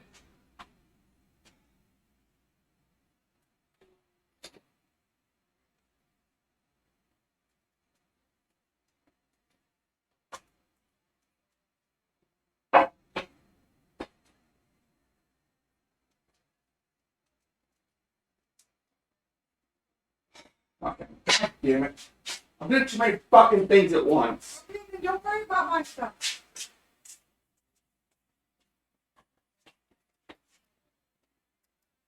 Sorry for yelling and screaming, but trying to deal with a dozen goddamn things at once and dealing with fucking neuropathy in your fucking hands and you can't feel shit that you're fucking touching. And your fucking doctor's more interested in what's being thrown down to call you than actually examining you. You know, you get a little frustrated.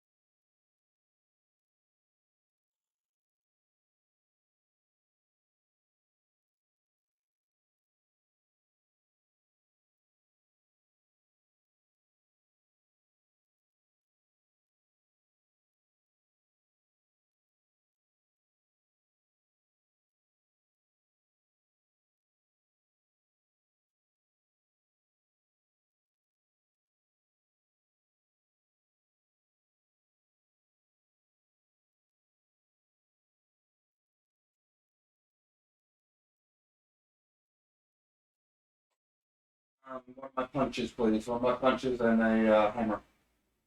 Punches. The blue things next to the drill, or next to the screwdriver.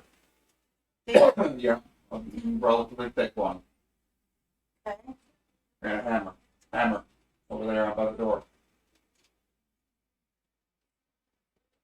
Punch.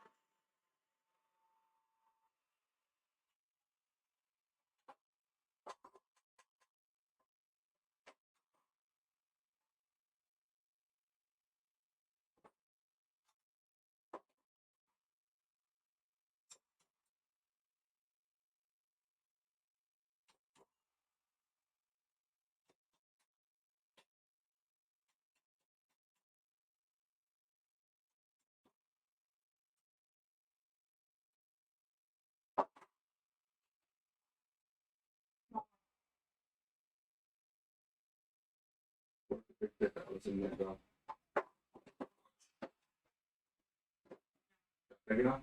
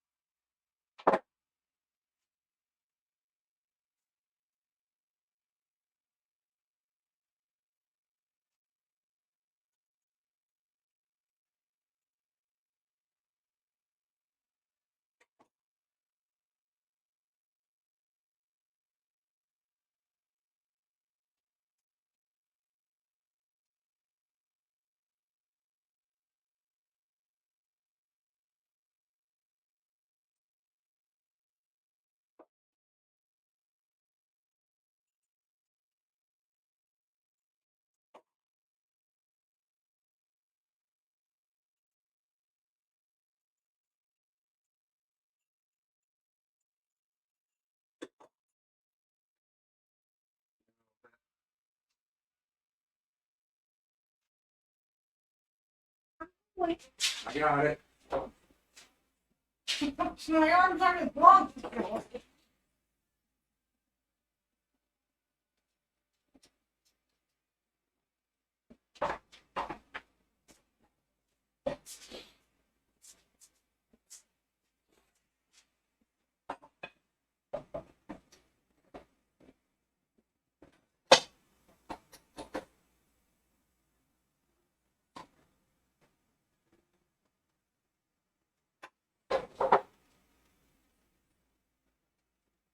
There.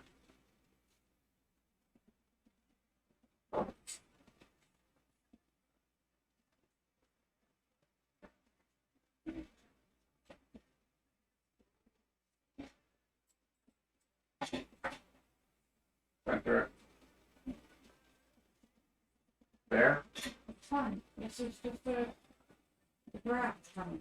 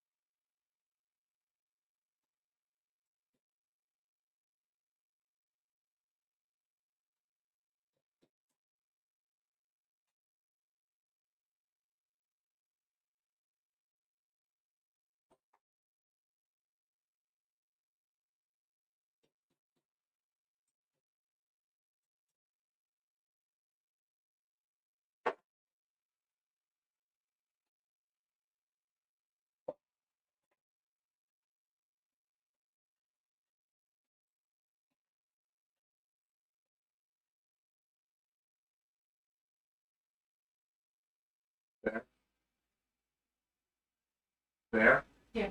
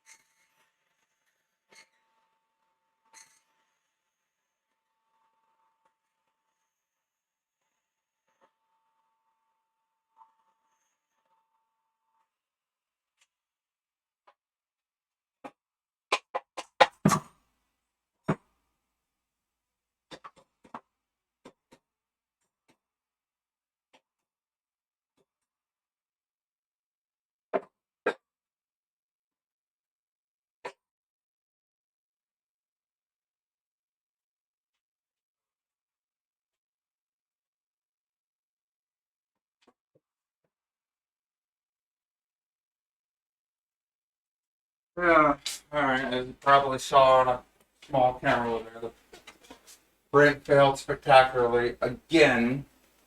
Left me a great big fucking glob of filament on my nozzle.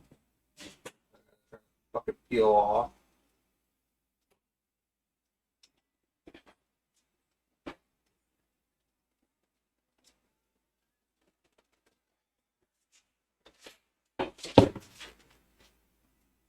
Like I said, 3D printing.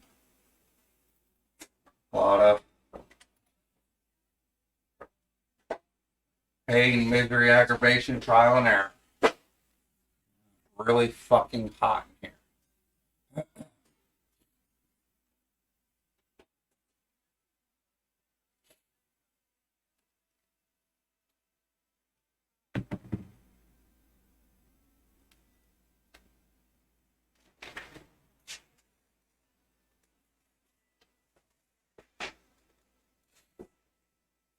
So what I'm doing right now is heating up the hot end to get this fucking glob of goo off.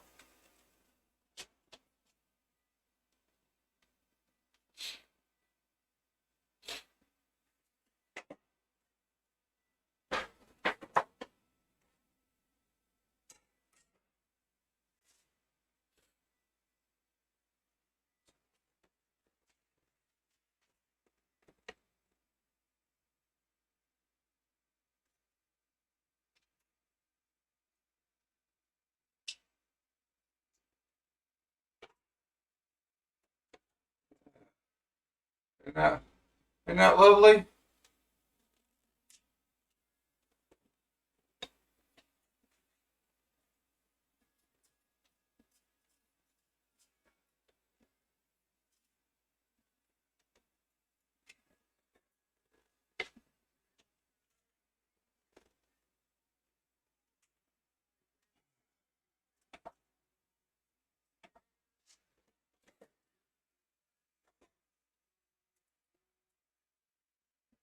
What you doing?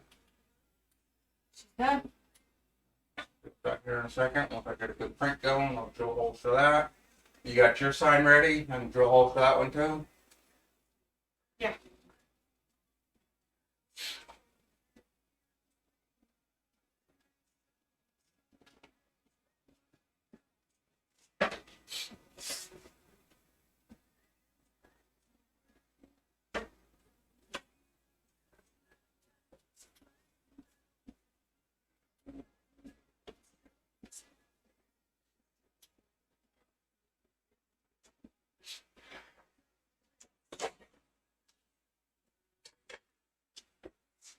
We got a little stringy goo on there.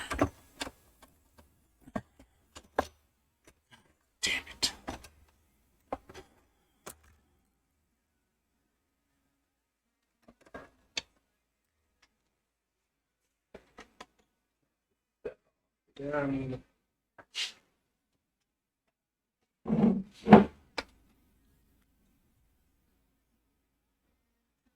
Again, way the fuck off.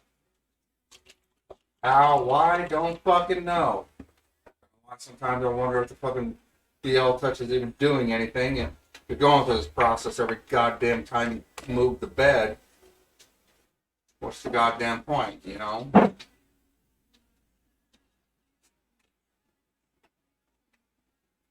Should sit there, spend 20 minutes leveling the fucking bed just to have it fail, just to go back and have a re-level the goddamn bed again for whatever fucked up reason.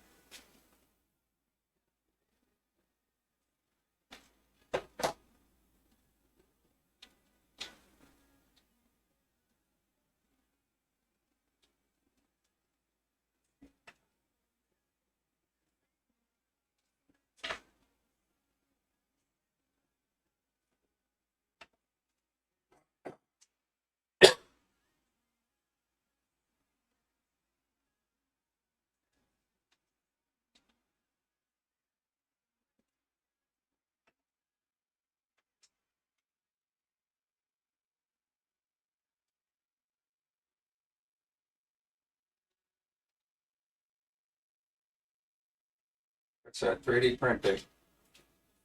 exercise and aggravation, frustration, futility, and utter fucking insanity.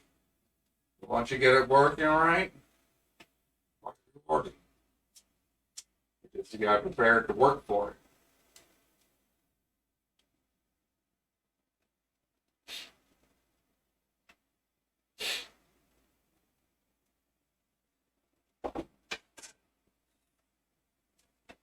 It is certainly not plug and play.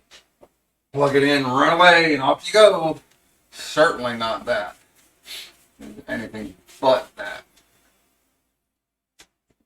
We may do on this one here, throw a brim on there. This and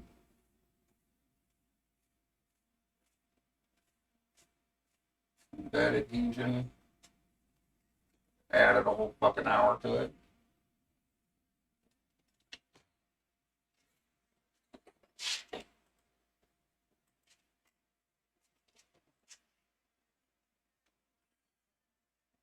Anyhow, we'll go back to the underfold. See me mess with that. Fight with that. I don't know what she's doing over there. She's awfully quiet because I've been throwing F-bombs and cussing and screaming. She's ignoring me. Uh-huh.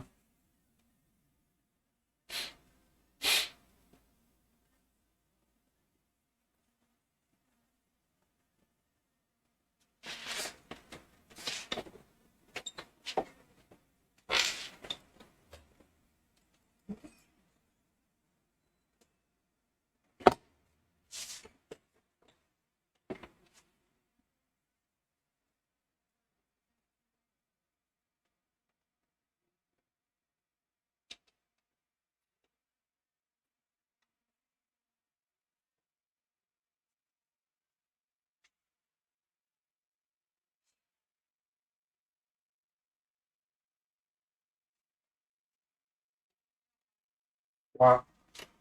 What? Don't like what? Look how dirty it made it. What'd you do? Nothing. That's actually 10 times better than it was. What, from the burn? Yeah. That's the pink. Yeah. So I'm going to do a different color. Okay. Which also means that, well, What? I'll restain this one. I don't have another one.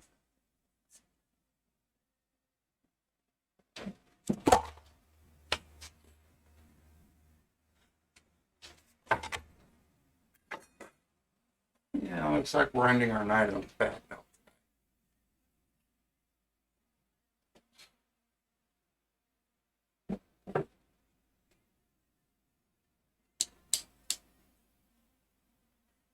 What? It was plugged in. Mm-hmm.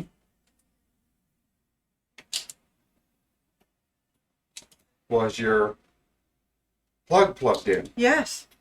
Was your plug plugged? Was it just because it's plugged in here doesn't mean it's plugged in at the bottom? Yes and yes. So, Don't worry about it.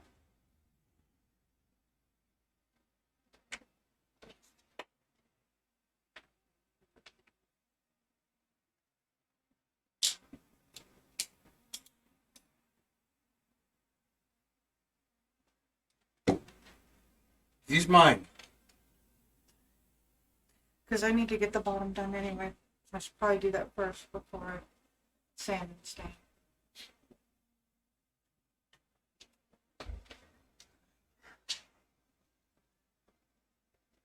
Did this fucking thing crash? Of course I wasn't fucking paying attention what the fuck I was doing.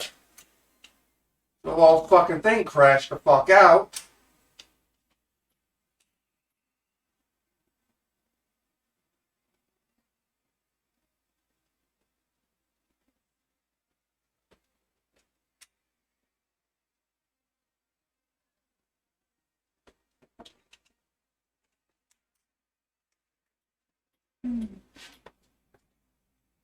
Oopsie. Might get to solve that. That's fine, yeah.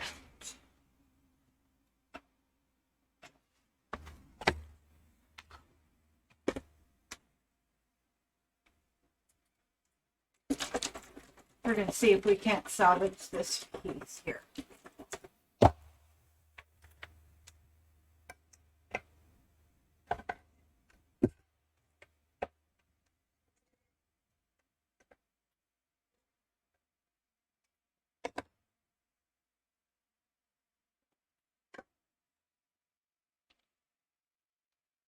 I took the bed off to clean it and mess with a nice little flow we got going.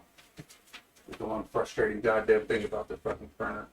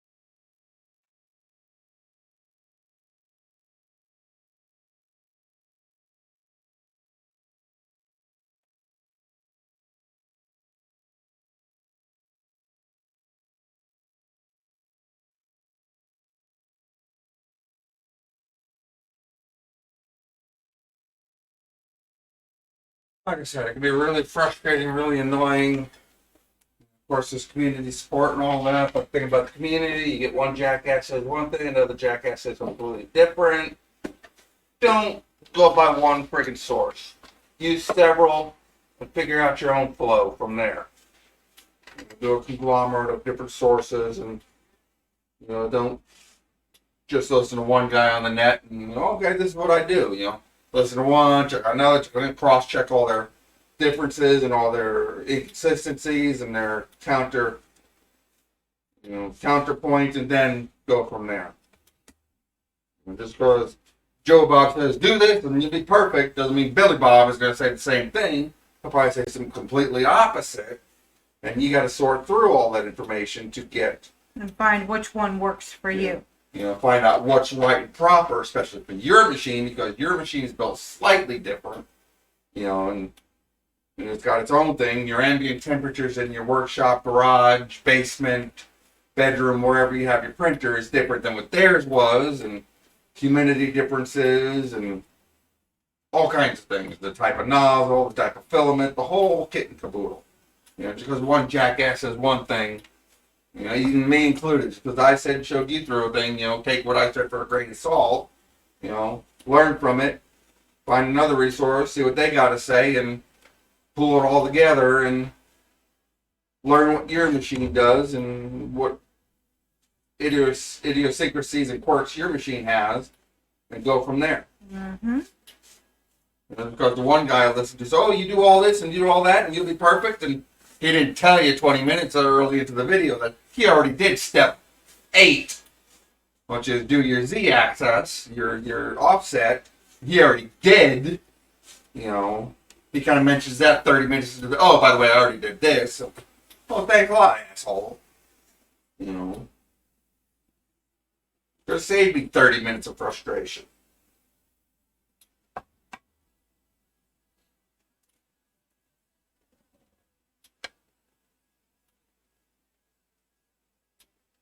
Yes, I'm getting old, salty, and bitter.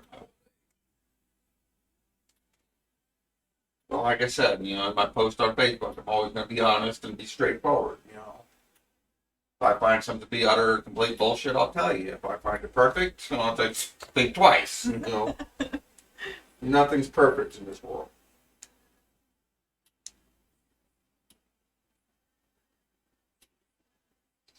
A lot of those damn videos they find on fucking YouTube are 2-3 years old anyhow.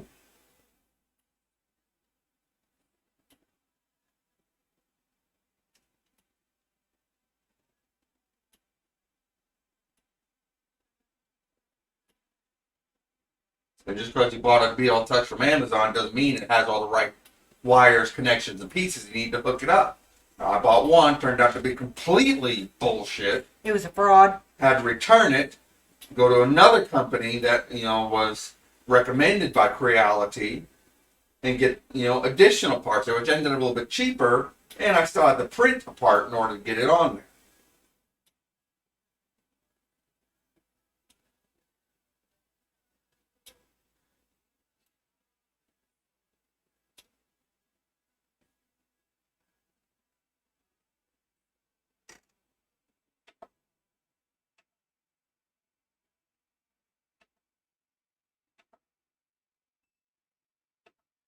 Alright, let's try this one more time. I added some brim to this one, so it should get a little better adhesion. And if you're wondering what I mean by brim, let me show you right quick. That's this little mess right here. Probably not really necessary for this print, but since I've had two failures already, so what the hell? Looks like I may have added a half hour to an hour to my print, but you know, of course, we leveled a couple of times and put some hairspray on the bed, which I didn't do the last time, which could have been the issue. So the head crashed and threw the entire bed alignment off. I had to re-level. Anyhow,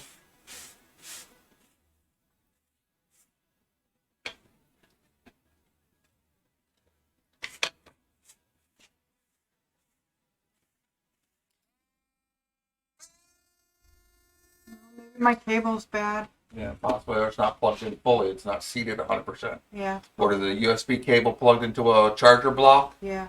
It's probably not seated completely all the way. Okay. Or you didn't have the end in the drill and the Dremel 100%. Okay. You know, I'll double check everything. the things they teach you in fucking IT is, you know, is it plugged in? Is it plugged into the wall? Is it plugged into the back? Is it properly seated? Is the third surge protector properly seated? Is the power supply turned on? Is the battery turned on? Do you have fucking power at your home at the moment? Yeah, one of those calls came through. Well, I can't turn on my computer's not working, all that. Well, turn, you know, well, I can't see, it's dark, you know, why not? The power's out. We had one of those. Holy shit! We What had the hell? those when I was doing the contract work for Comcast. For Comcast? Yeah. Do you have power? Well, no, but it should still work. No. Really? Yeah.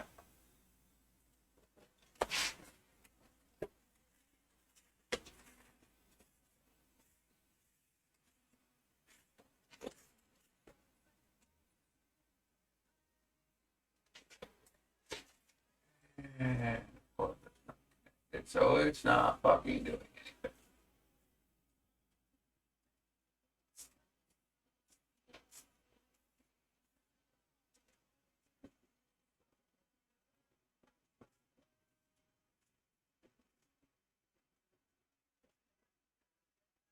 Alright, so I sat here for 10 minutes doing nothing because it wasn't fully connected to the printer.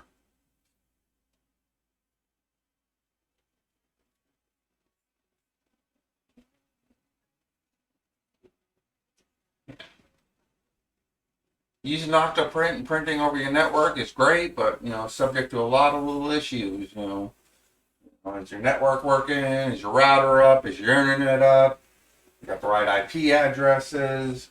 Are all the different components connected and talking to each other? Is the serial cable plugged in right? Not as easy as just sneaker net where you throw it on an SD card, pop it in the machine, and print from there.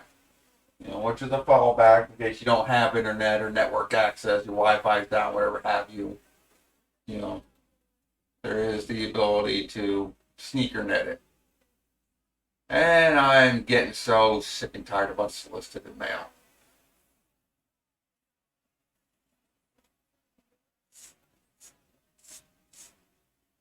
Yeah, he's cranky.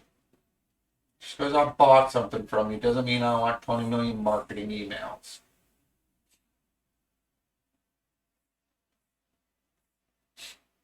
And of course, you got the asshole companies that sit there and sell your information to another 20, 30 other asshole companies.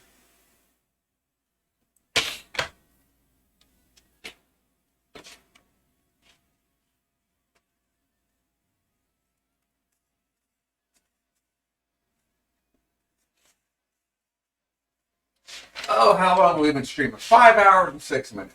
Do you want to hang out with us some more? Oh, hell, you're all not there, so you can't tell me because you're not live. Hint, hint. Shall we keep going, baby, and torture these people, or I'm still working here. 5 hours? You're still working? Okay, I guess we'll keep on going. Look. Throw a few more F-bombs. Maybe I'll get naked. Yeah, it looks pretty good.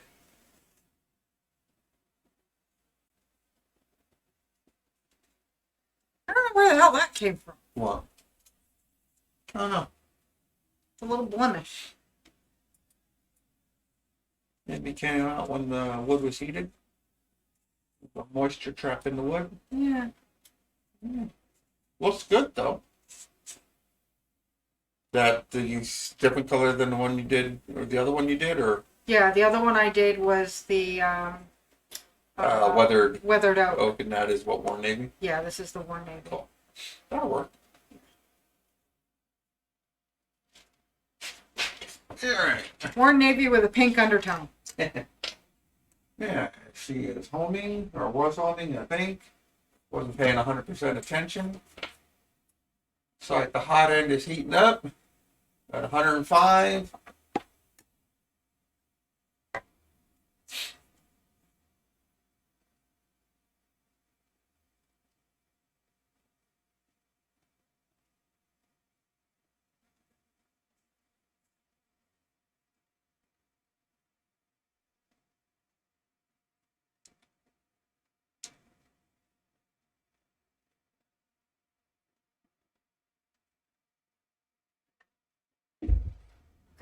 Give it a few more minutes. Kind of let the top dry just a little bit. Then I'll flip it over and do the back. Put the sleeve on that right there.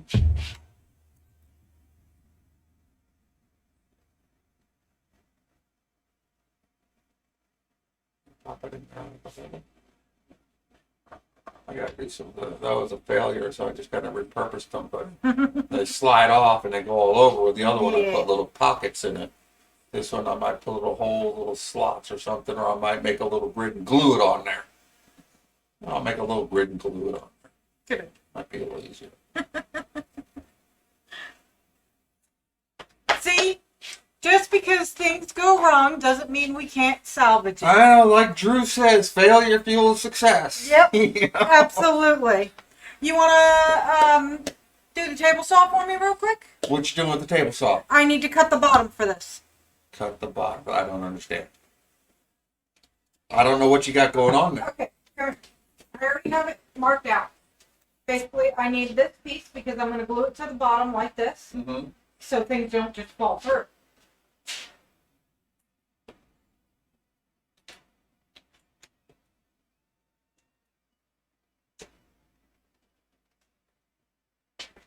All right, get us to watch us play with our table saw here. Go to the right camera.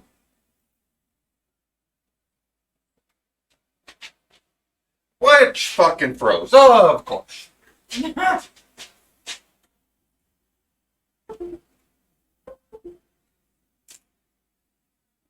There we go.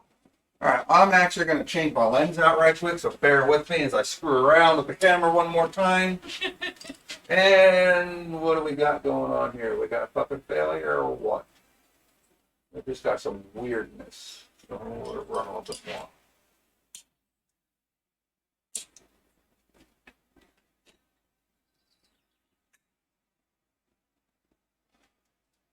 Yeah. I'll deal with the fucking ender later. Yeah. Okay.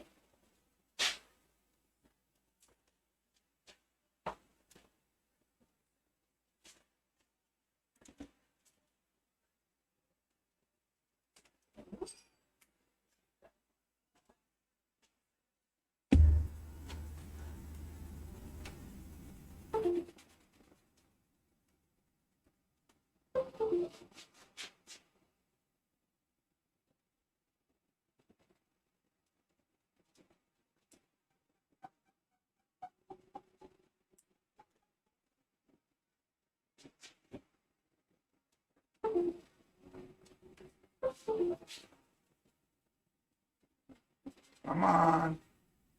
Come back to fucking life, you bitch.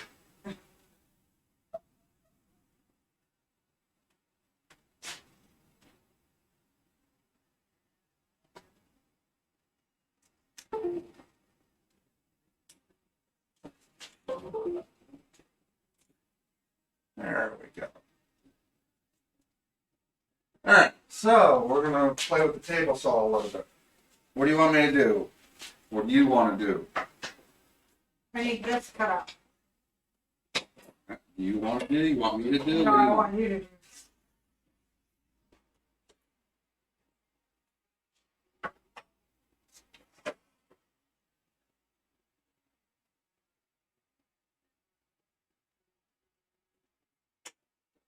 Place. Speed square.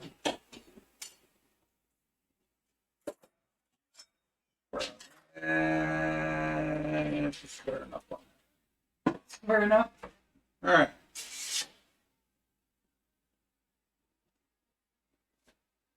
Alright, ready? Gotta be loud, people.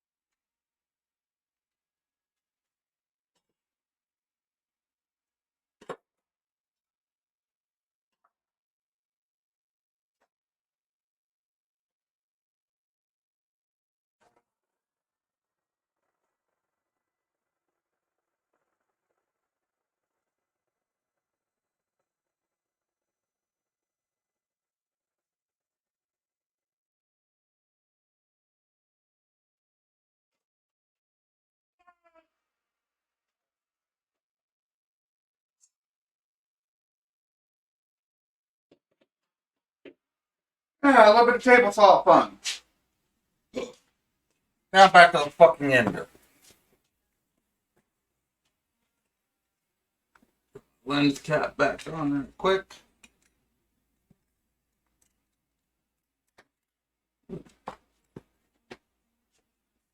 Missing a lens cap, of course. Pop that lens. Feel the fuck stick ender.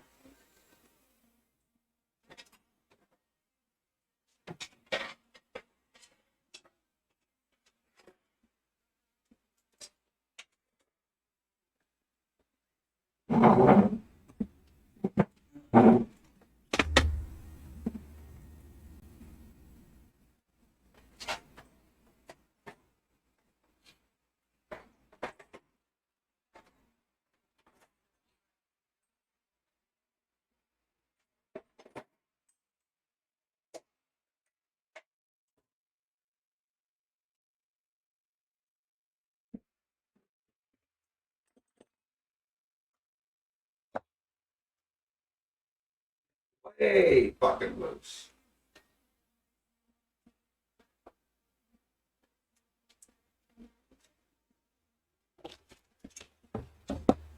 Way the fuck off.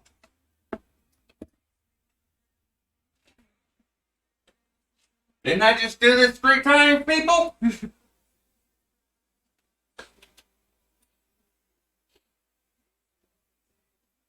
Goddamn fucking insanity. Over and over and over again. Different result each goddamn time.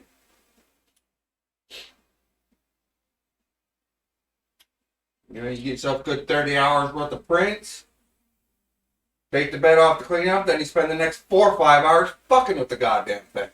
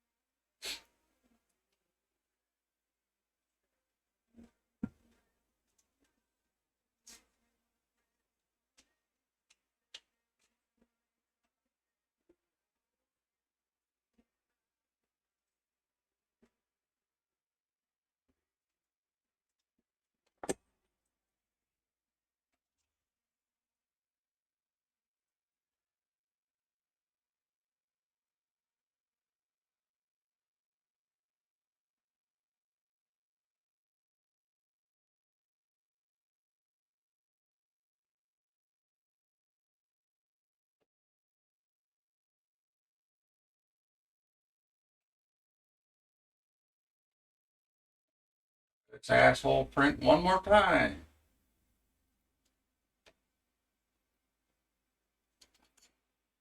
This time the settings will stick and we'll get what we want out of it.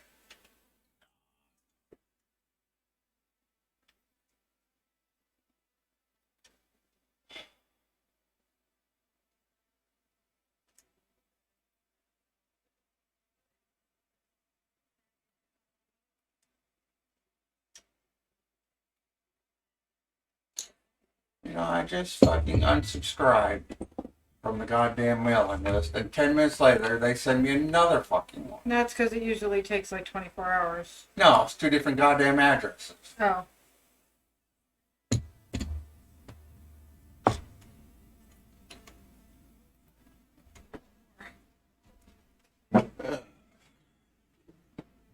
Spam should be eaten, not in your email.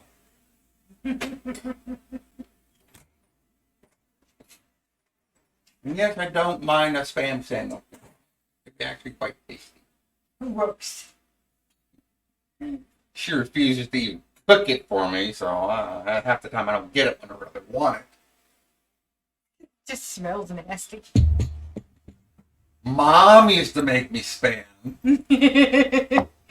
Well, then you can invite Mom over to make you some more. Well, I'm still waiting for my fucking corn muffins and my calzone. Oh, damn.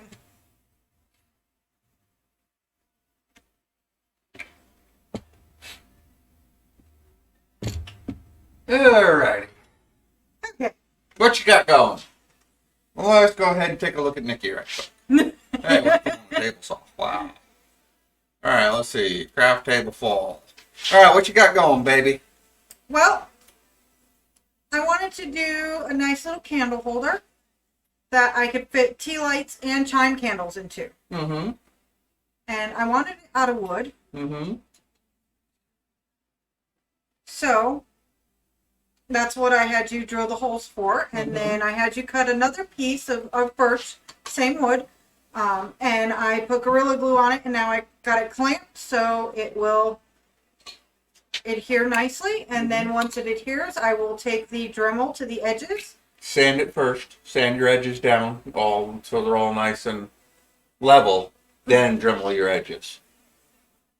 Because I'm going to round out the top a little bit. So it has a nice smooth edge to it. Nice And rounded she did edge. that with her as above, so below plaque, which, you know, she'll probably show you one of these days what she's talking about when she probably goes to do it. And I'm going to Dremel on the inside a little bit, kind of even a couple of these out a little. Have you tried test fitting? I did these. That's perfect fit. I can't put it in that one because the clamps in the Okay, way. I would make. Can I make a well, this one is a little loose, right? Yes. Okay, so that one's easy to pop out.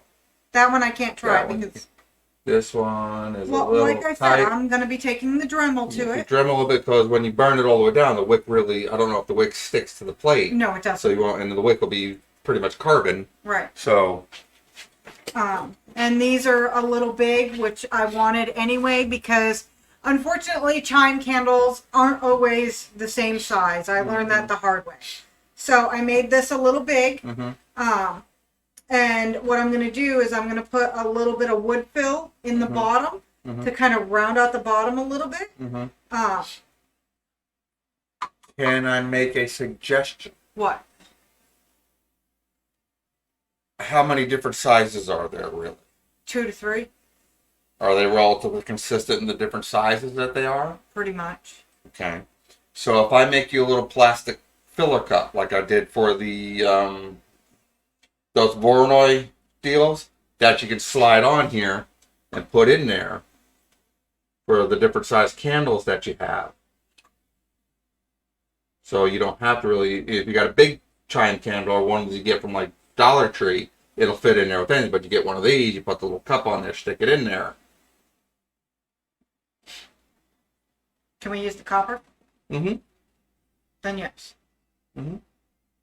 Basically, make little cups like that. So you like little adapters. You just pop it on your candle. You got this size candle. Use this one. You got a fat one from Dollar Tree or Walmart or something. Just stick it this one. You got a medium one.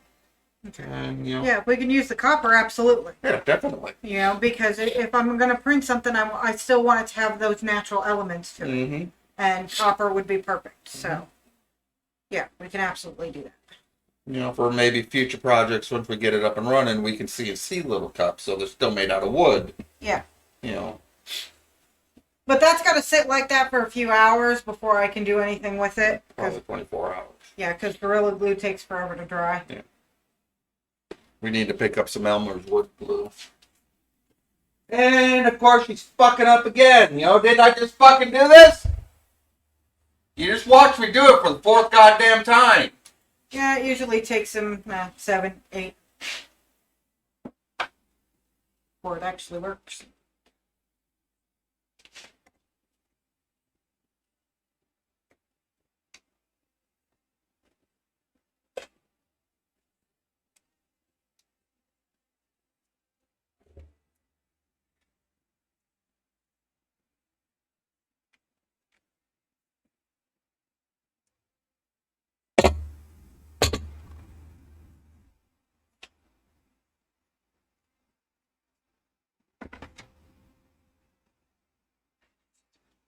So instead of dealing with the motherfucking machine, we'll use the good old Mark 1 eyeball. And I can watch the motherfucking thing cool and lower as I sit there and fuck with it.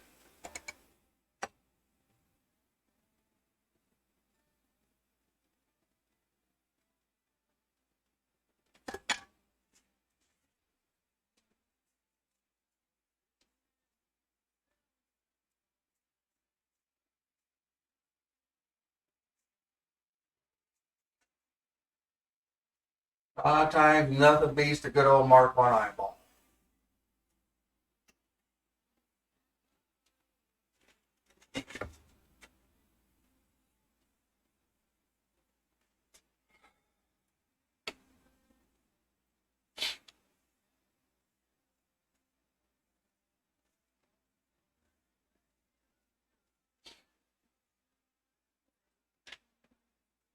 Yeah, of course, the goddamn camera died, didn't it?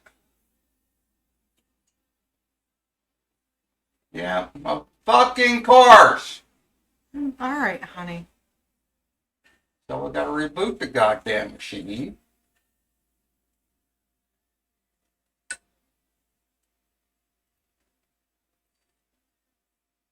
You know, all you people who absolutely love and rely on technology for every little thing you do, when shit goes to hell, you'll be sorry.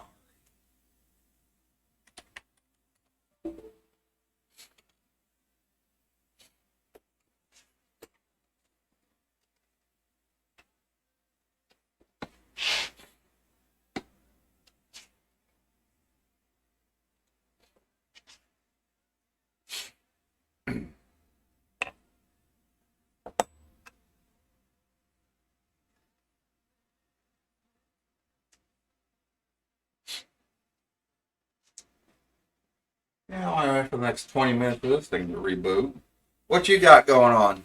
I just stain the back of this. So I'm going to wipe it down here in a minute Mhm. and then stain it again Mm-hmm. in order to get the same results that I got on the front. Nothing. I'm just making it uniform. Oh, you're not going to re-engrave it? Oh. No, the front, with the restain on the front, it came So out. did you do the back of the other one too? Yeah. Oh.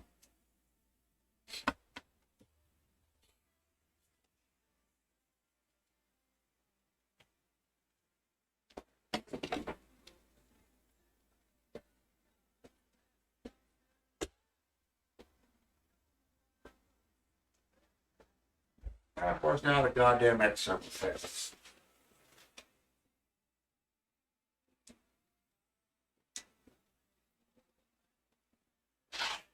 Now, I have a cut before this still.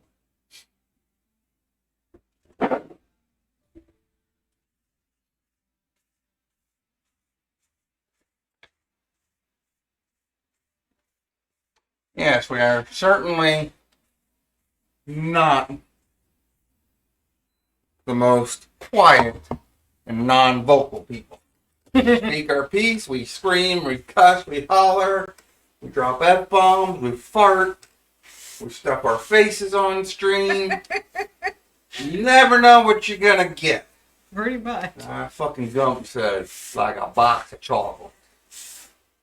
These are all melted and gooey and full of nuts.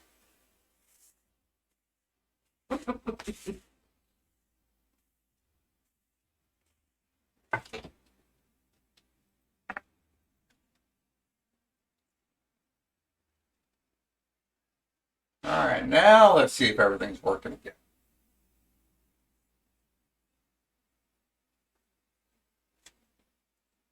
I think I'm going to wait for it to fully dry now, and then I'll put yet another coat just to be on the safe side. Mm-hmm.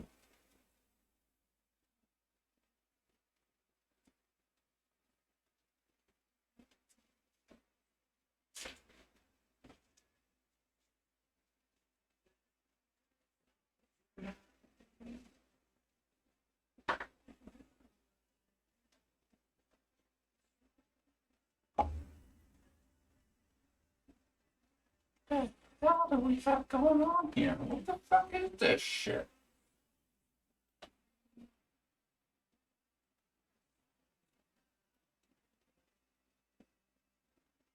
They're being weird. Fucking crap ass goddamn programmers.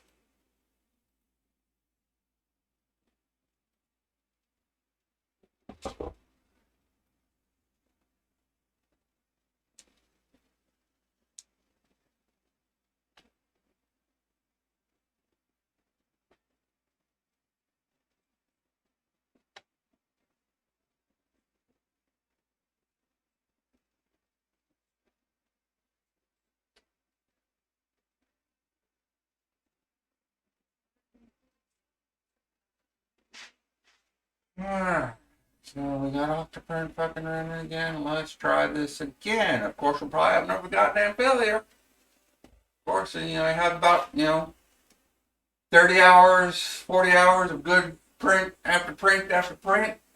Then you go do something slightly goddamn different, clean your bed up, all there, then you have another 4 hours of goddamn failures. So everything's back to normal again.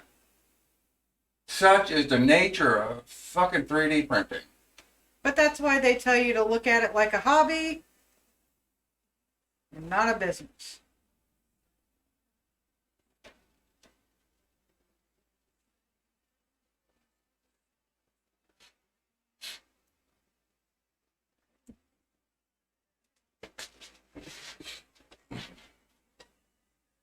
You got your sign?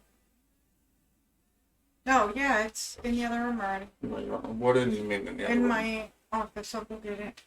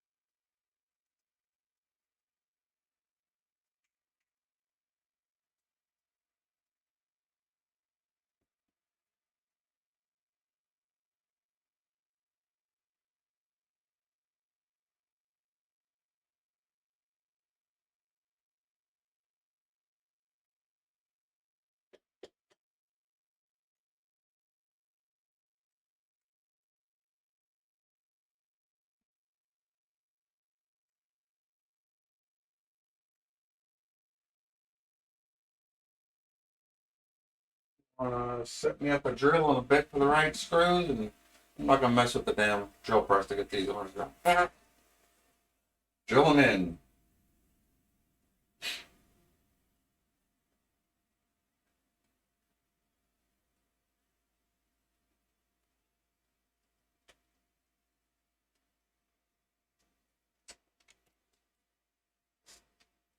Goddamn disappears.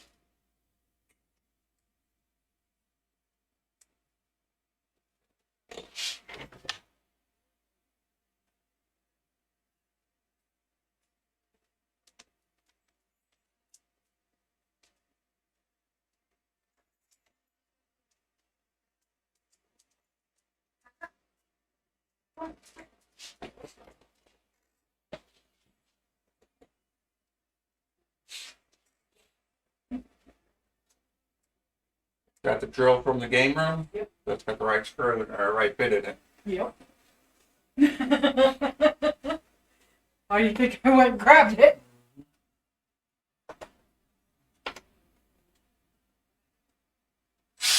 God damn it. That's right, this bit is bent.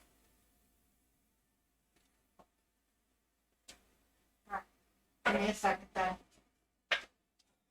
I'll go grab mine. Yeah, these copper fucking bits from my Obi suck ass. Get the black ones. The copper colored ones are too soft and they bend really fucking easy. With the black set, much harder and don't bend so fucking easy. Other than that, Ryobi tools are really nice. They're pretty fucking consistent.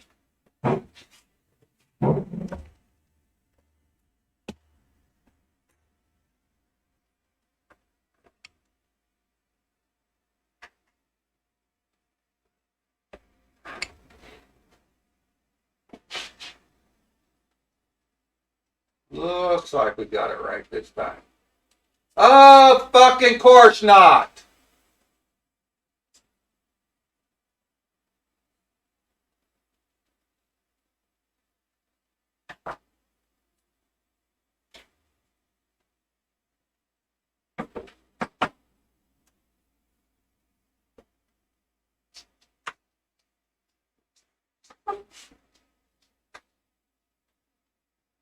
We can fucking force the issue.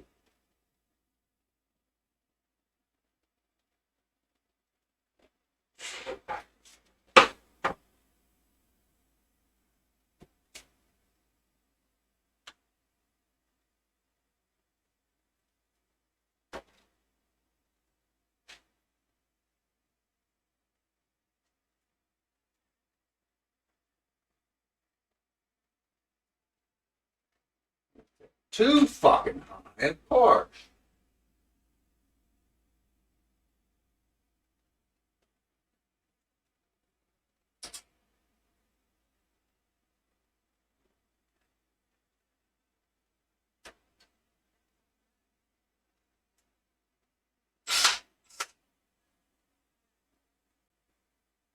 Of course, I wouldn't always recommend to mark one eyeball for everything you do.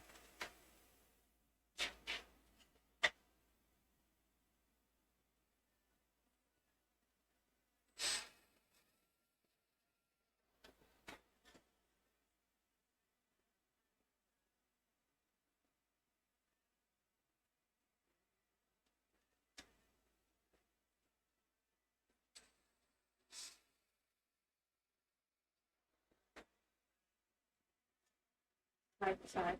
Mm-hmm.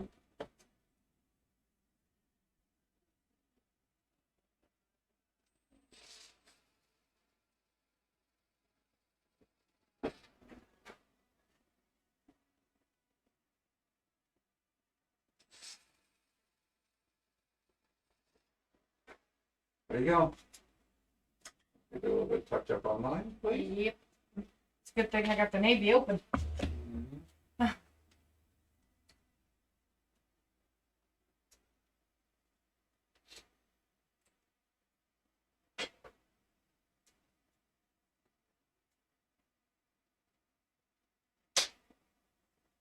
Because we'll put a boot in your.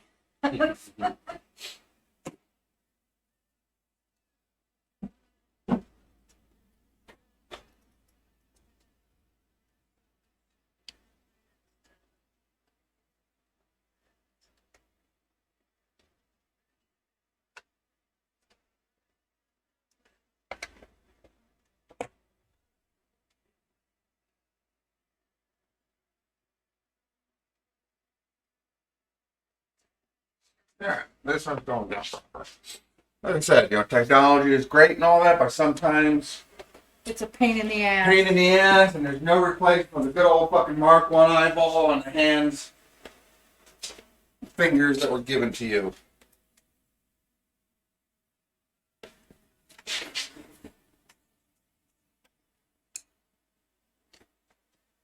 And like I said, when Uncle Joe destroys the world, you're going to need to fall back to the basics.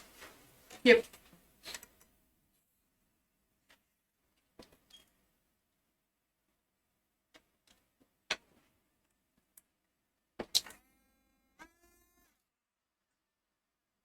Oh, you can't because it's closed.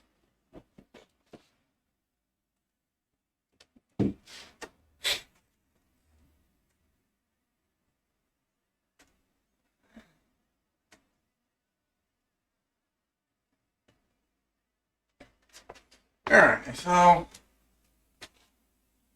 we eyeballed it, you could say. Nice.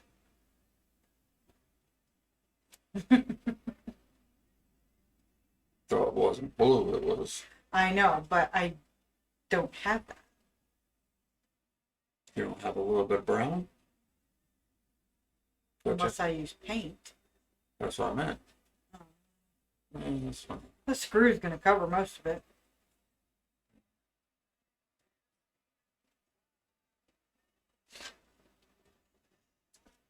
Alright, we are going to take a little break right quick. We are? Do potting stuff and all that. Or did pot.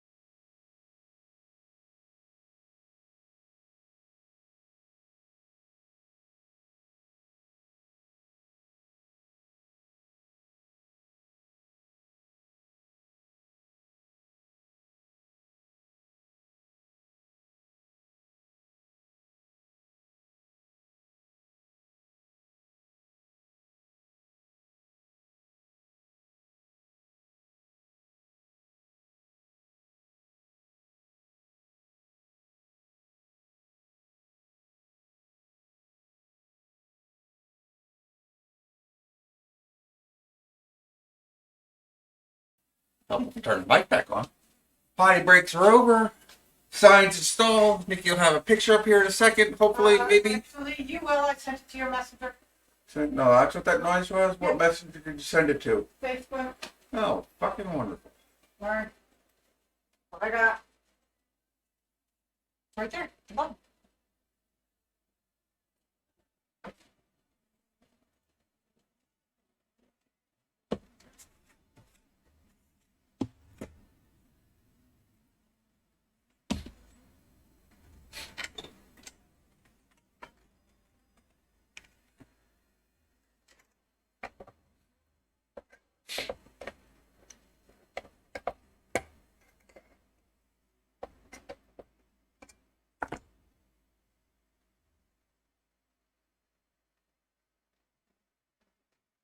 Alright, we'll do a quick little Screen share. screen share there. Actually, we got it on our wall. Yeah, we had a problem with people soliciting and all that crap for a long time. So when I got my GlowForge, I put my foot out there saying, fuck y'all. And now we got our company signs up there. Well, that should be nice. And we can do that for your people too, you know. You want one? You want to know soliciting, company sign, something, you know, let us know.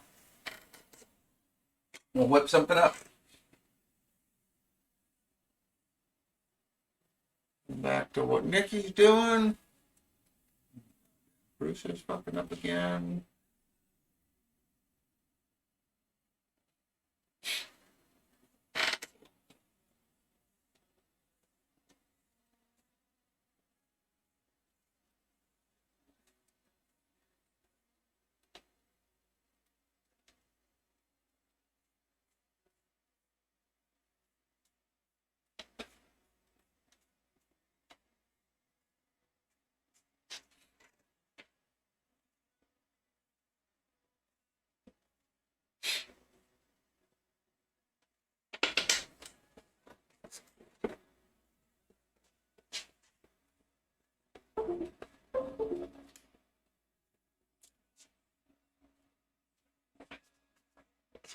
Get a close up of what she's doing.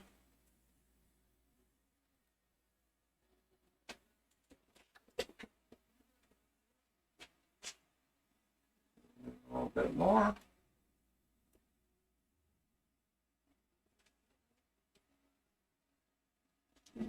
Beep it.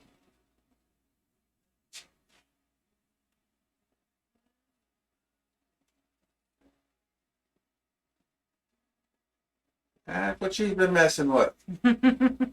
Not too bad. Not too shabby. Very nice. I need to fix the smudge from the GlowForge. Because unfortunately with the rose, with certain kind of woods like pine, it doesn't. A lot of ash and carbon floating around and taints the rose pink, and you get a dirty look. Yeah, it looked very dirty and just gross. So.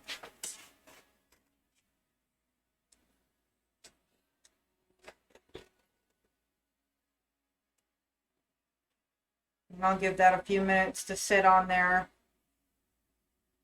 Let it soak in as much as possible.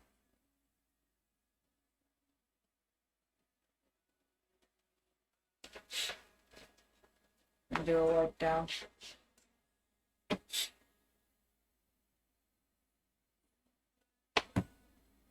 So what would you think of a keyboard tray that kind of... Wouldn't it get in your way? Yeah, would. Yeah. Where else would we put it? Can't put it here. All we can do is put it up here. Yes, we'll put it over here. Over here. Wouldn't it get in the way of that? No. Over here it's kind of out of the way and you can pop it off and use it. Yeah. That's close. Over there it's kind of in the way of the magnifying glass. Yeah.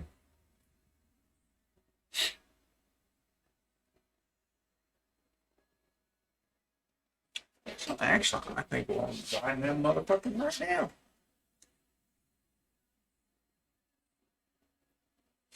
Alright, so what we're going to do here is design some keyboard trays because we got this keyboard that's always in the fucking way on the craft table. Yeah. So we're constantly moving it. And she's constantly bitching. Uh-huh. So we will make ourselves some keyboard trays or keyboard supports. I need to clean your silicone. Alright, so where are my calipers? Baby. Alright, so where are my calipers? What the hell? Baby. Alright, so where are my calipers? Is that you again? I don't know why it came unmuted. Oh. My calipers? I don't know. I handed them to you. What you did with them, I don't know. Nothing gets put away. Nothing fucking goes. It's your own fault. It's always being a fucking movie. You use something, you don't And I put it with the handed wall. it to you. No, you didn't. Yes, I did. If you handed it to me, they would be right fucking here. They were right there. I don't know what you did with them after that. They're where they belong. So you put them away. So,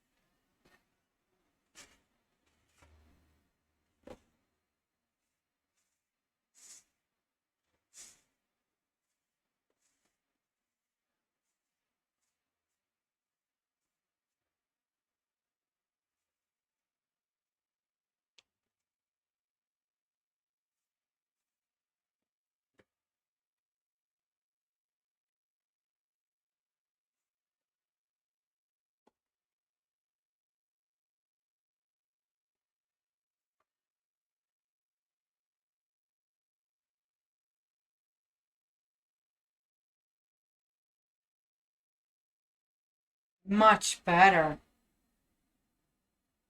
Much, much better.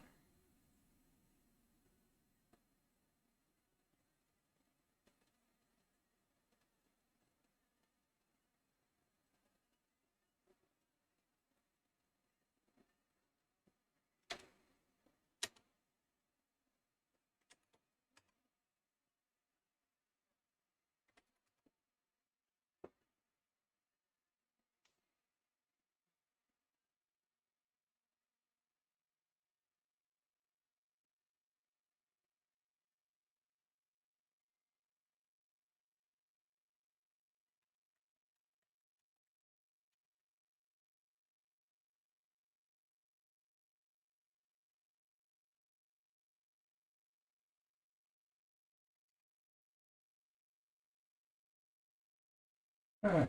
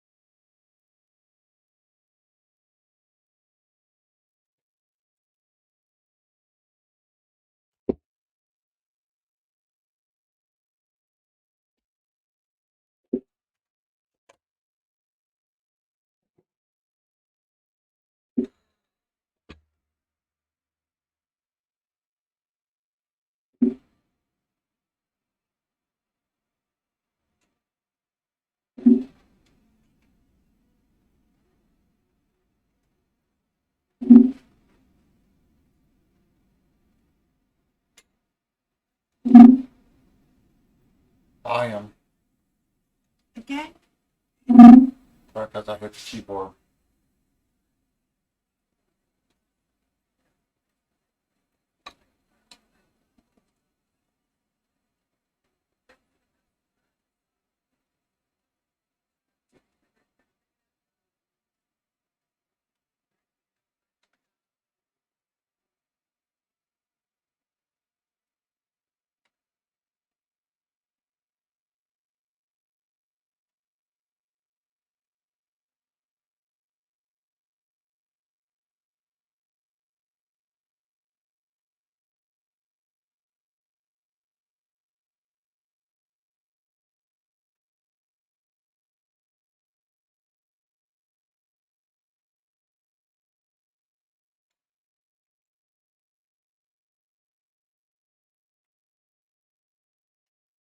What do you think?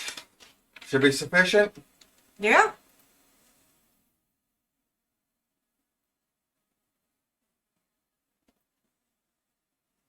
Couple little quick modifications here.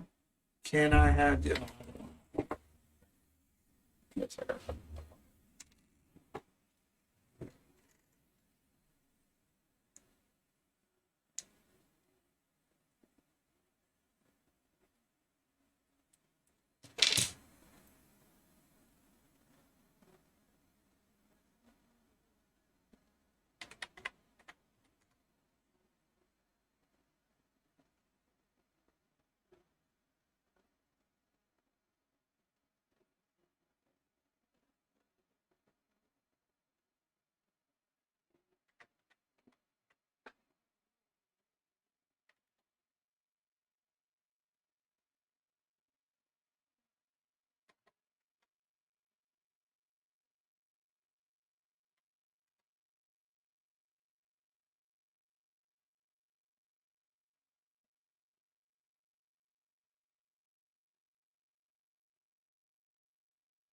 Echo.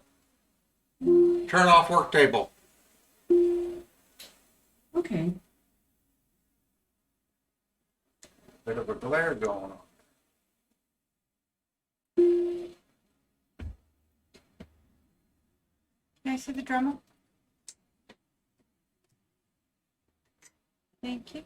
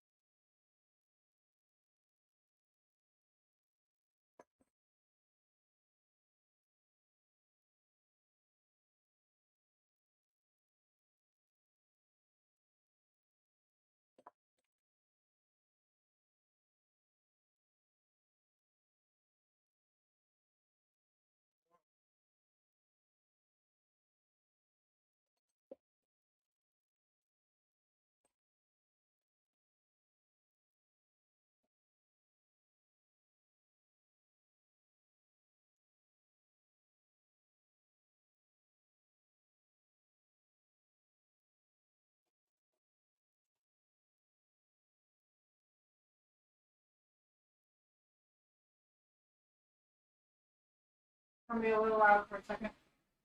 Doing. Sanding edges.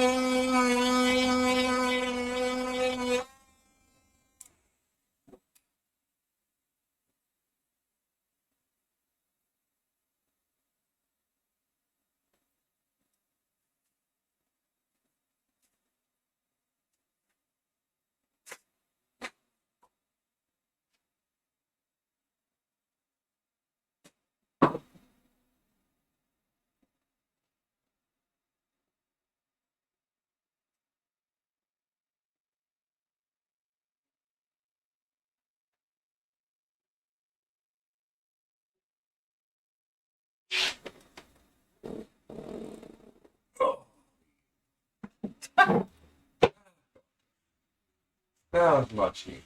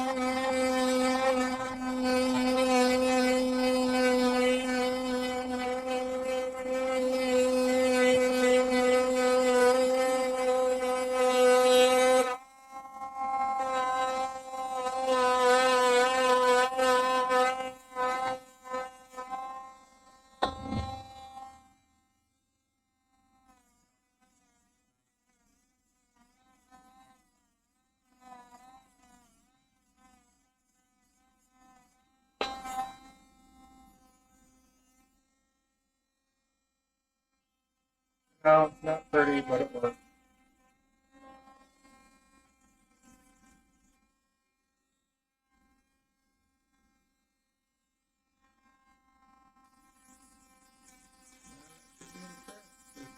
Beautiful.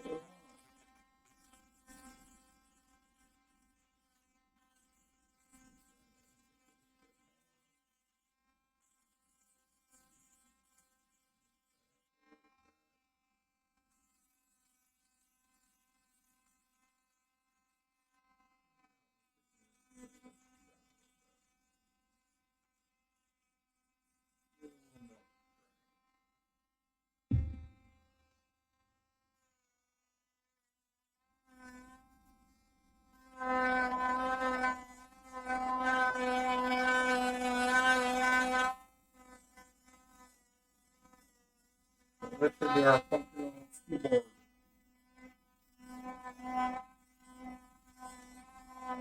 No, tray, thingy bopper.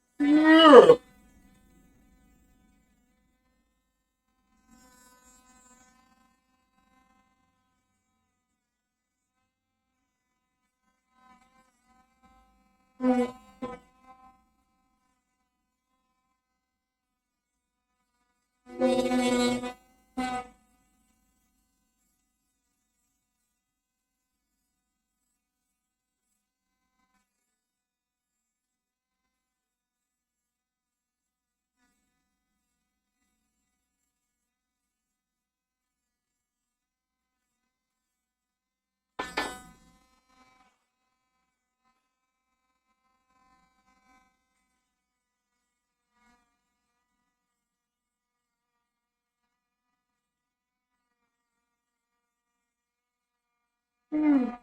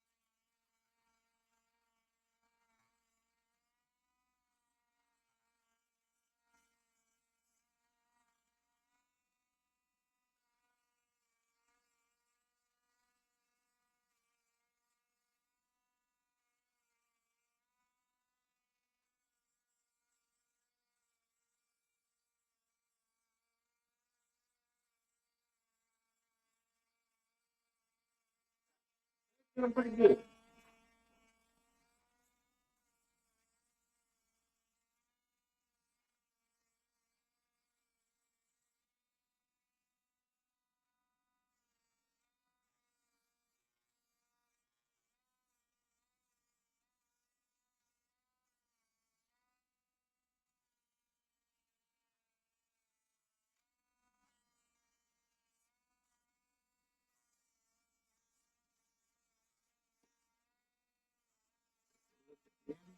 Quick.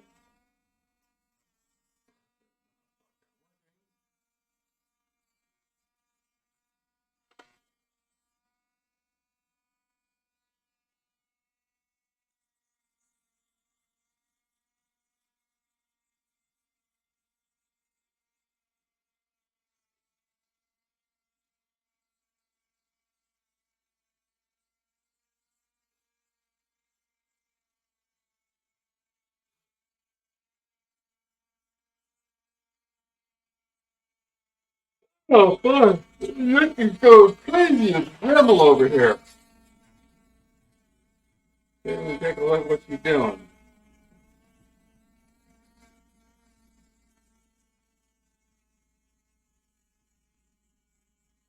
Zoom in there.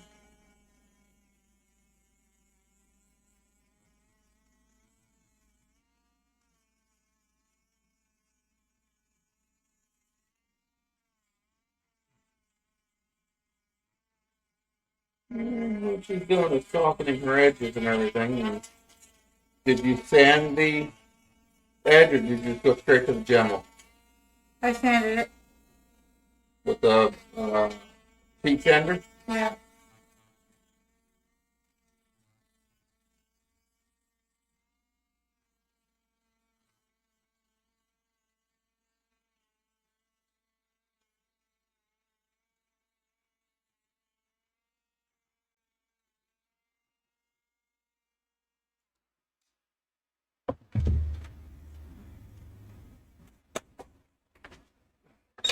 What are you doing? Blowing it. Shot. I actually didn't go there until you told me to shush. Uh-huh. I didn't. Uh-huh.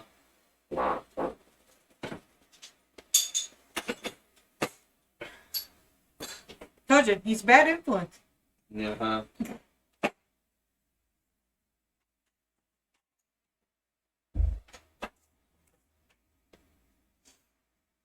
What? You're gonna say I stink or something?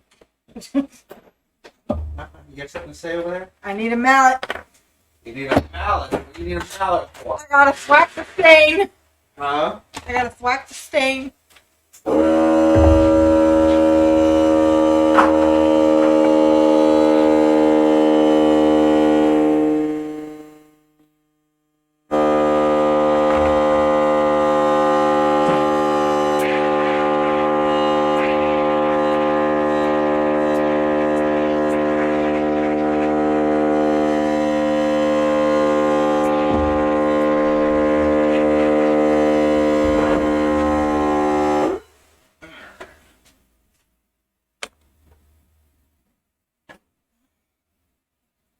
Heyday, we definitely need more sponges.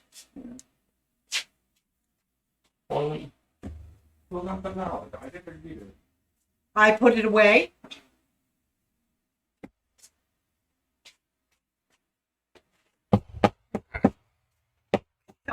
Bitchy about stuff not being put away. Apparently my detent for the drill broke.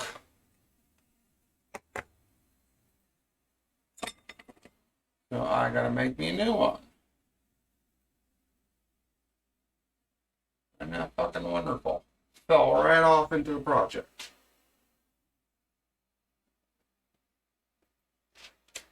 So I'll go back to 3DS.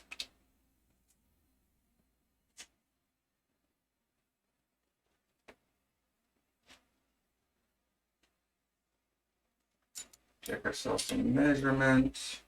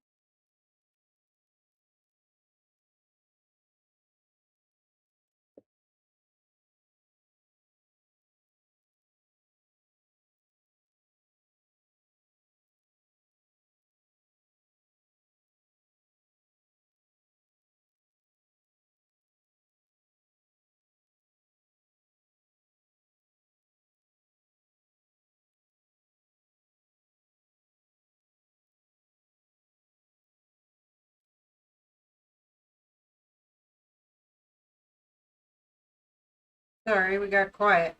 Yeah, I know. We're concentrating. I guess. Attempting to rebuild my ring for my drill press.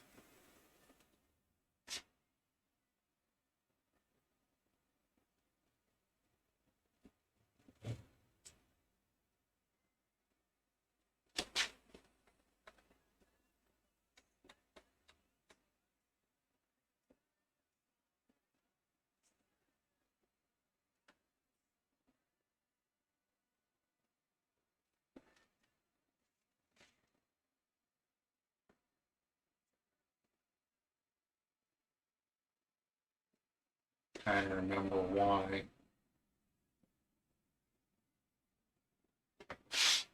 I say to do it on a plane rather than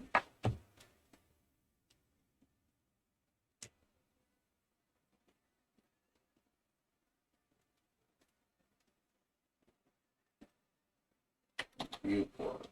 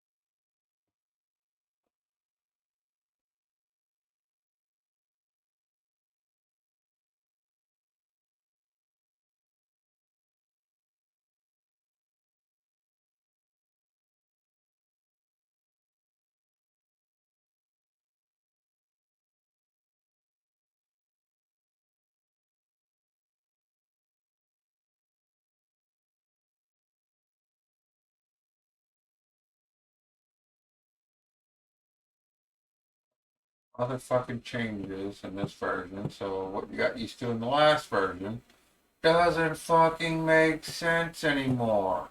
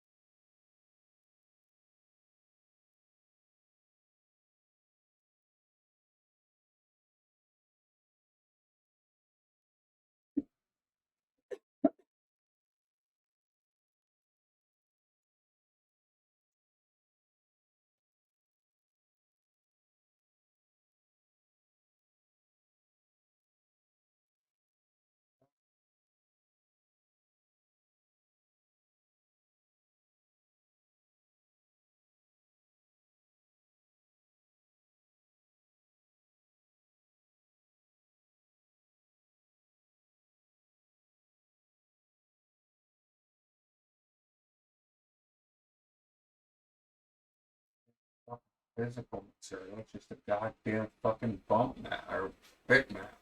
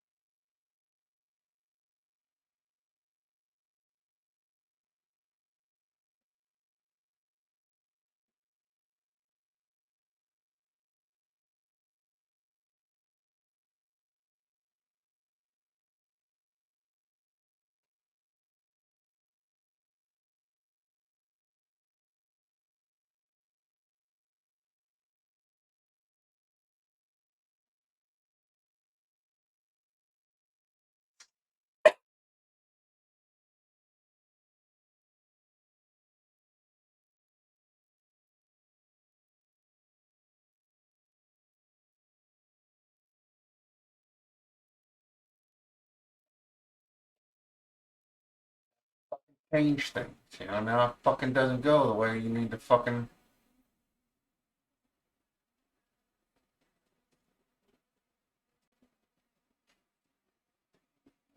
It's not a goddamn. What the fuck is physical?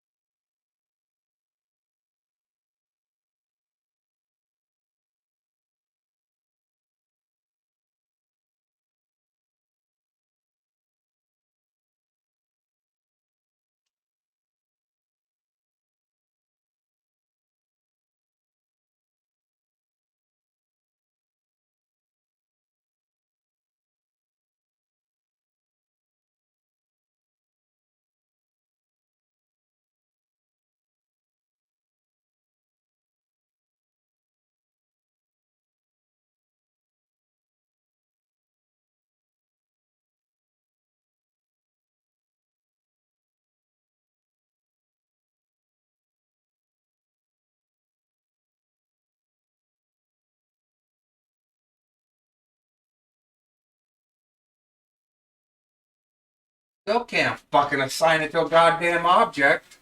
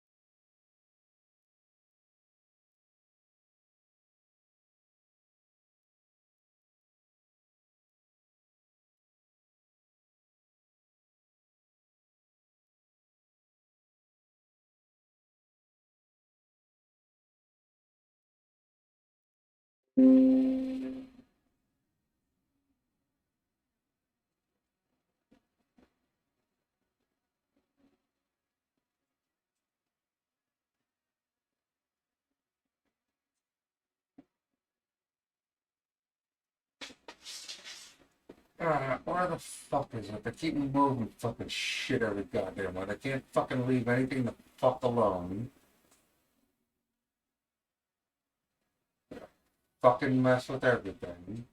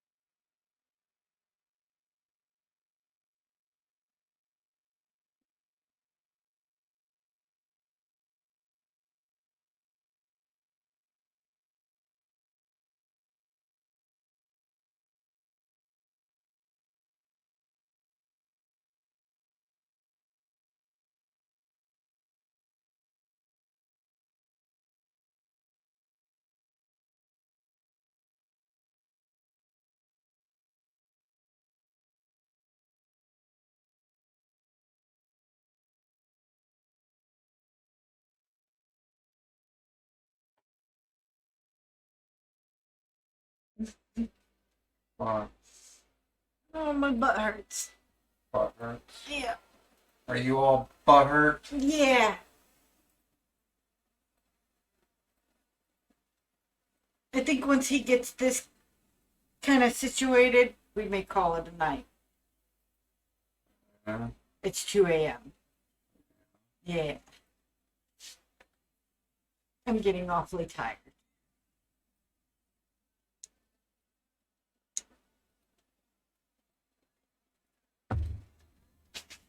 And I've got to be up by no later than noon.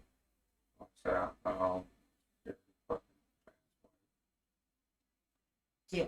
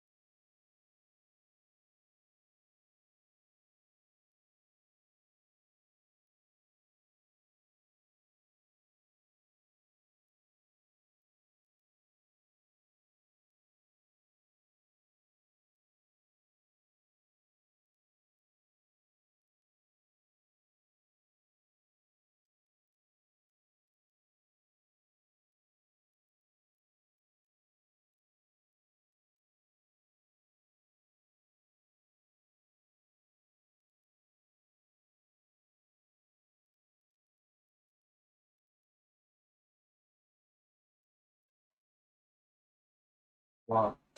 Just reading the captions for a video.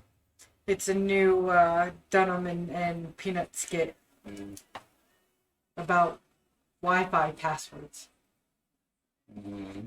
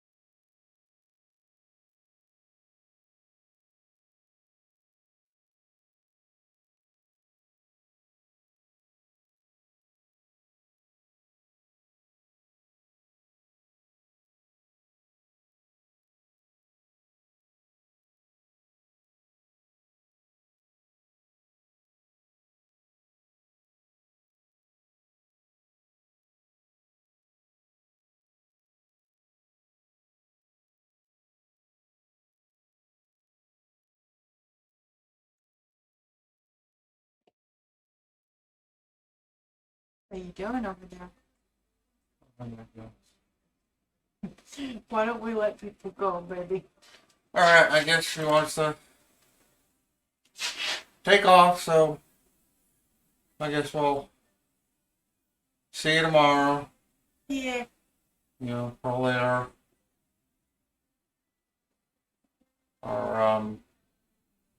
little game stream. My goddamn cameras again. I'm not gonna bother rolling fucking credits today. Ain't nobody on there. Anyhow, we'll see you tomorrow. Don't know what time. We'll fly by the seat of our pants. Yep, pretty much. You know, but you know, thanks for hanging out with us, or wish you were hanging out with us. But if you're with us, you would have been with us for almost 7.5 hours. So, see you tomorrow. Yep, have a great night. Blessed be. If I can find my script there. See y'all. Bye.